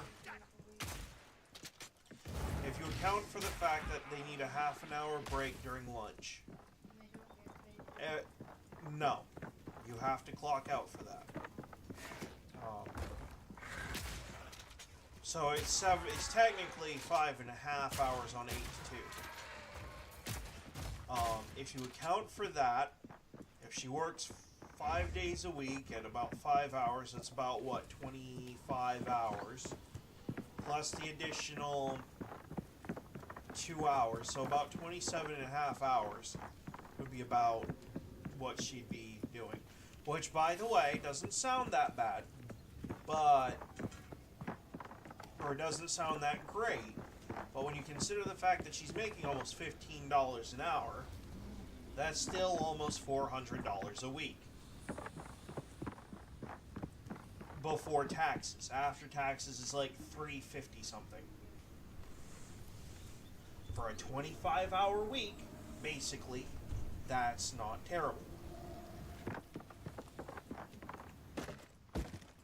Well, it's not normally terrible. In a good economy, that's great numbers.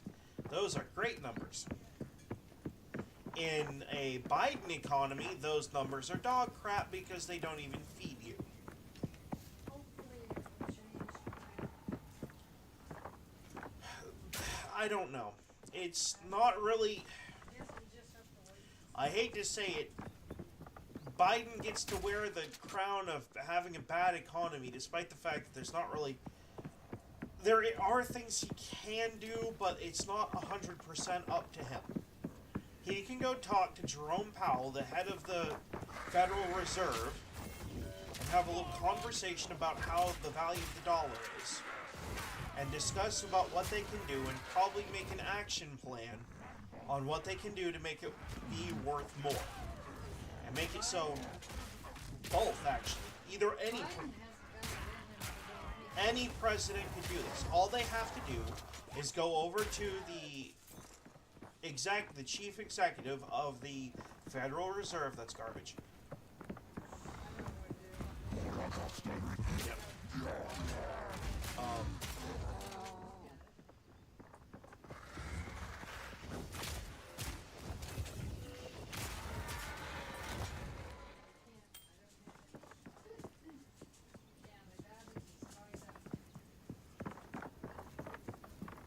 I wish we had a wood stove, actually.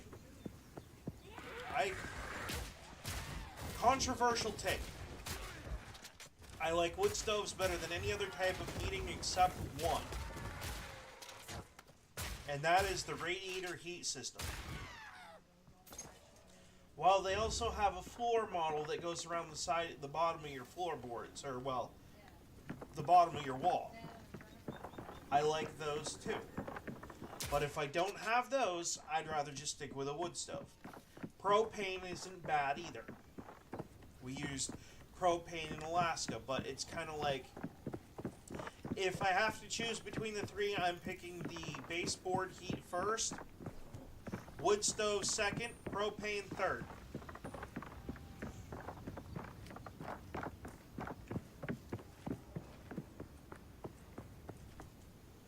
And that's just based off of my own personal preferences. That's not based off of any, like, mathematical logicings of how much the fuels cost or any of that. Just personal, pure personal preference there.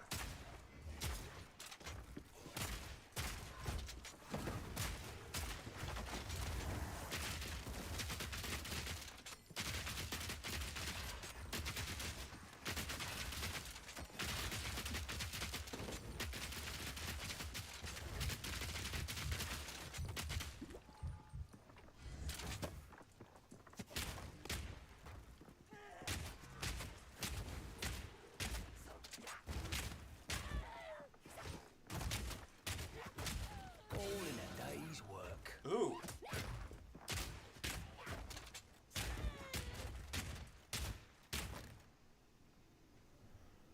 Okay.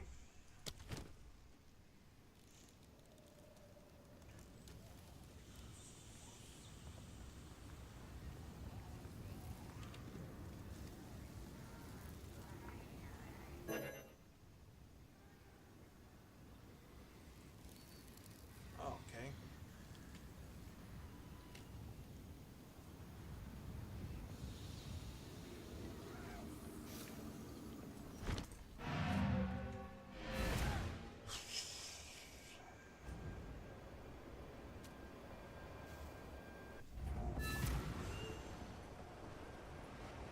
I think it's down around either 5 or 8,000. I'm not sure.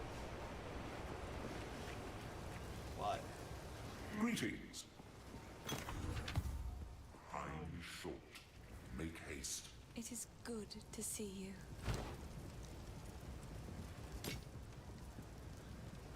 Kind of been talking my head off waiting for something to reset in here.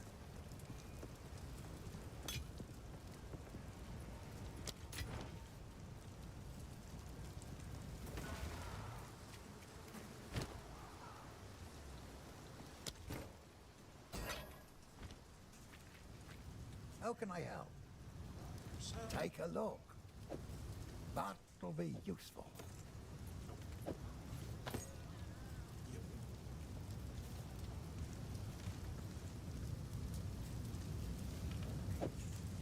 a look at that.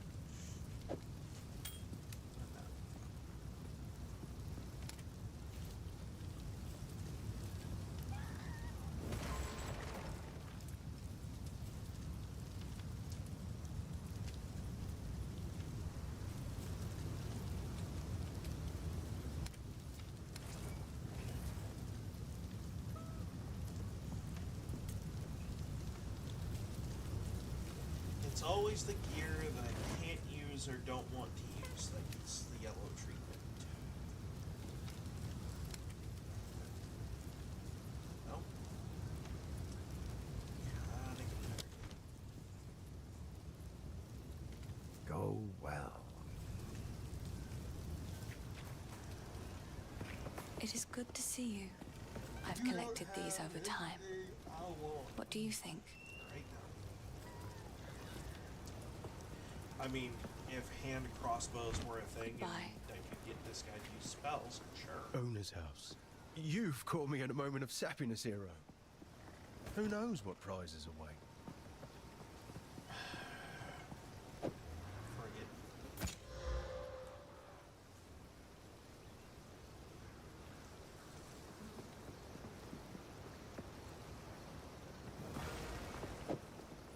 Forget. Guess I can help move that for you.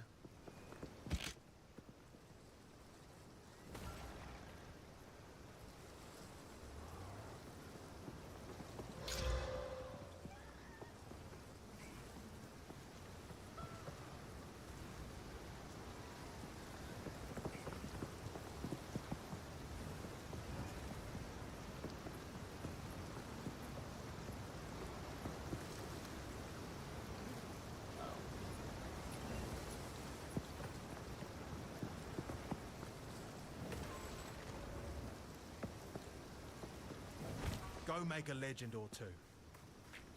How's the clearing? What would you like?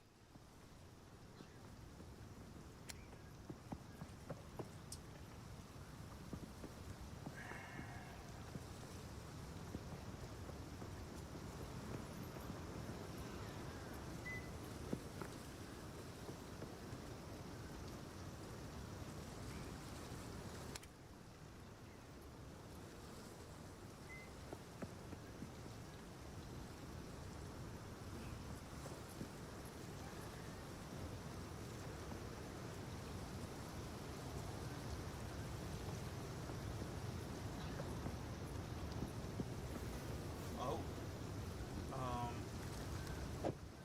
I'll find some use for that.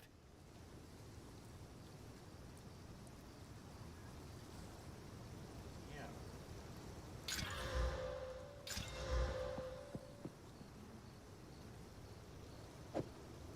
Might make good scrap.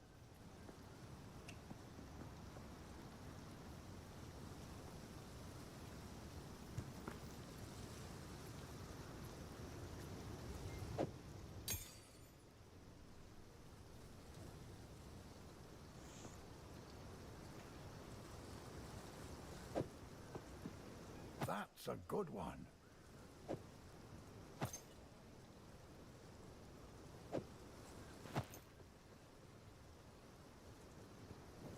That sucks. Oh.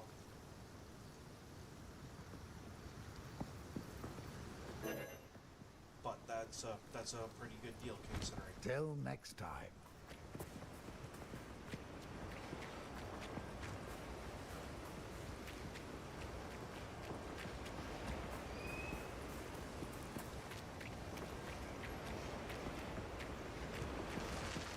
I'm not gonna say he's the fastest guy in the West, but It is good to see you.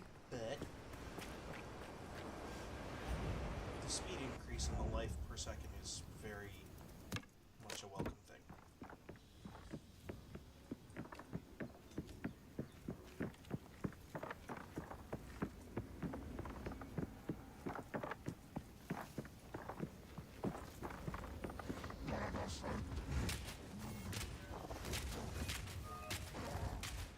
You're dead.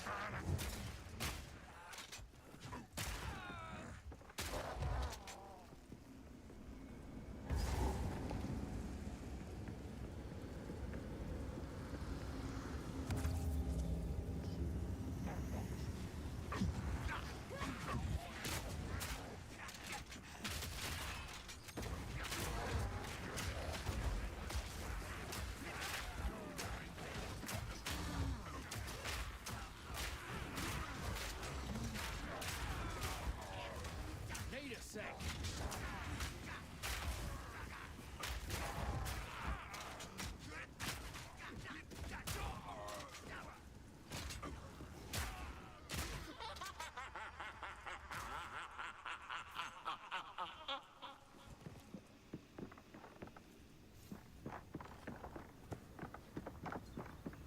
Does me butchering your men amuse you for some reason?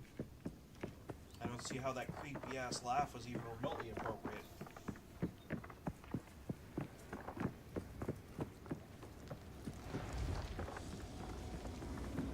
Found ya!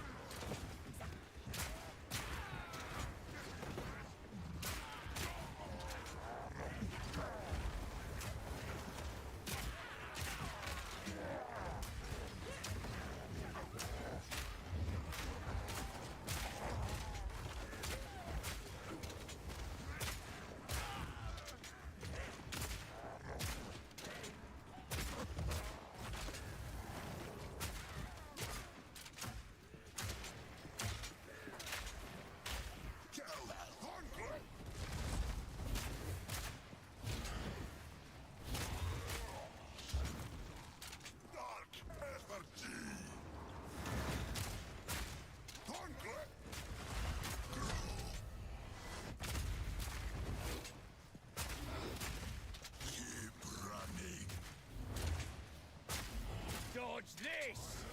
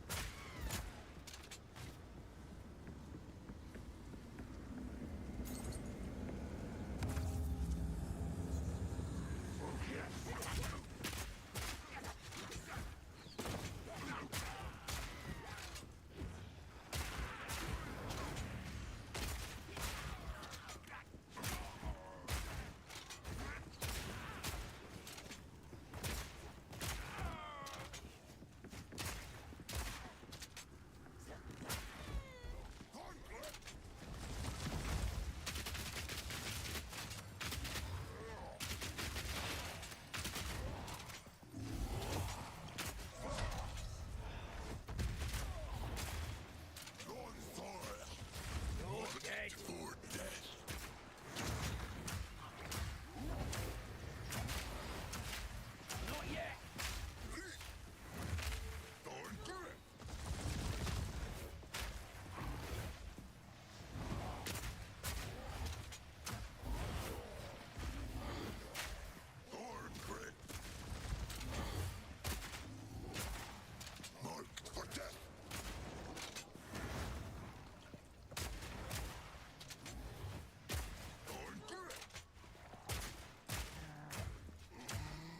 Need a sec.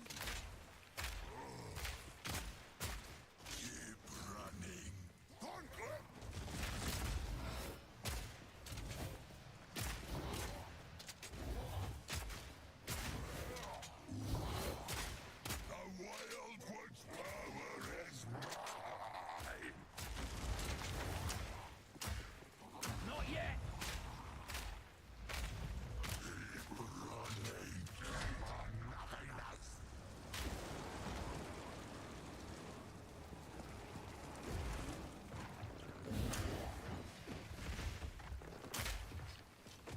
Need a sec.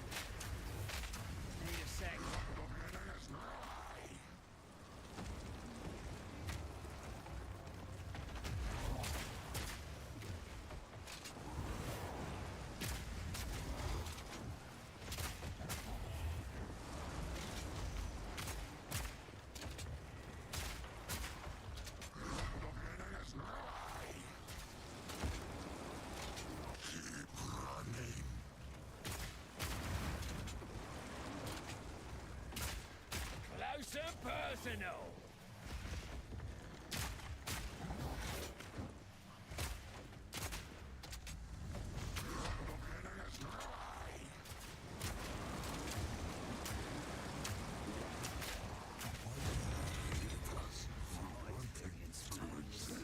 Contagious.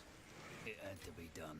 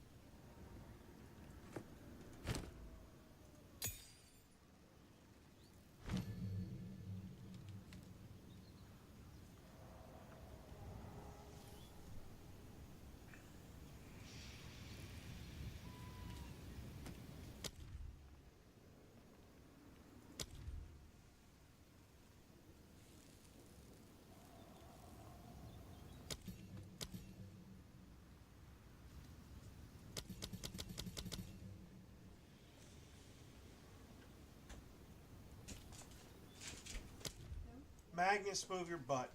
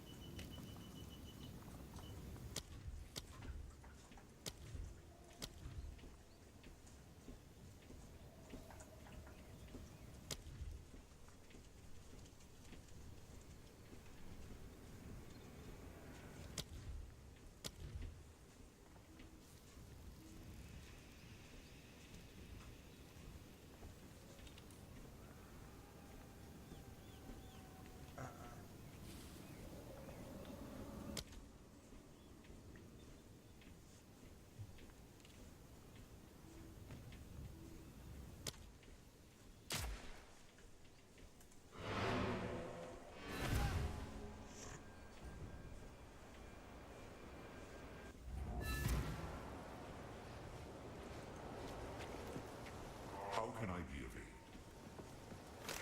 aid? New strategy required.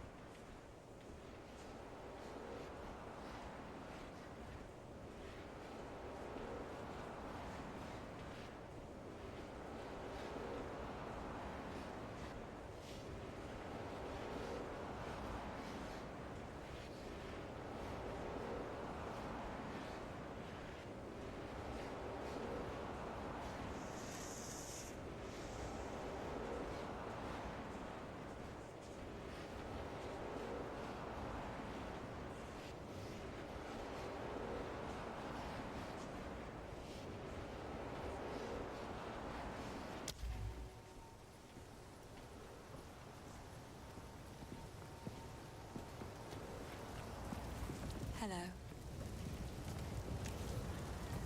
So the cultists really did have a king. Thank you.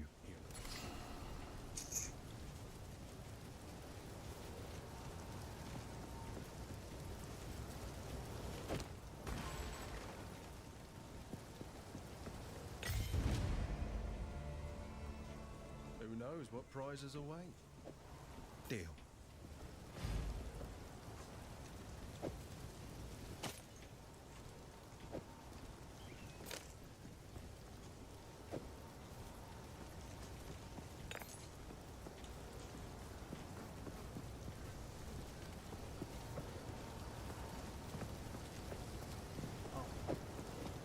keep that on my character then.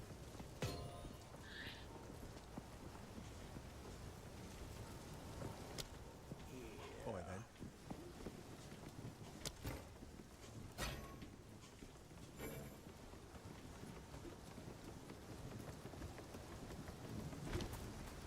How can I help? Take a look.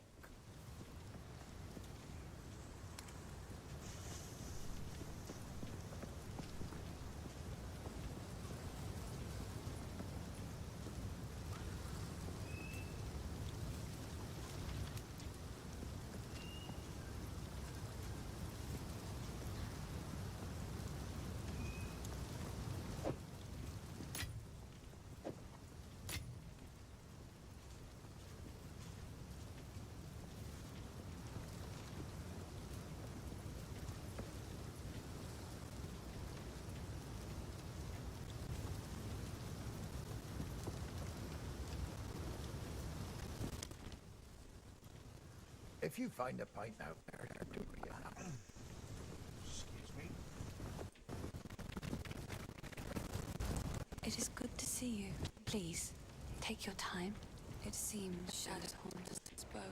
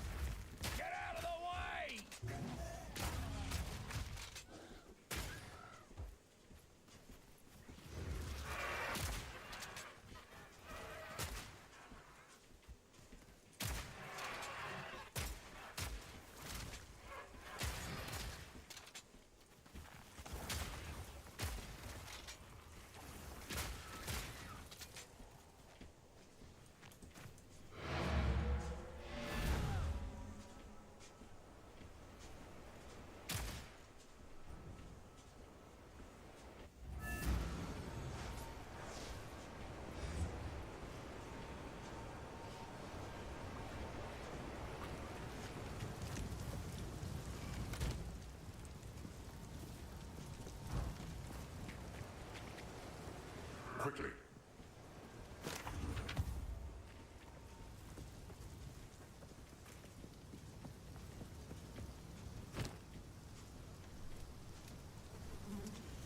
Now, if I was playing any character but...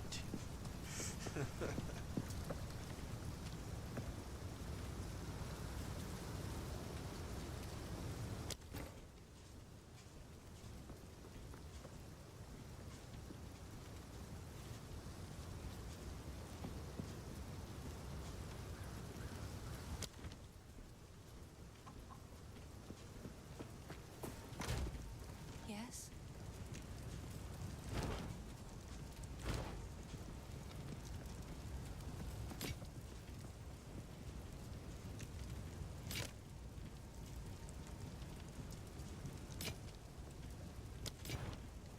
Be careful.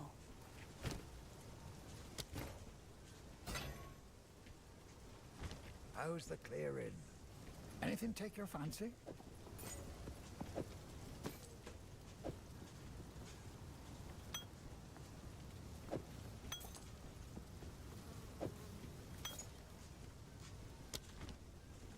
Stick to the carrots. Hello.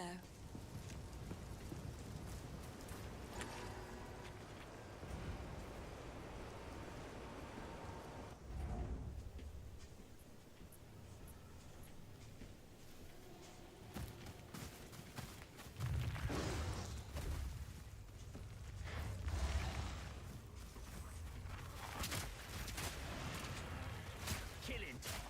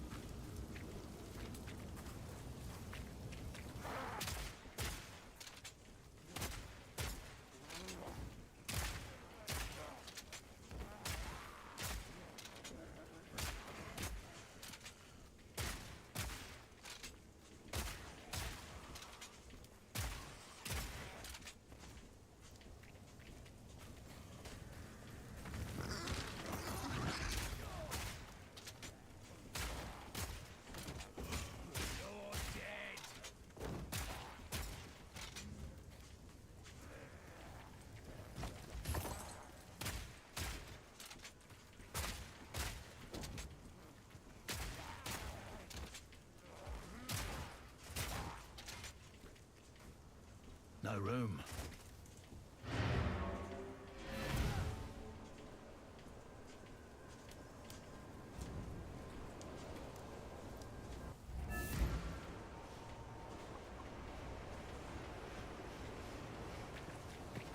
Quickly.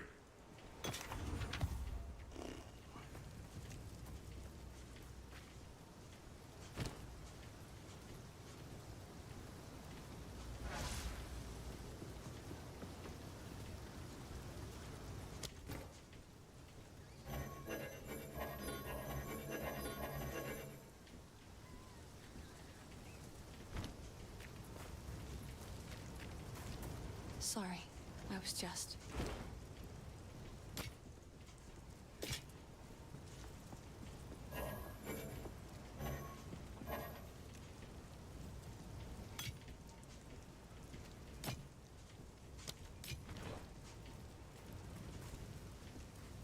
How's the clearing? Anything take your fancy?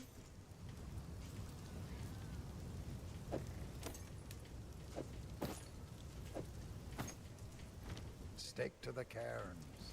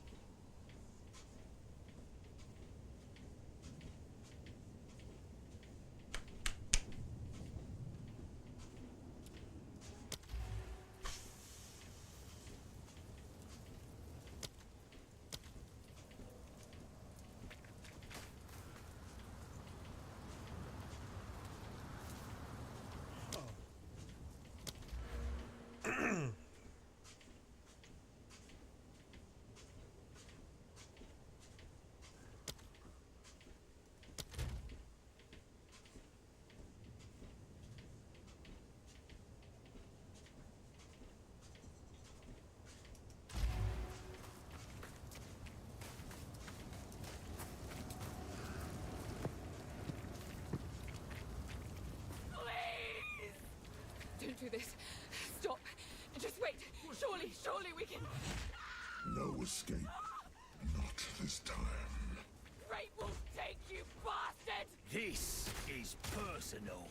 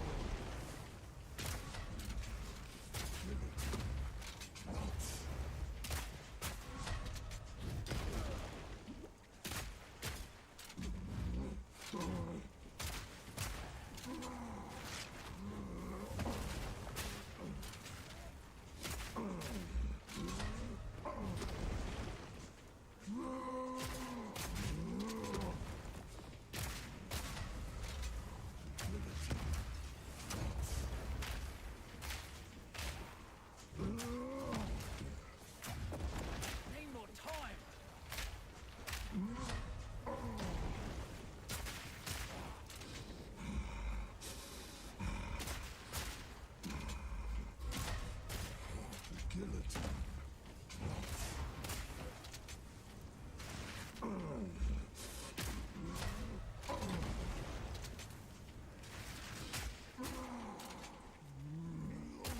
Cowards! Fight or die!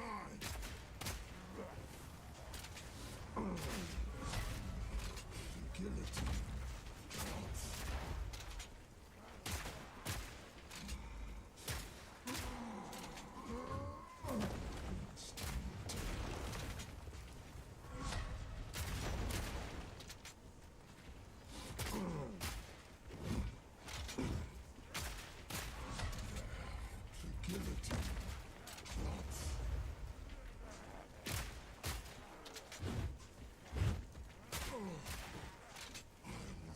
Damn throat out.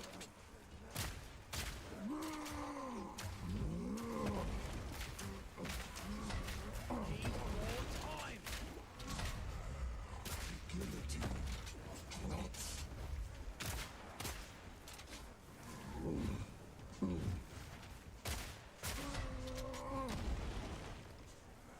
Face your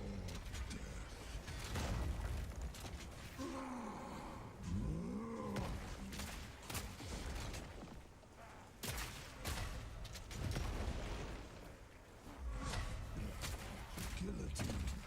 Plots.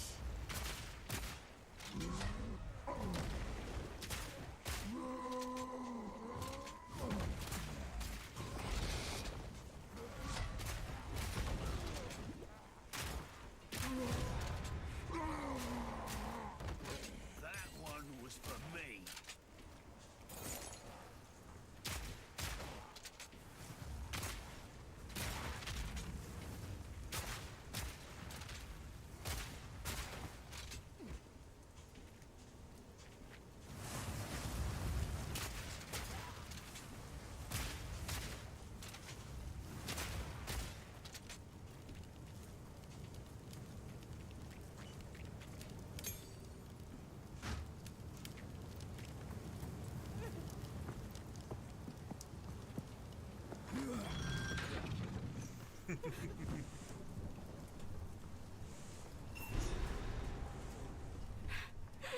Three o'clock. He killed... Clear dear fellow's safe. Talk for half an hour, Not quite. 15 minutes. Maybe.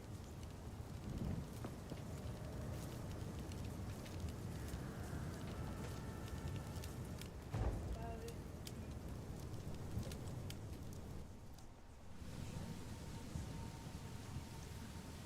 And here I thought I'd reached the manor already.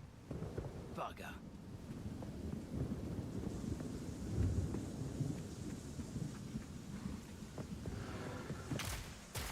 Close and personal.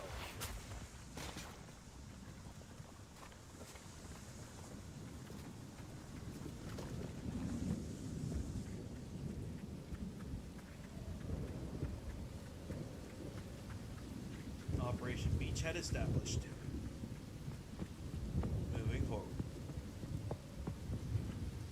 By decree of the Count of Ogham, all men must work a third shift and continue excavating until further notice. Any man caught resting will meet the executioner's axe. No, he won't.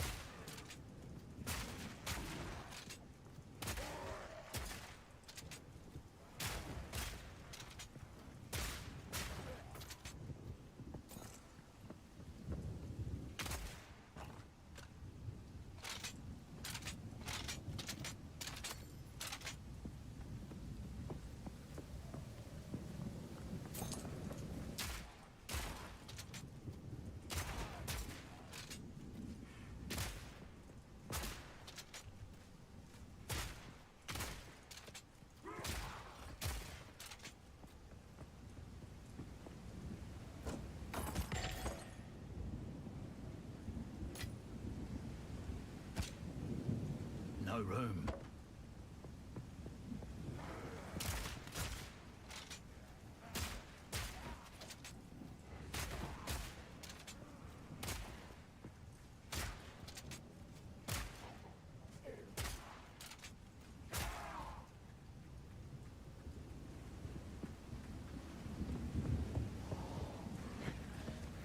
Bloody horrors!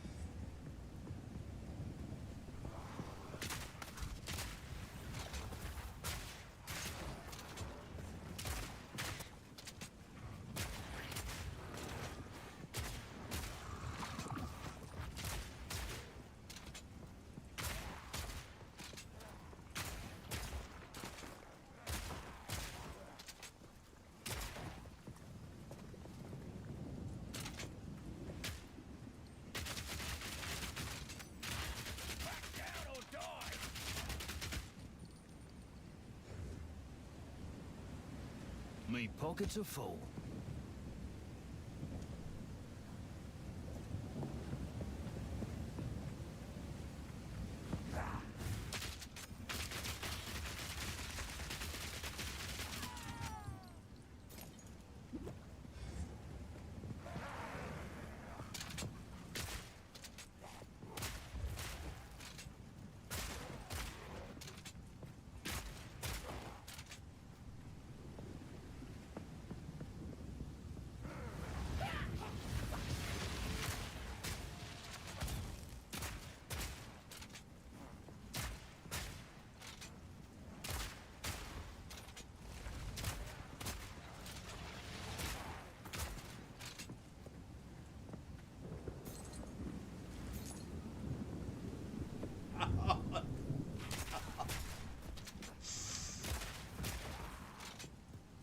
Close and personal.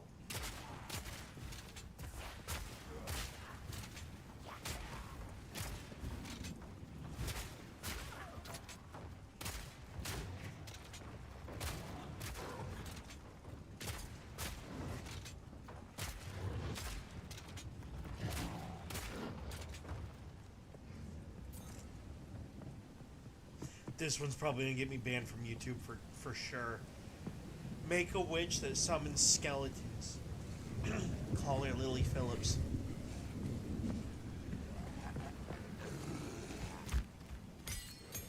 And as a witch, she'll know how to be able to use contagion. Think about it.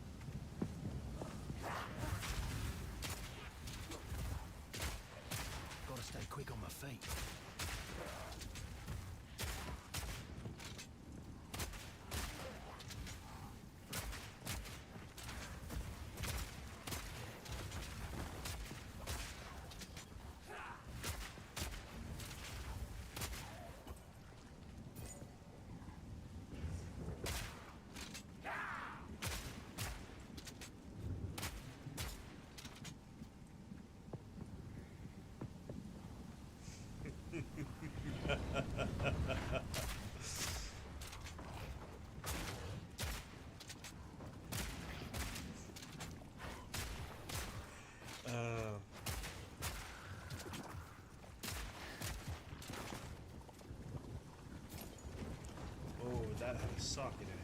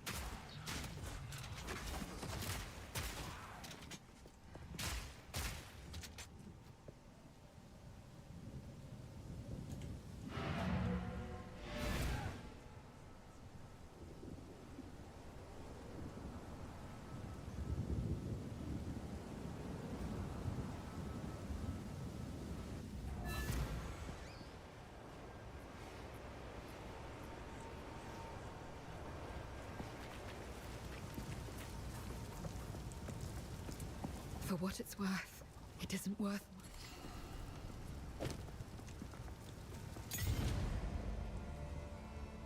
Oh, yes. Thank you. Rapid shot.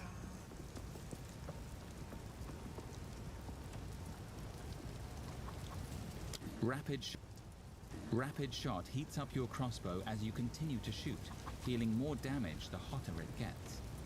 Grenades also gain extra damage from heat.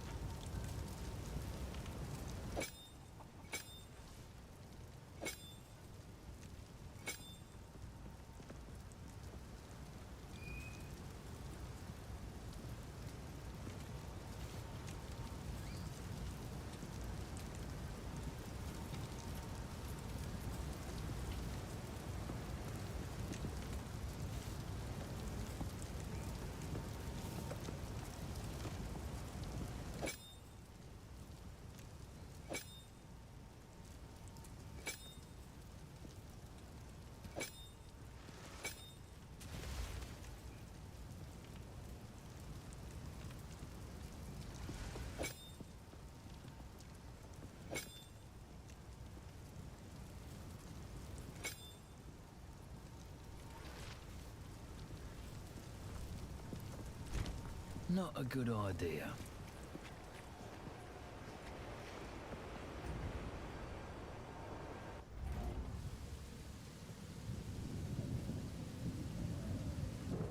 My pockets are full.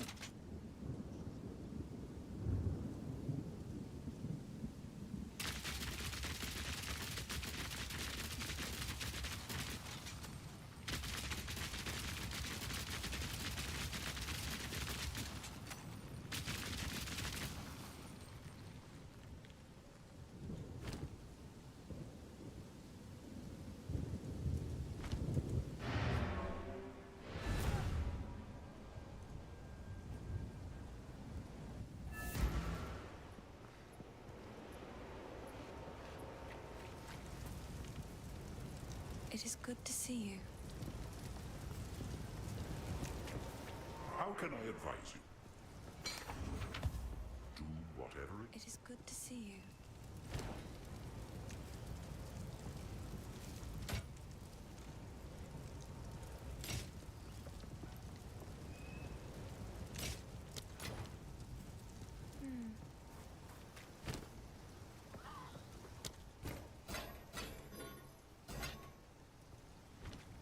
you find a pint out there, do bring it back.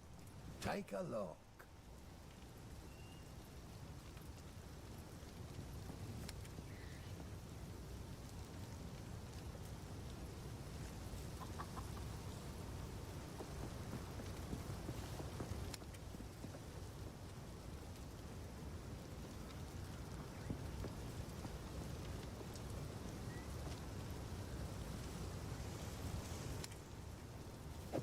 I'll find some use for that.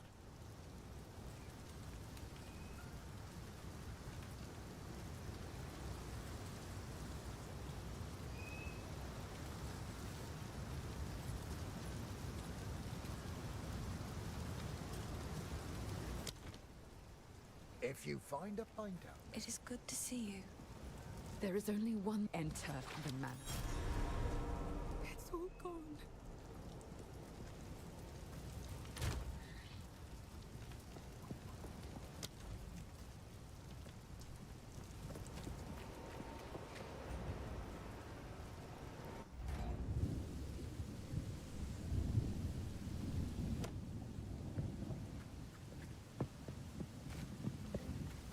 Fire!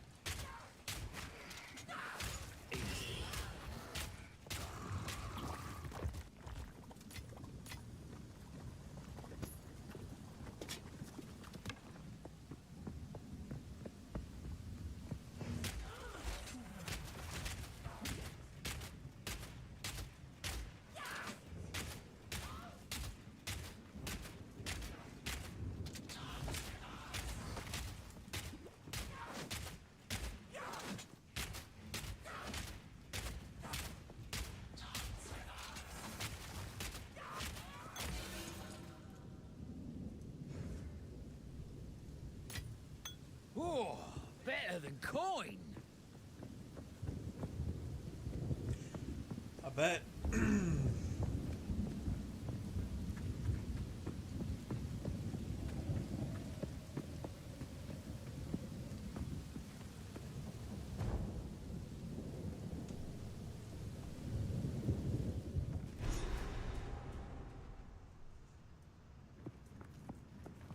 This place is right fancy. Gold is wasted on the rich.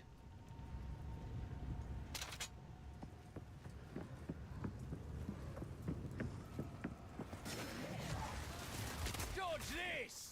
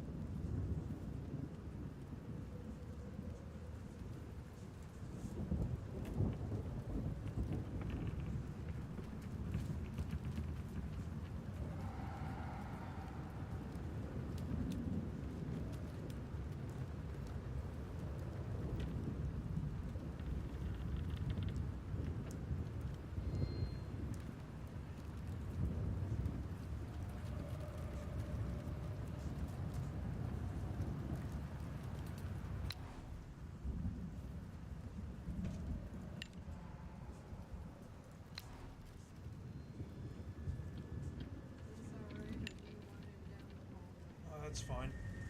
You're the one gonna go pick her up, not me. I'm not driving anymore. I'm done driving today. I'm done with that car for today anyway. Oh yeah. I'm sure.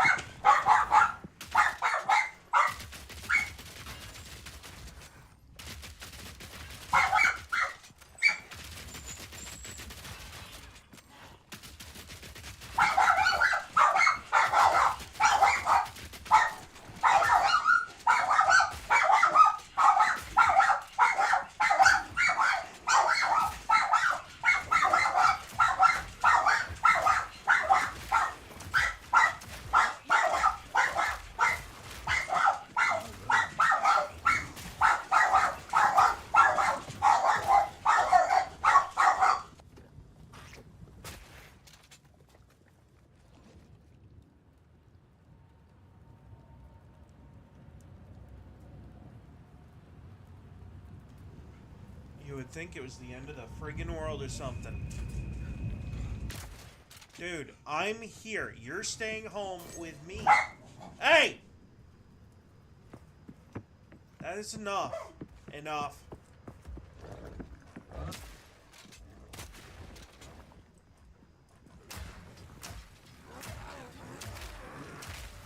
Need more time.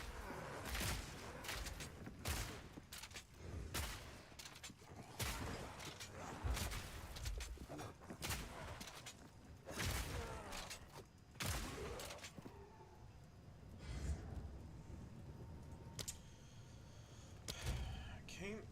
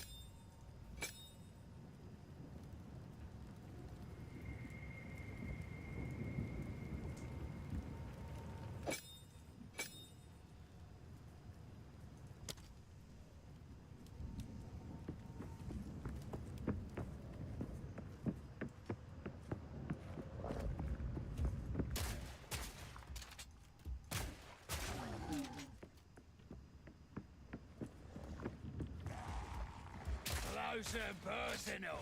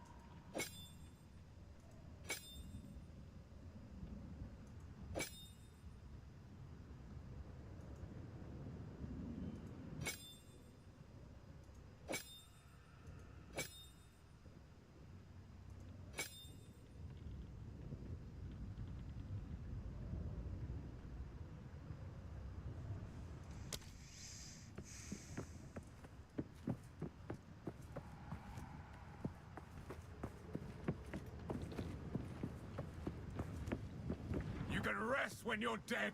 Keep digging. That's him. Soon. Very soon.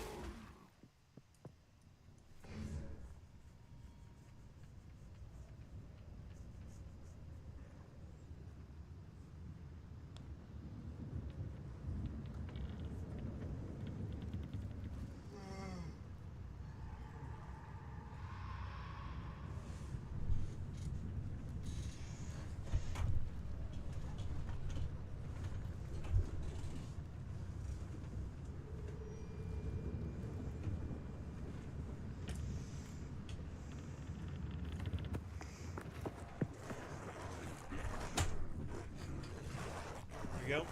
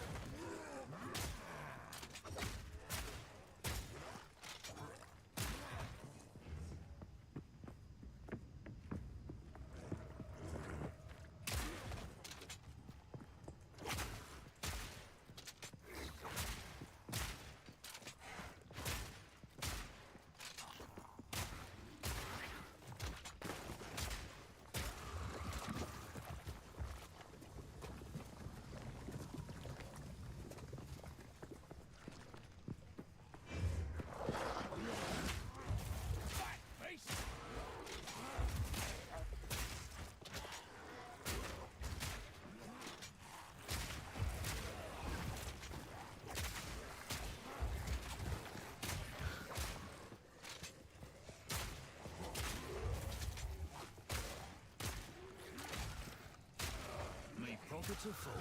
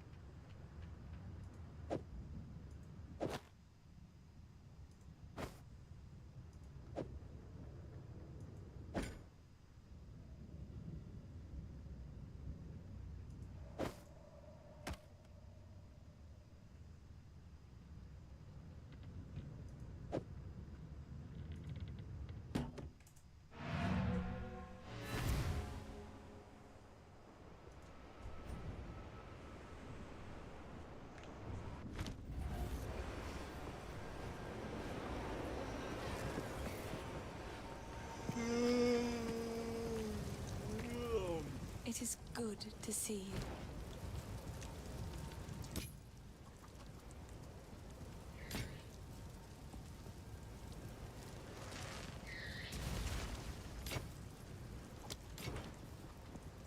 Stay safe, if you can.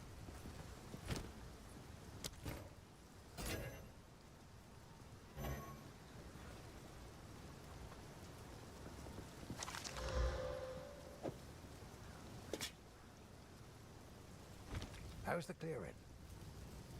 What would you like? I'll find some use for that.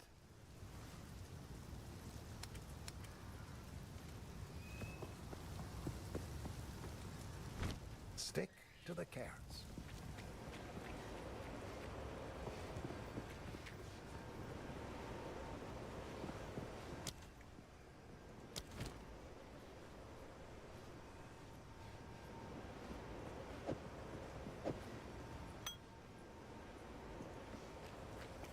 It is good to see. Finn makes fun of my collection, but I think it's charming.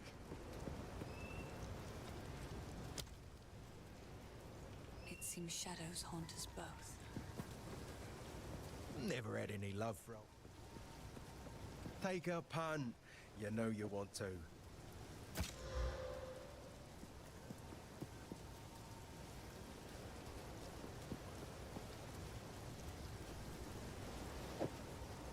Deal.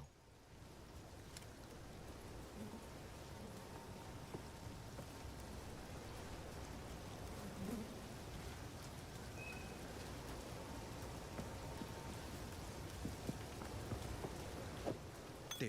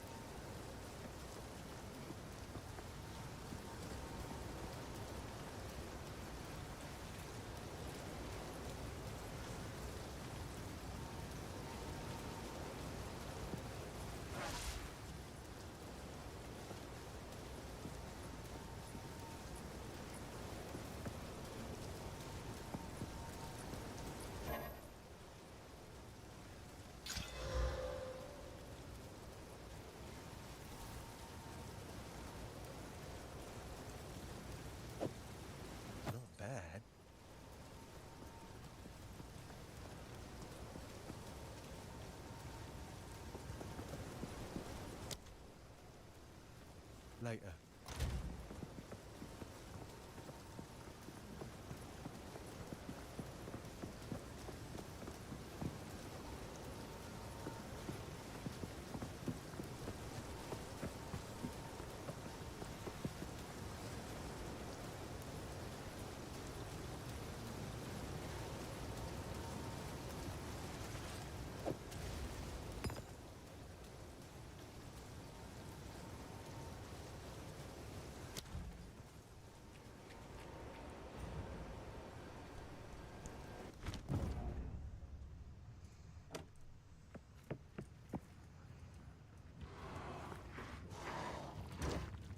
Not today.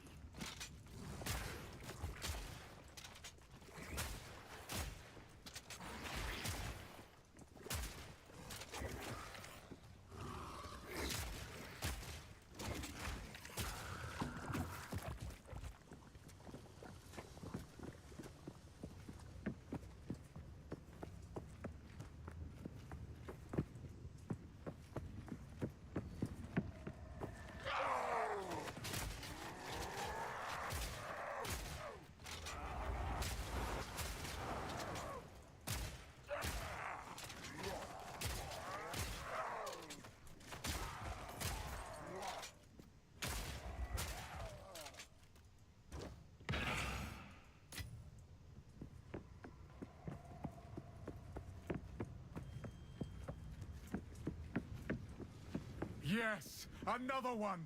He's under there.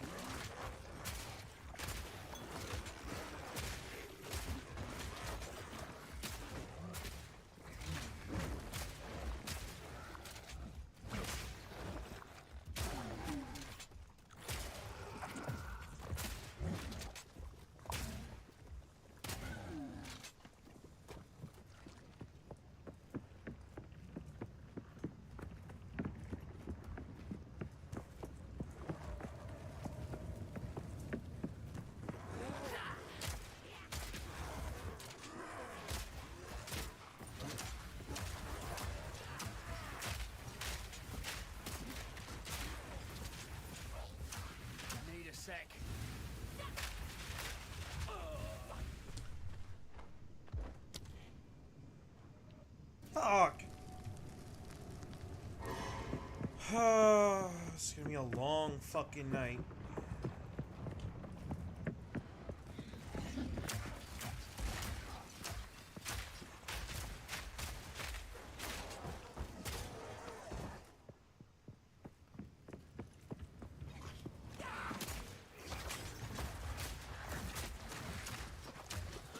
Need more time.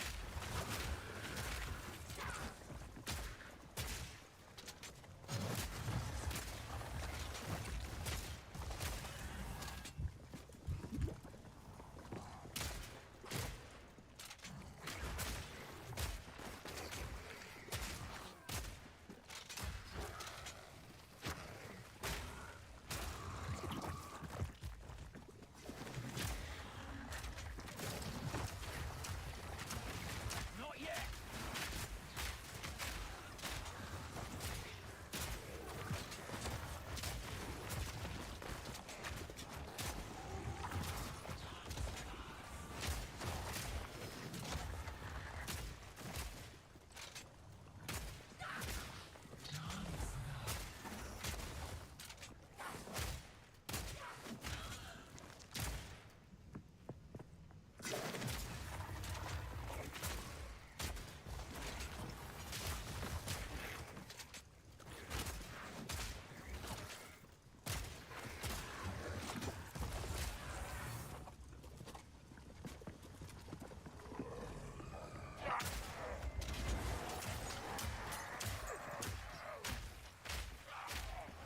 Bloody horrors!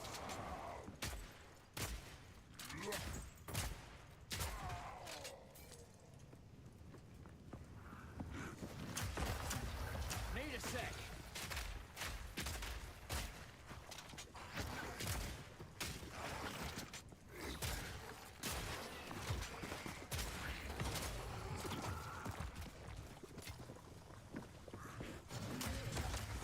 Need more time.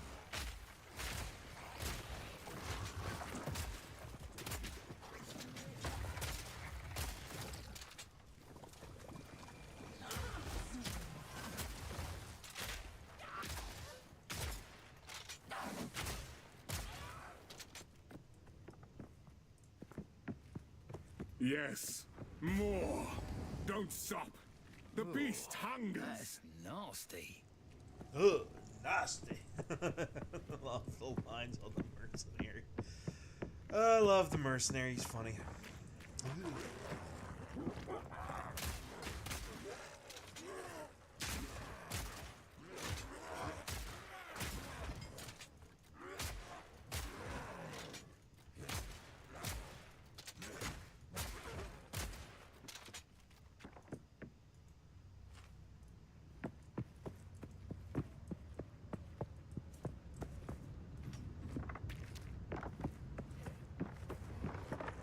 Oh, that's just nasty.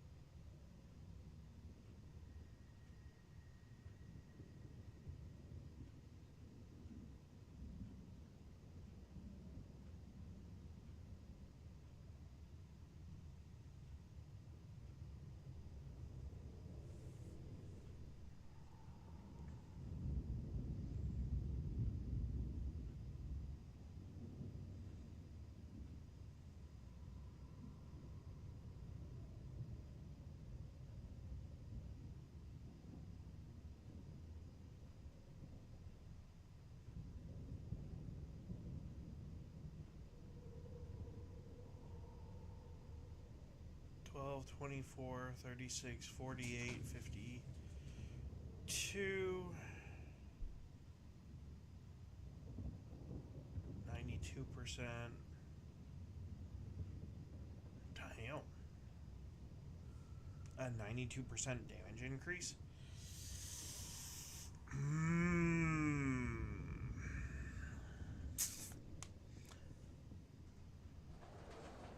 Welcome home.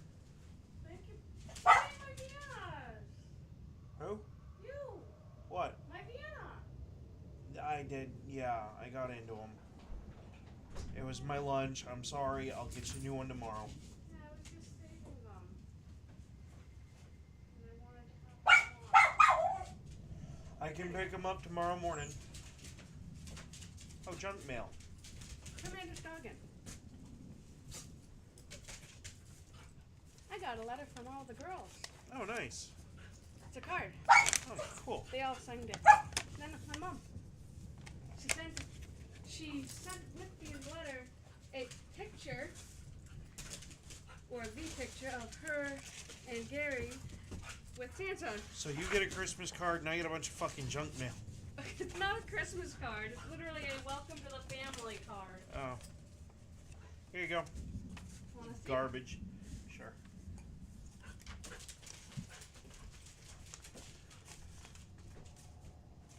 Oh, yeah.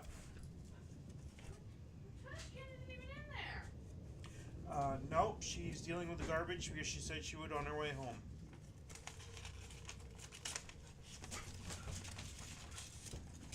The one near the end on the card, there's one name that I couldn't actually read. Jenna. Lisa. That's Lisa? That's Lisa. Okay, I could not read her name. I could read everyone else, but her name I could not read. Dude, shut up. Here. No, he's not going to. I can't get this back in the envelope. Oh, that's okay. I'm in the middle of streaming, so... It's okay. It's okay. Don't apologize. I kind of look like an idiot because I can't put a card back in an envelope. You're okay. I had trouble doing that too.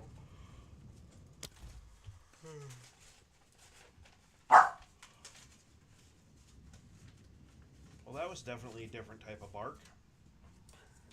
It's because I'm still ignoring him. Even though I'm home and wandering in the house. He's like, look!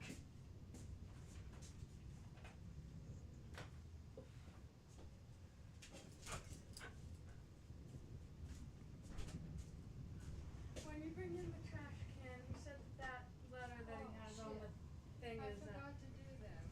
Yeah. On this lease. Yeah, he said that it's trash. So when you bring it in the trash can, you can put that in the trash.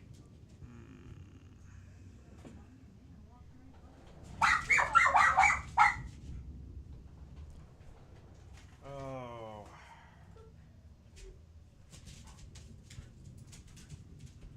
Oh.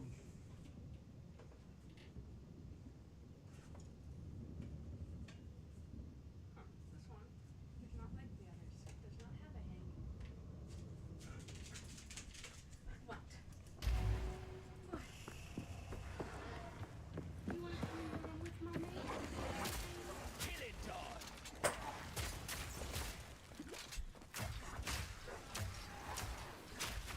Not yet.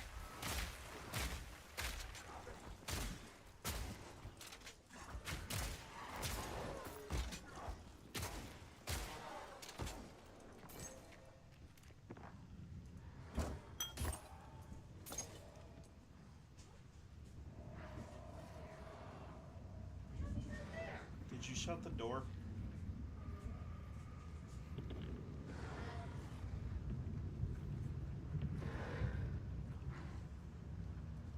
Just keep him back there. She's got the door wide open. What? The what? I have no idea. I didn't put him there. I didn't do it.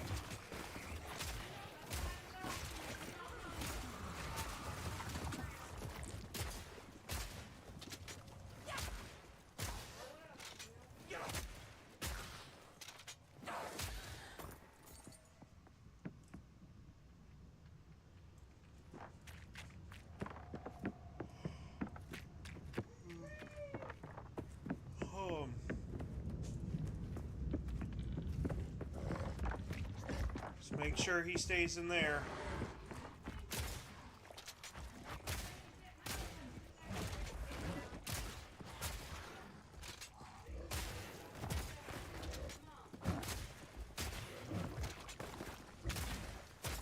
I guess she decided to go out and count the bottles and cans, so it may be a moment.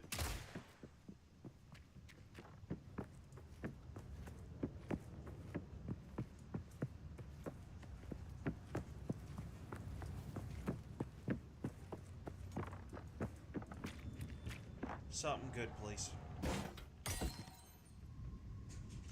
Oh.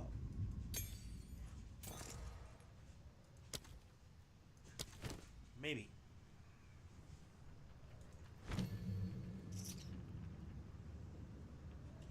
That ended up being a useless skill.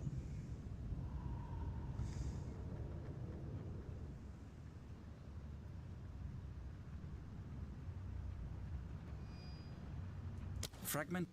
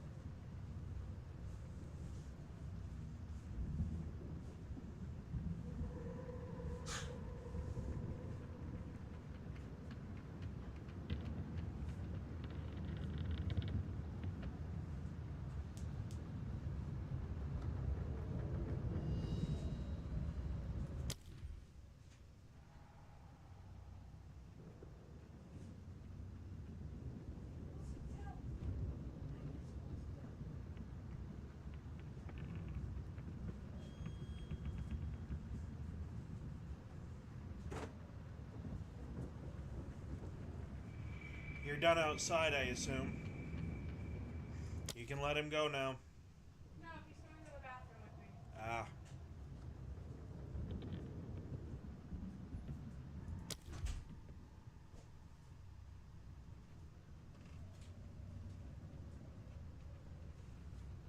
You probably didn't want to look at these newspapers. I'm not a newspaper person, so no.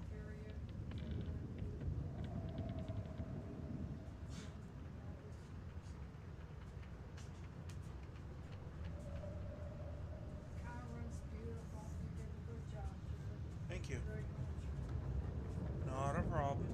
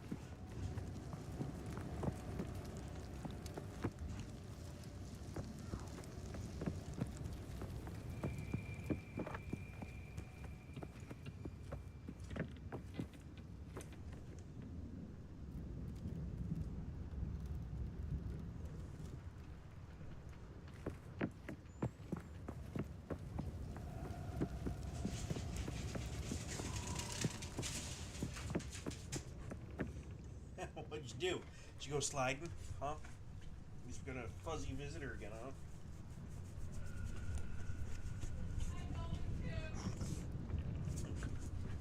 Go get Mom.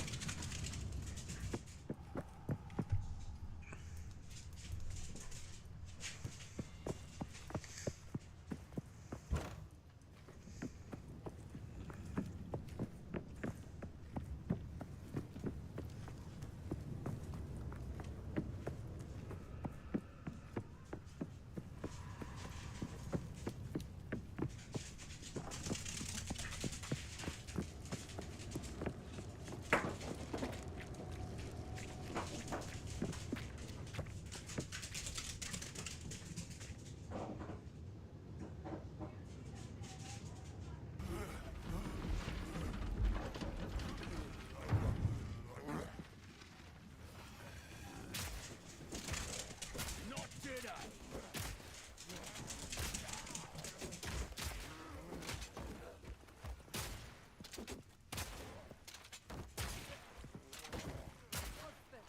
This interloper has the power we need. Kill him, and you shall have everything I promised. No noose this time.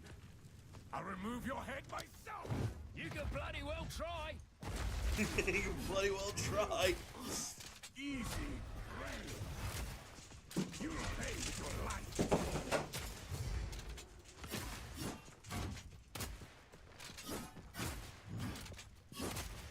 First one's I.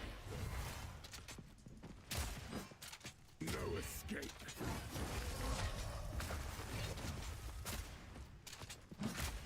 You'll pay with your life. First one's I.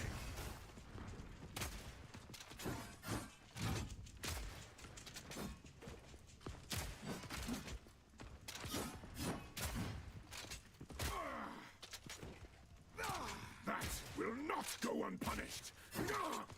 Run, little rabbit.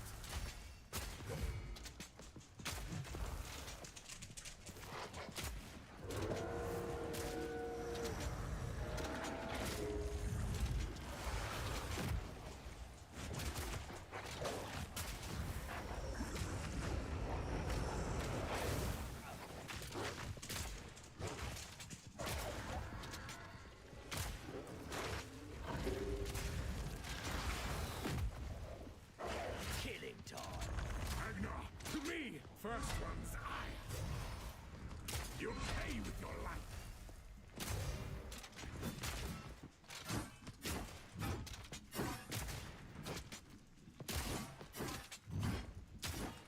First one's higher.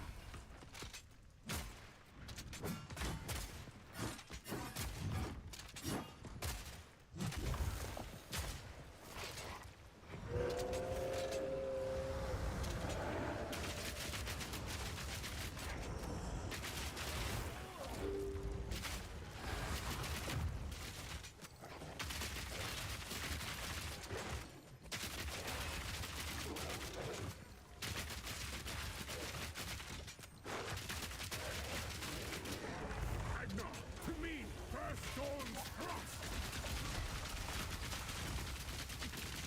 Easy, prey! You'll pay with your life!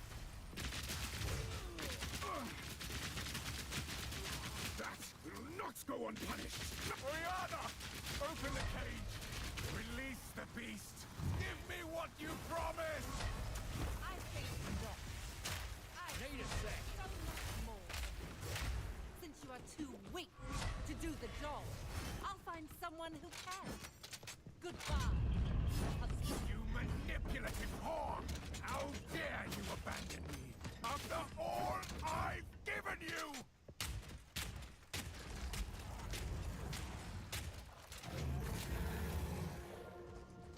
Freezing gale.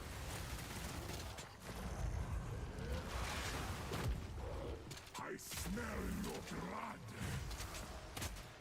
And I am ravenous. As night Dodge this! falls, winter's chill sought the unworthy. endless night. They wither and tarry. Forsaken frosts. As cold as death. Of baleless misery. The pack won't forget.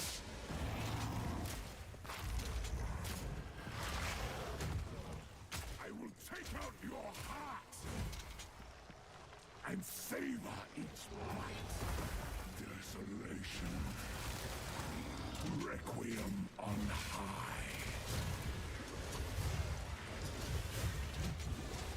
Oh, fudge. That's okay. I know I can do it. I didn't have my specs done up right on my skills, so, you know. Let's see.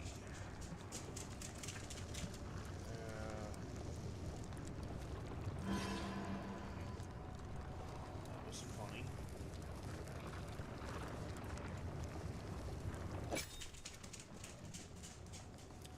We'll go on and wait on that.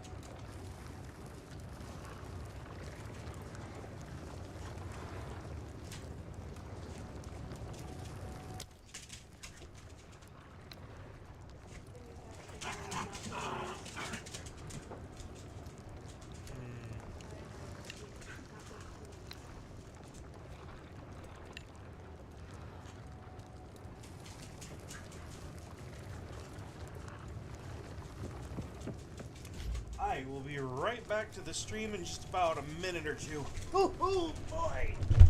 Nature's calling. Ringy dingy.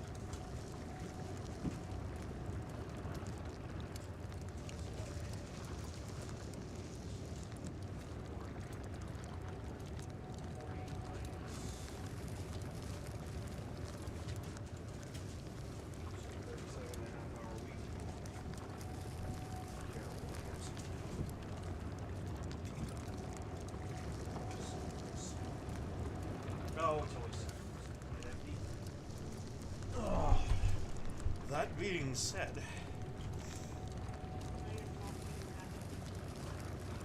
bad ankle today. Both today and yesterday I stepped wrong. Today was just the one too many steps. Gotcha. So asking you to butter up the pan is not going to happen. As soon as I sat down, I ain't getting back up and fighting again. I'm not that hungry right now anyway. No noose I had a this pretty time. sizable lunch. I'll remove your head I'm kidding, myself. of course. It was a... You could bloody well try. First one's Yeah. Magnus? No. That would be Close a and burst. turkey pot pie with a small handful of Fritos, some shredded cheese, and a hash brown. easy prey. Ogham is mine. No I escape. didn't even get... I got like halfway through that can. And then I was like, oh. They're chicken. That's what they were. Easy prey. They did not taste very good. But I was hungry. You dare.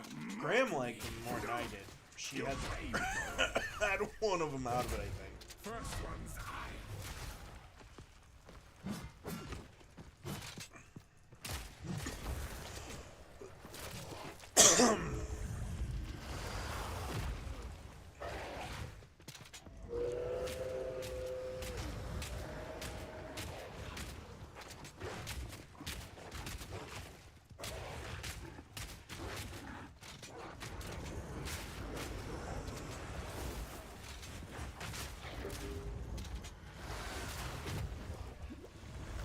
No, to me, first one's higher.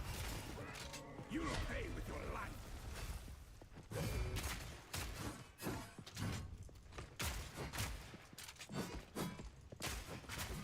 Easy prey.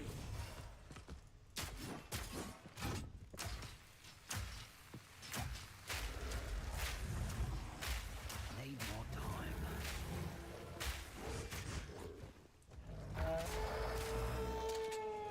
The air grows colder.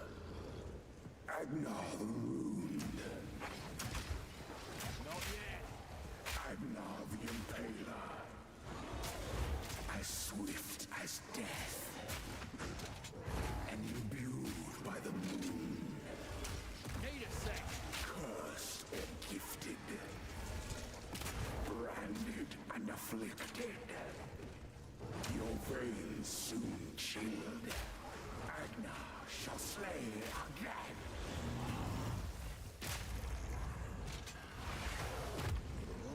Chilling frost. I smell your blood. And I am ravenous. Solstice of pain.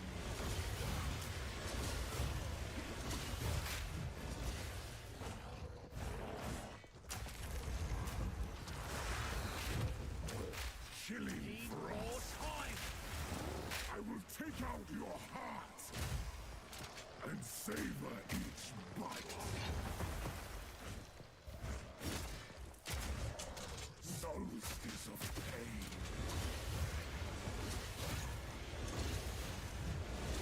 Freezing gale. Your pulse quickens. The eternal impure. With bloodlust empowered. Our Esamir endured. But soon all were devoured. In unending war. Death waited at the door. Then hour by hour, men fell as summer sour. Requiem on high.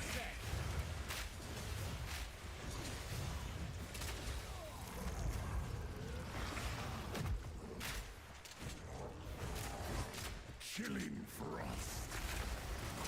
I will take out your heart and savor each bite. Requiem on high.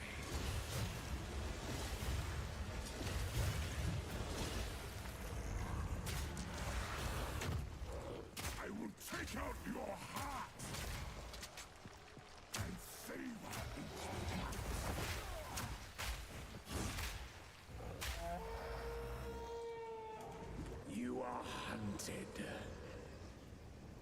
Fang, tooth, and claw. Tortured under the moon. The pack suffered but endured. And howled now in tune. No tales were told. None new, none old. And their endless hunger grew ever stronger. Need more time. Need more time. On high.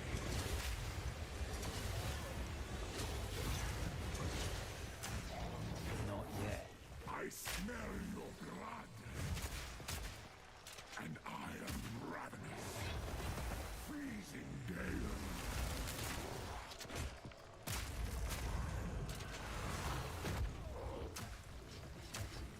Need a sec. Requiem on high. Freezing gale. I smell your blood. And I am ravenous. Killing time. As night falls, winter's chill, Need a sec. sought the unworthy. Through an endless night, they wither and tarry. Forsaken thrusts, as cold as death, of Beir's misery. The pack won't forget.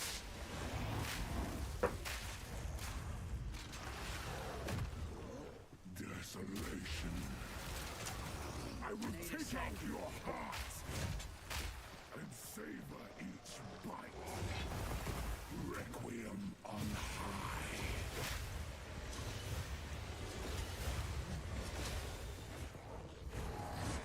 Need more time. Need a sec. I smell your blood. And I am ravenous. Desolation. Solstice of pain. Boss fight. I smell your blood. And I am ravenous. The air grows colder. Agnar the ruined. Agnar the impaler. Here it comes. As swift as death. More time. And imbued by the moon. Cursed or gifted. Branded and afflicted. Your veins soon chilled. Agnar shall slay again. Solstice of pain.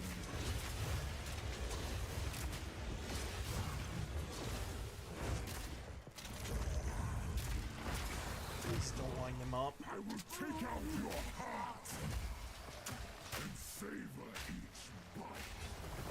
Killing frost.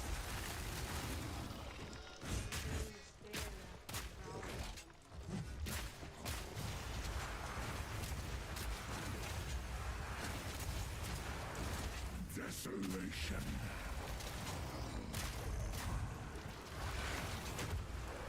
I will take out your heart and savor each bite. Killing frost. Your pulse quickens. The eternal impure. With bloodlust empowered. Our Esamir endured. But soon all were devoured. In unending war. Death waited at the door. Then hour by hour, men fell as some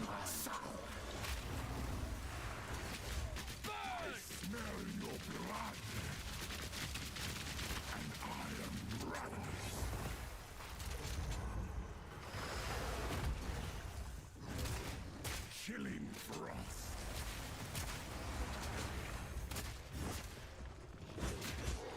I smell your blood, and I am ravenous. Desolation.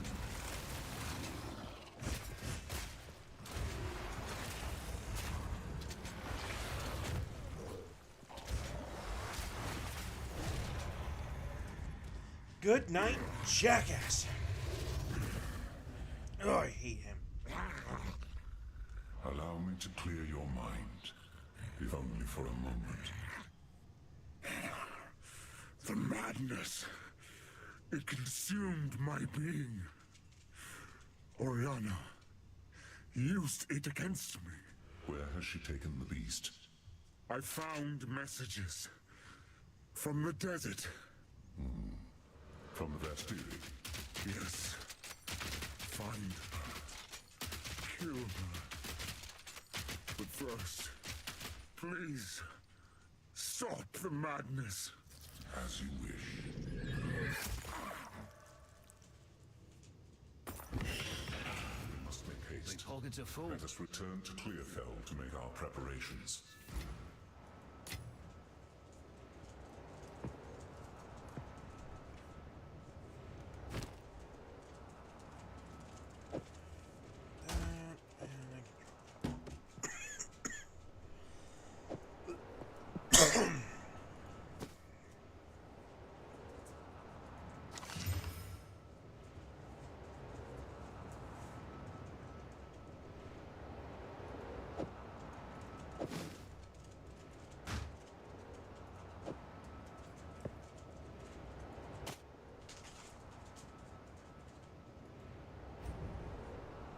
What was that about St. Twinskies?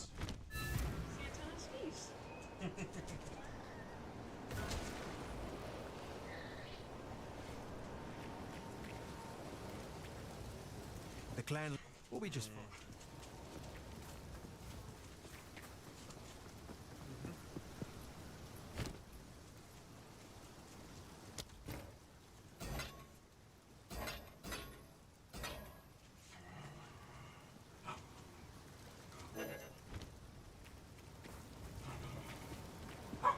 You've done well. The dark good luck. Shush.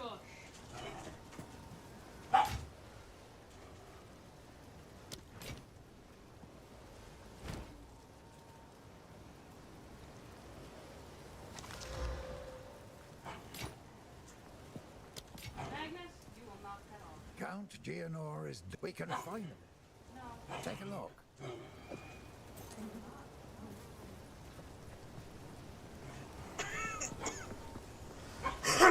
Enough.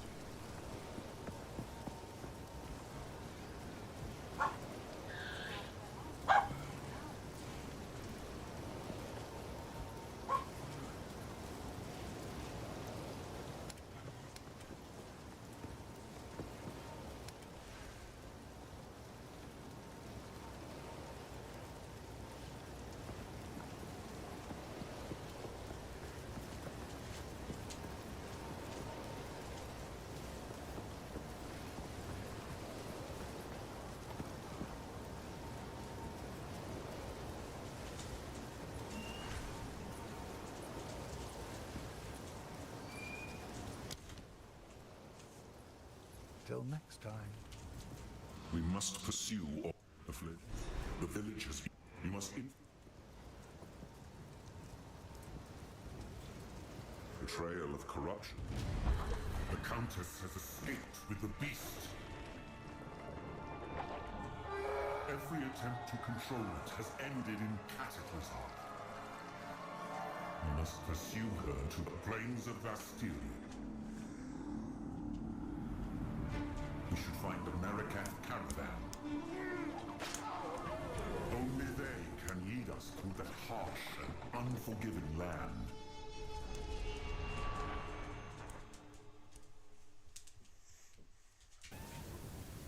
Well, sir, we have arrived. This outpost seems... Time is short. Make haste.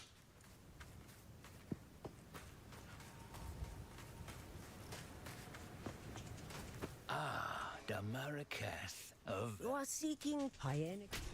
Best show.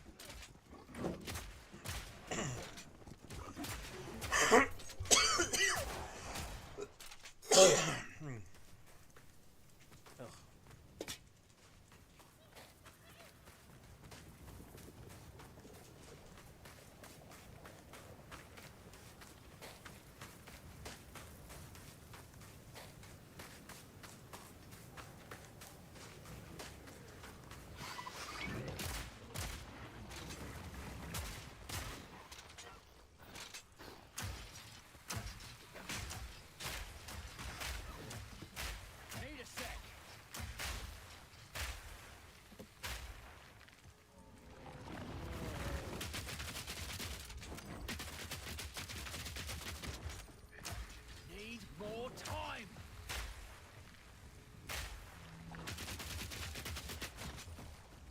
You or me?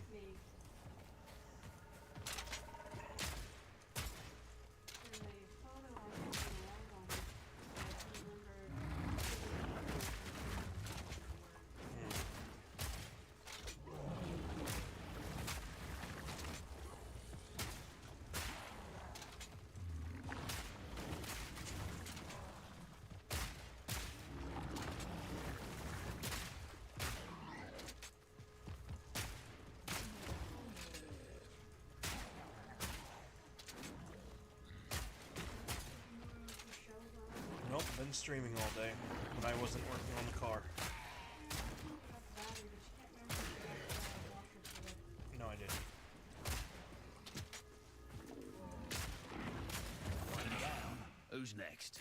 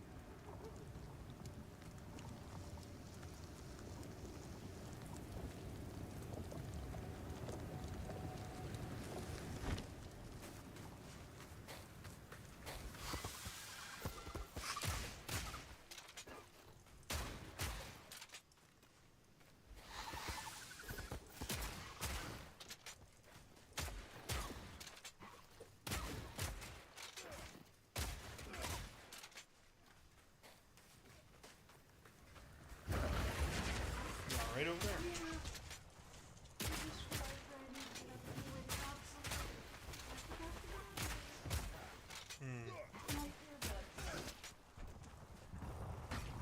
While figure up if you want to get the pan started.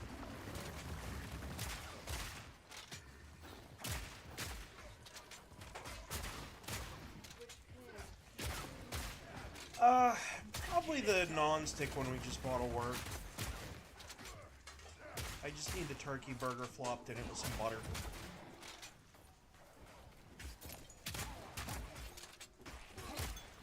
I definitely have the rest handled, trust me. That's, like, so easy River could probably do it if I could trust her with a stove or a cheese grater. But she is, 6.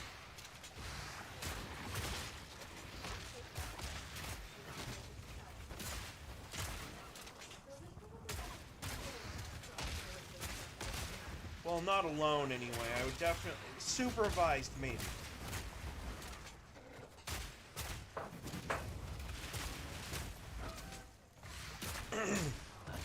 What I'm more likely to do is start her with a thing that I was started with, which was scrambled eggs.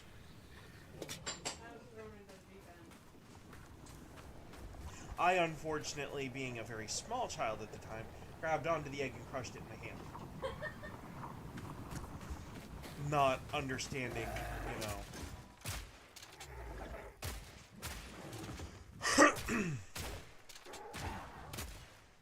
That was the last time Dad let me cook. Until I was about 12, 13 years old, and then my mom basically told me anything that I wanted to make, she'd go buy, but I had to basically do the cooking myself. There was a lot of mac and cheese, put it that way.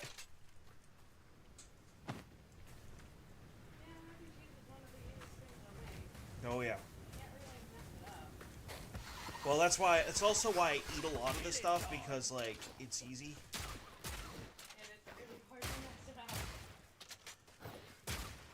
And it doesn't require my constant attention.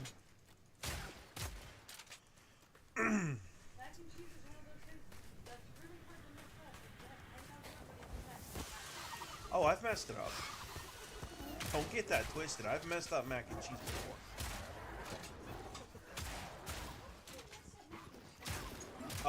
Not using the package. It was a couple of my... Actually, I've messed up mac and cheese quite a bit. A lot of my homemade mac and cheeses were from trial and error. Some of the best mac and cheeses that I've made here are versions of mac and cheese that I've totally screwed up in the past.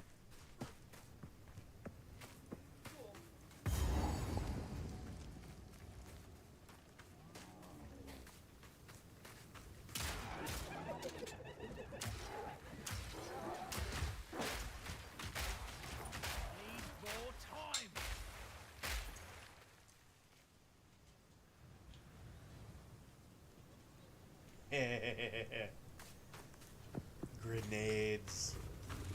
On the cliff.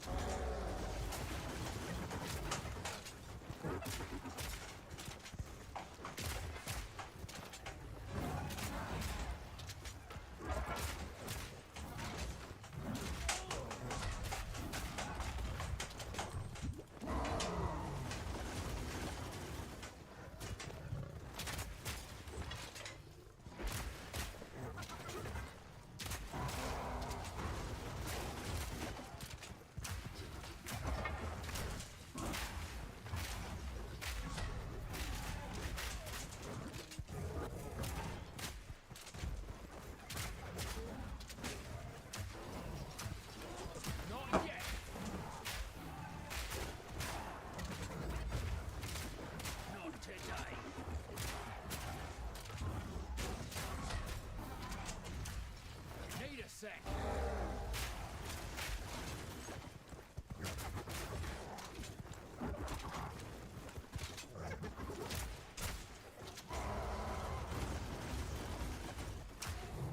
Not yet.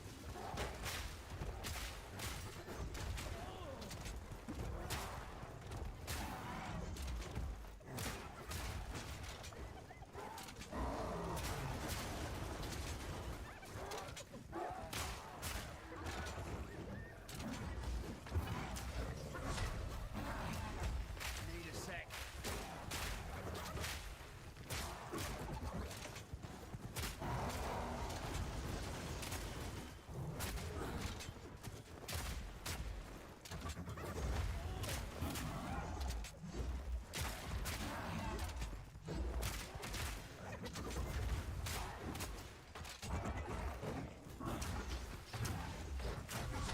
Not yet.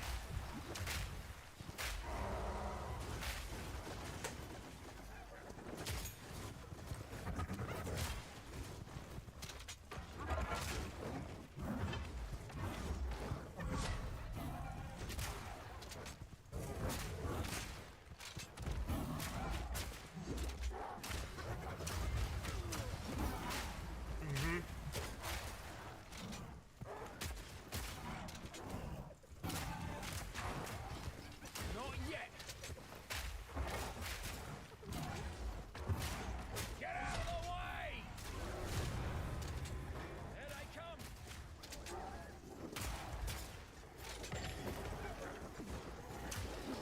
Need more time.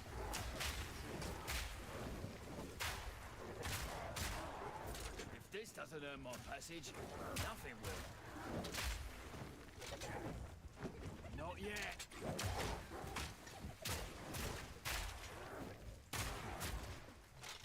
And it happened to OBS, too.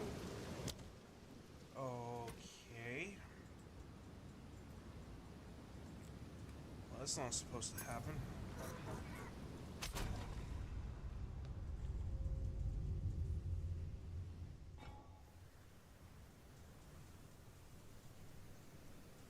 I mean, fortunately, it was able No to room. put me right back, but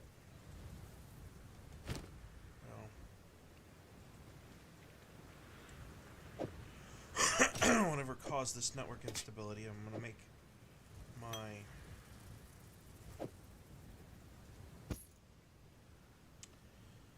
my moves pretty darn quickly, I guess, because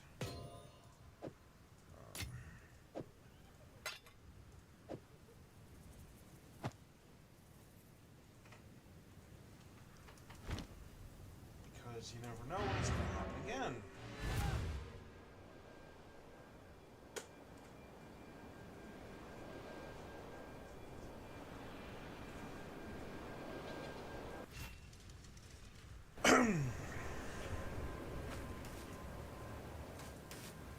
You defeated the raiders? You may travel.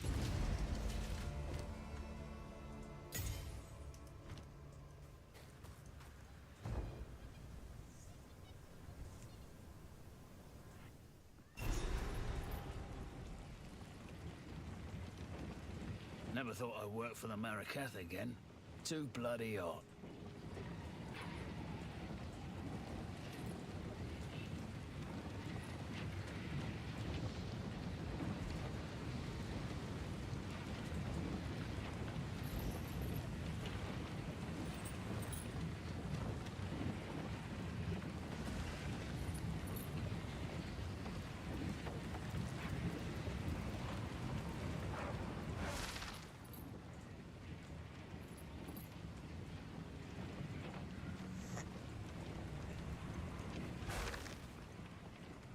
The beast is on them, I assume.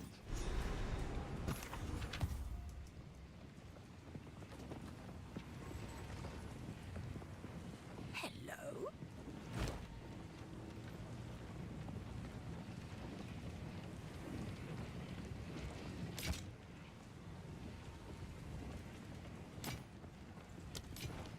I will tell your tale.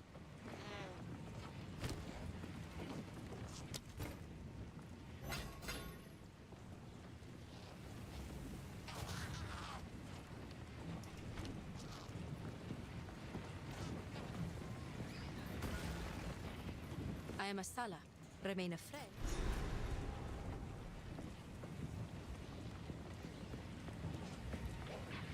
Who goes there? By the sound you may trade with. My wares are renowned.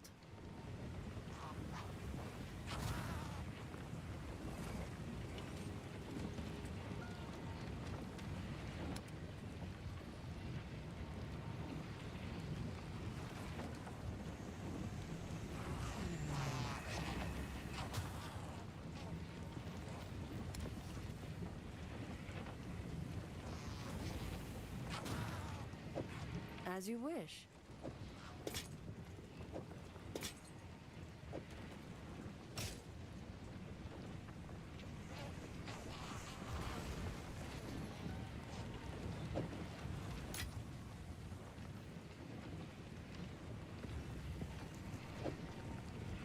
I shall put this to use.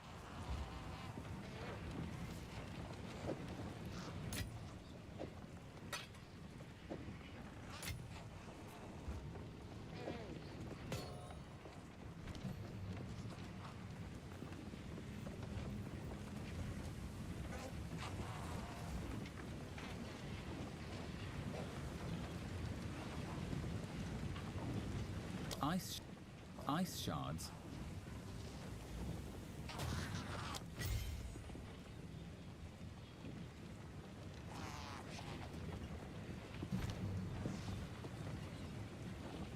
Gas.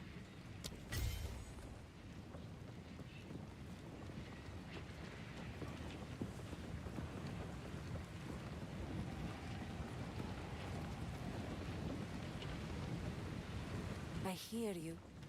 No need to rush.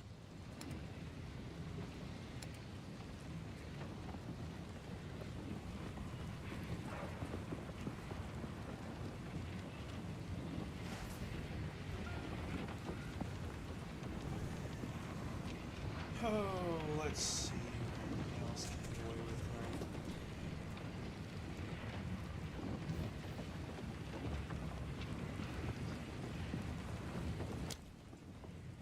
Goodbye.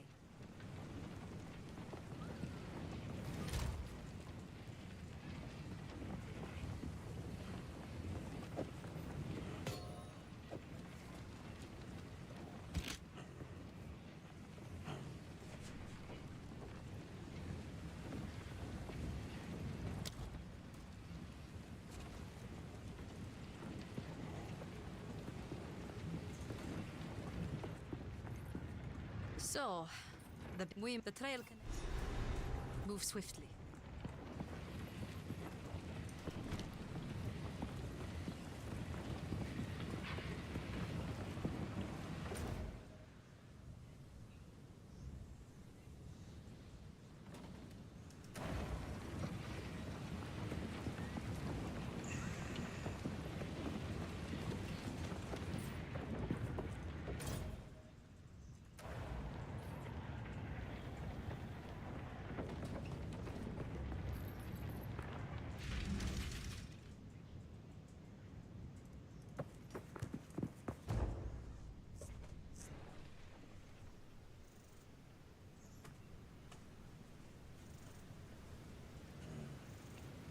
You want your scoop? Is that what it is?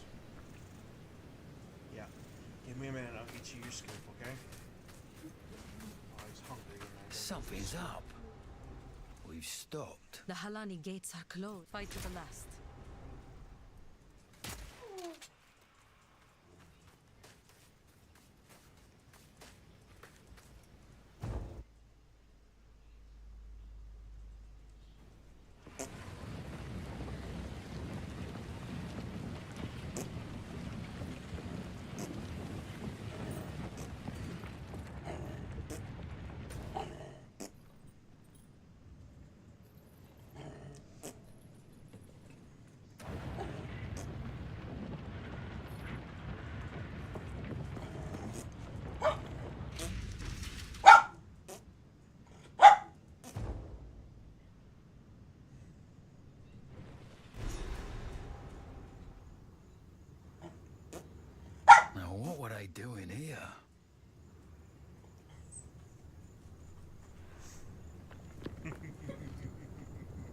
What, you want to be the star of the show, huh?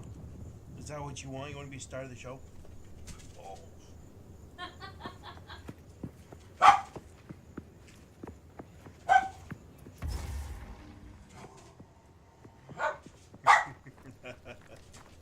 Love you too, buddy. Dodge this!